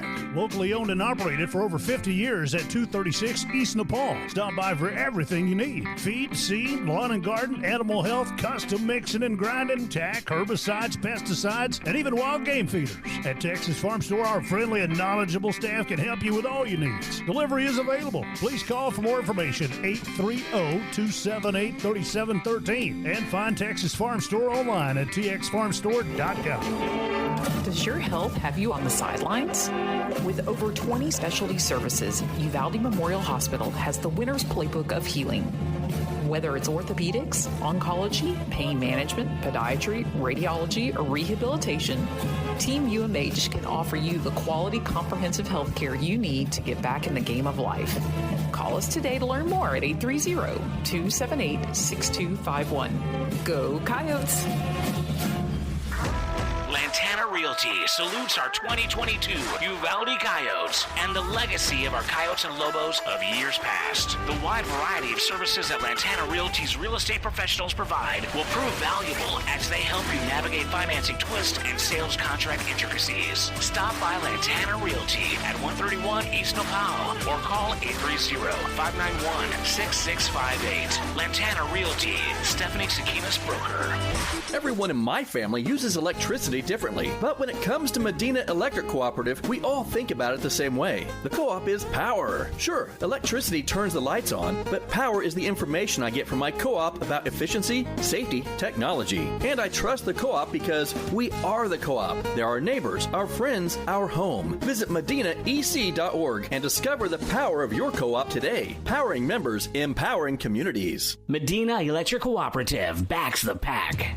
Born in Uvalde, Texas, Skyway Entertainment is your home for premier dining and hospitality in the area, including the Local Fix Coffee Shop and the Local Fix on the Go, the historic Rexall Soda Fountain, Broadway 830 Artesian Pizza and Craft Beer, Hangar 6 Air Cafe, and the Sweet Life Candy Shop and Arcade. Skyway Entertainment, feeding the pack since 2015. Texans team together, every red-blooded one of you, shoulder to shoulder, shaping history. We're in it for the long haul, together, and you can take that to the bank. Texan Bank, poised and ready for a future that's wide open. Member FDIC. Tune in to Chamber Picks, the long-awaited reboot to the program where Uvalde football fans get together to talk about football. Each week, the Chamber Picks panel of forecasters try to predict the winner of a select number of football games. Join host J. Allen Carnes every Wednesday at 7 p.m. on Facebook Live. Brought to you by Uvalde Area Chamber of Commerce and Visitor Center and LMG Productions. For more information, visit uvalde.org. Introducing Uvalco Power Sports and Equipment, a subsidiary of Uvalco Supply who has served all of Southwest Texas's farm and ranch needs for over 35 years. Uvalco Power Sports and Equipment is your one-stop tractor, implement, trailer, lawnmower, and power sports dealer located in Bandera or Uvalde, including service locations at both dealerships. We have inventory, so visit uvalcotractors.com or find us on Facebook to connect with the salesman today.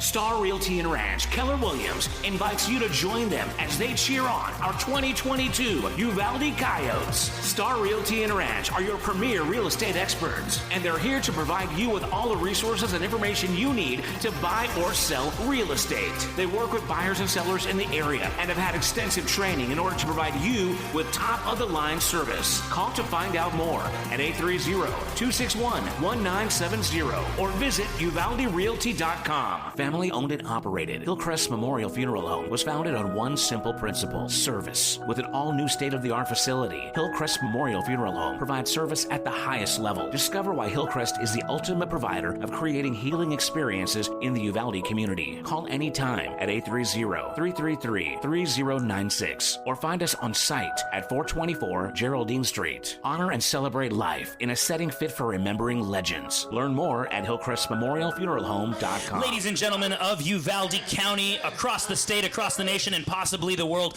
we are so excited for you to be joining us for this post-game show right after a Coyote Classic. I do love alliteration, and so I'm going to call it the Coyote Classic here. The Coyotes down the Eagle Pass Winn Mavericks by a final score of 34-28 with a 60-yard fade pass from Carnes to Jimenez with about 12 seconds left to go in the game. A Coyote Classic indeed, and a fitting one for the 50th anniversary of the 1972 championship team. And not only that, but the home opener for Uvalde, Texas. The home opener at the famous and historic Honey Bowl. And not only that, finally, the remembrance and in honor of our 21 Angels that we lost on May 24th. A magical night indeed here in Tree City, USA, and the honey capital of the world. I'm actually, speaking of honor, I am honored to have a special guest on the show, the Honorable Judge Mitchell, who is the stadium announcer for the Coyotes, longtime stadium announcer for the Coyotes. How you doing, Judge? I'm doing great now. You know, when that first play from scrimmage came about, I wasn't so sure. Right. I know. We did talk about how we needed to get off to a fast fast start. That was the opposite of a That was fast the opposite of what we planned, right?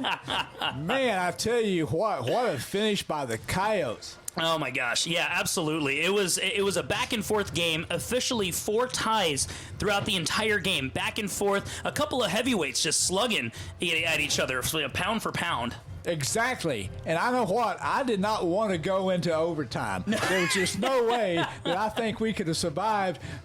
The team could have, but we couldn't have survived. No, not at all. Not at all. I would have woken up tomorrow morning with a very hoarse voice. And you said it right. It's a classic. Yeah. This will go down as one of the greatest Coyote victories right here at the Honey Bowl. Absolutely. And, with the 50th anniversary championship and everything that this community has been through, what does it mean to you? What do you think it means to the community? I mean, this is such a great motivation for us as a community to see these kids in such an exciting way lead this community. They are leading this community by working together and bringing us back together the way that we are family. They're showing us that sticking together, we can do it all. Absolutely. I mean, Uvalde strong. Uvalde strong. Uvalde strong. It is not just a saying, it's a mantra. It's not just words. Yeah. No, it's literally the truth. Yeah, absolutely. It is a way of life. Judge Mitchell, how long have you been calling Coyotes games from the stadium? This is my 23rd year. Wow. Yeah, 23rd years. I started out one night as a substitute. And they said, we just have to finish out the season. Well, that's 23 years ago. So. I mean, you're one heck of a substitute. Yeah. Well, nobody will do it for the same pay, I guess. I'm not sure. I think I've lost my voice, too. Oh, yeah, absolutely. Well, and in your 23 years, Judge Mitchell, have you ever experienced a game like this with so much going on? No. I think we've had great games. We've had exciting games. But for the home opener, as you said, the home opener with the 1972 reunion to be here, those guys didn't lose in 1972. No. And they didn't lose tonight. No. So it was such an exciting year, an exciting night. But this is a victory for these 2022 Coyotes that these guys will remember a lifetime. Absolutely. And Judge Mitchell, we are so thankful to have you here. You bring so much energy to the press box. You bring so much energy to the stadium itself. They're all feeding off of you. I mean, the excitement was just palpable. You can cut through it with a knife here today. We had such a great crowd even on the visitor side. They had a pretty good turnout, but we had a jam-packed crowd on the home side. You look down there and you saw a sea of maroon, and that's what you want to see. Absolutely. And Judge Mitchell, thank you so much for joining us. Thank you. And do you have any final thoughts on this game? You want to say any words to the community of Uvalde? Congratulations to everyone involved. I mean, the team, the coaches, the band is out here right now. They gave up their halftime performance time so we could honor the 72 team. They're out here performing right now, and I can't see the crowd, but I think we have a good crowd waiting around just to watch them put on their halftime show. You know what, Judge Mitchell? Yeah. I'm looking over the press box here, and there's still 75% of the crowd still around. Absolutely, and I think that's such a tribute to these kids for knowing that they are part of a team. It's not just a football team, it's a team. Yes. And this community is a team, this school is a team, led by some great people, great coaches, and the leadership on the team itself. You just look out there, and here's the thing too. We have so many juniors. Yeah, that's right. They were all sophomores last season. It was an inexperienced team. That's exactly right. So, if you're already looking for the future, next year should be a banner year. That's right. They're all going to be seniors. Yeah. A lot of experience under that belt. A lot of experience. And they fought a wonderful game tonight. I could not be more proud of these Coyotes tonight for what they did and for what they did to honor the greatest team that ever put on the maroon. Oh, definitely. And of course, you hear the in sports, you hear angels in the outfield, and there was angels on the gridiron tonight. There were angels on the gridiron. And you know what? We haven't even mentioned this. KSAT 12 was here. That's right. KSAT 12 was here. And what a thing for them to see. And Greg Simmons, I was visiting him before the game, and he's an exciting guy. And I know I would love to be watching his broadcast right now to see what he had to say. Oh, yeah. I mean, it's just amazing that they would take an hour and a half to come here to our community and give that gift of giving people a chance to view what's happening on the field. Exactly. My congratulations to the Coyote Marching Band for putting on their performance right now. I salute them. I salute the Coyotes, the cheerleaders, the whole bit. Great night. Great night indeed, ladies and gentlemen of Uvalde County. Judge Mitchell, thank you so much for joining us. I love your energy. It's just an amazing night here for Uvalde. All right, yeah, absolutely, Judge. Thank you so much, and we'll see you in a couple of home games. That's right. We'll be back soon. I think we're out of town next week. And then we're off a week, and then we'll be back. We'll be back. If you're okay with sharing the press box with us, we'll be back. Absolutely. Thanks. All right, ladies and gentlemen, that was the Honorable Judge Bill Mitchell. Thank you so much for joining us. Ladies and gentlemen, we are going to take a quick commercial break. You're listening to the Coyote Pack broadcast only on UvaldeRadio.net, and you just listened to Uvalde Coyotes 34-28 win over Eagle Pass Winn. We'll be right back with some game analysis. Like so many great Texas institutions, it began as an idea, became a vision, and ended up being a legacy. The premier bank of Southwest Texas since 1907, First State Bank of Uvalde, provides banking solutions, services, and products with the highest quality customer service, delivered with Southern hospitality and Texas spirit. For all your banking, loan, mortgage needs, or just to grab a cup of coffee and talk about Friday night's Coyote victory amongst the ambience and artwork, we'll be looking down the road for you here at First State Bank of Uvalde. Member FDIC, equal housing lender. Texas Farm Store backs up pack. Locally owned and operated for over 50 years at 236 East Nepal. Stop by for everything you need. Feed, seed, lawn and garden, animal health, custom mixing and grinding, tack, herbicides, pesticides, and even wild game feeders. At Texas Farm Store, our friendly and knowledgeable staff can help you with all your needs. Delivery is available. Please call for more information, 830-278-3713. And find Texas Farm Store online at txfarmstore.com. Welcome back to the Coyote Pack broadcast, ladies and gentlemen, only on UvaldeRadio.net. An amped up Coyote Pack broadcast after a 34-28 win over Eagle Pass Winn, the Mavericks. The Coyotes showed grit, they showed resilience, and they showed a lot of fortitude in their victory. They are now 2-0, and Pops, that's their 600th victory. 600 out, 600. But you know what? What I loved about this game is that they are getting tested by fire, and it's going to serve them in district, because this was a hard-fought game. They were about to lose when the win was in Coyote territory, but they did not break. They did not break. So this is going to serve them. You know, we talked about a lot of the juniors being sophomores last year. Well, that experience helped them, but now they're getting even more experienced with what happened in this game. It was a close game.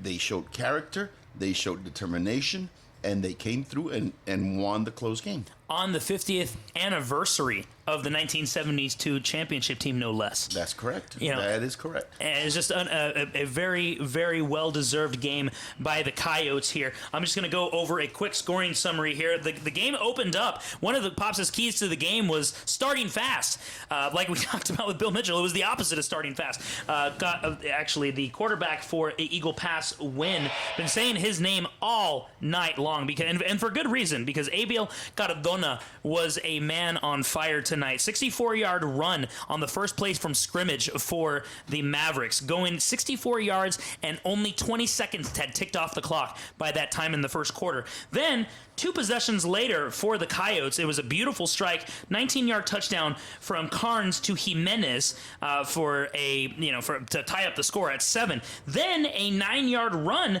by Chris Rodriguez in the second quarter for the Coyotes made the game 14-7. So here starts the back and forth, because then there's a 1-yard run by Cardona with 30 seconds left in the half after a very impressive 60-yard drive. They matriculated the ball down the field to end the half, did the Mavericks. So that tied up the game at 14.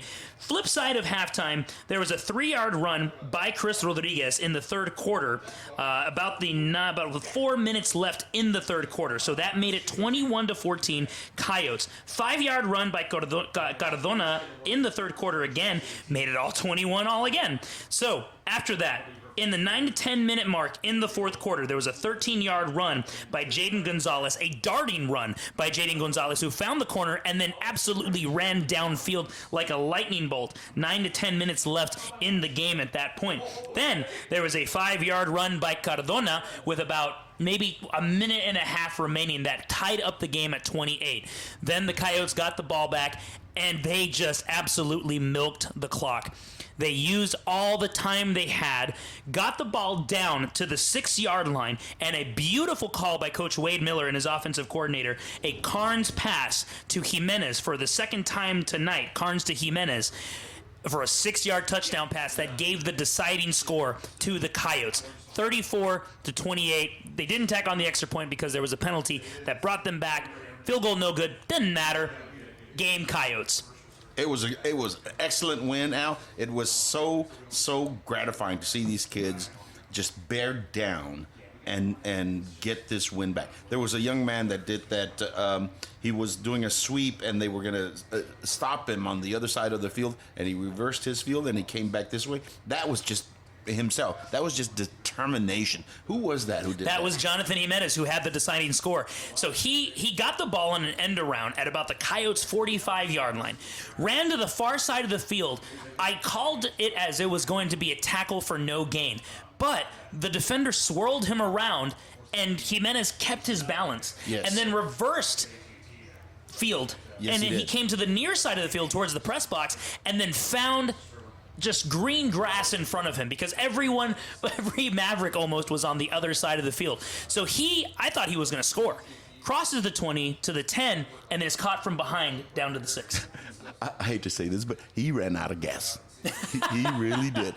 The young man, I'm going to ask Coach for some film, but you know what? That was a long ways for him to run. He ran from the other sideline to this sideline and then down another 40 yards. He ran about 100 yards. Yeah. I mean, you know what? I can't throw too much shade. I get out of gas when I get out of bed. So. Yeah. That's right. Me too. Get out of here. Anyway, but kudos to him, because he did not give up. He did not give up when they had him corralled on the other side of the line, and he ran.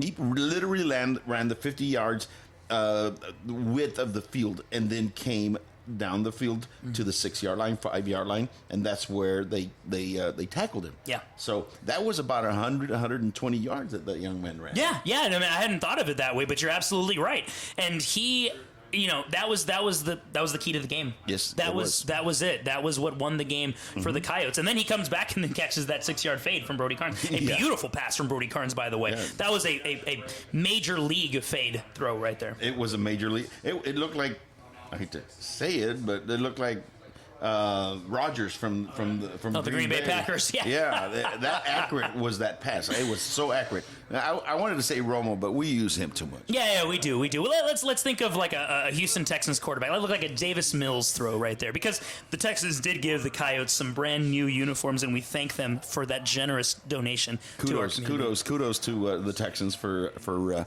being so generous and thinking of Uvalde in these times, and it really is special for these kids. Yeah. And you know what? They're undefeated. Yep. 2-0 are the Coyotes. We're going to take a quick commercial break. On the flip side of things, we're going to give our Star Realty and Ranch Star Player of the Game, then go give a quick preview of where we're going to be next week.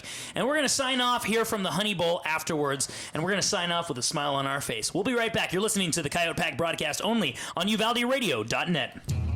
Born in Uvalde, Texas, Skyway Entertainment is your home for premier dining and hospitality in the area, including the Local Fix Coffee Shop and the Local Fix on the Go, the historic Rexall Soda Fountain, Broadway 830 Artesian Pizza and Craft Beer, Hangar 6 Air Cafe, and the Sweet Life Candy Shop and Arcade. Skyway Entertainment, feeding the pack since 2015. Vulcan Materials Company is the nation's largest producer of construction aggregates, primarily crushed stone, sand, and gravel, and a major producer of construction materials, including asphalt and ready-mix concrete. One of our core tenets at Vulcan is being a good citizen and responsible steward of the communities in which we operate. From local community groups and philanthropic organizations to supply chain partners, we believe in being active and engaged neighbors. Our responsibility is to build strong relationships that support strong communities. Learn more at vulcanmaterials.com. Ladies and gentlemen, this is the Coyote Pack broadcast only on UvaldeRadio.net. We're wrapping things up here in our post-game show. Coyotes win 34-28 over Eagle Pass Winn to go up 2-0 on the season. 2-0. Undefeated are the Coyotes here at the Honey Bowl. We're broadcasting live out of Uvalde, Texas here. Ladies and gentlemen, we are going to wrap this thing up with two things. One is going to be the Star Realty and Ranch Player of the Game. Pops, who is it? It's going to be number 8. Chris Rodriguez. And Chris Rodriguez, I mean, he plays. He punted. Mm-hmm. He played quarterback. He was a linebacker. Jack of all trades. Yeah, I mean, that's what we said in the broadcast, too. He was all over the place. Yes, very much so. So he is very deserving of being the star player of the game. The Star Realty and Ranch Player of the Game, Chris Rodriguez. He had 2 touchdown runs. One was a 9-yard run in the second quarter and a 3-yard run in the third quarter, but he was in on a lot of tackles, and they needed that with Jeremiah Robinson, the running back for the Eagle Pass team. And his punts were beautiful. And his punts were rainbows, and they didn't allow for a lot of return yardage. No. So congratulations to Chris Rodriguez for being the Star Realty Player of the Game. Absolutely, ladies and gentlemen. Okay, so next week, guys, we're going to be on the road once more. We're going to leave the comfort of the Honey Bowl for the Strawberries of Poteet. We're playing Poteet next Friday at 7 p.m. September 9th. We'll be there. Pre-game starts at 6:30. Pops, you looking forward to 3-0? I'm going to go picking some strawberries. Yes, sir. Poteet, baby. Poteet won. They're 2-0. They barely beat Goliad. Something like 13-9. Okay. So it's going to be the battle of 2 undefeateds, but I think we're going to be doing well. Are the Coyotes going to win? Hey. Does a coyote howl at a full moon? Absolutely, ladies and gentlemen. All right, guys. 2-0 are the Coyotes. 34-28, the final score here at the legendary Honey Bowl. For Simon Ortiz, the color commentator and former Coyote left guard, class of 76, I'm Al Ortiz, your play-by-play announcer. Pops, any final thoughts before we wrap this thing up? It's a beautiful evening. Yes, it is. We'll see y'all next week. Thanks for listening, Uvalde County. Signing off from the Honey Bowl. Thanks for listening to the Coyote Pack broadcast with Simon and Al Ortiz on UvaldeRadio.net. Tonight's broadcast was made possible by the support of our sponsors: Texas Farm Store, Star Realty and Ranch, Uvalde Memorial Hospital, Hillcrest Memorial Funeral Home, Skyway Entertainment, Texan Bank, Medina Electric Cooperative, Lantana Realty, Uvalco Supply, Power Sports and Equipment, Vulcan Materials Company, Uvalde Area Chamber of Commerce and Visitor Center, and First State Bank of Uvalde. The Coyote Pack broadcast was produced by Robert Miguel Rodriguez. Coyote Pack broadcast apparel provided by Southwest Uniforms and Embroidery. Very special thanks to Uvalde CISD Superintendent Dr. Hal Harrell, Uvalde CISD Executive Director of Communications and Marketing Anne Marie Espinosa, and Uvalde CISD Athletic Director and Head Football Coach Wade Miller and staff. We are Uvalde Strong. We now return to our regular broadcast on UvaldeRadio.net.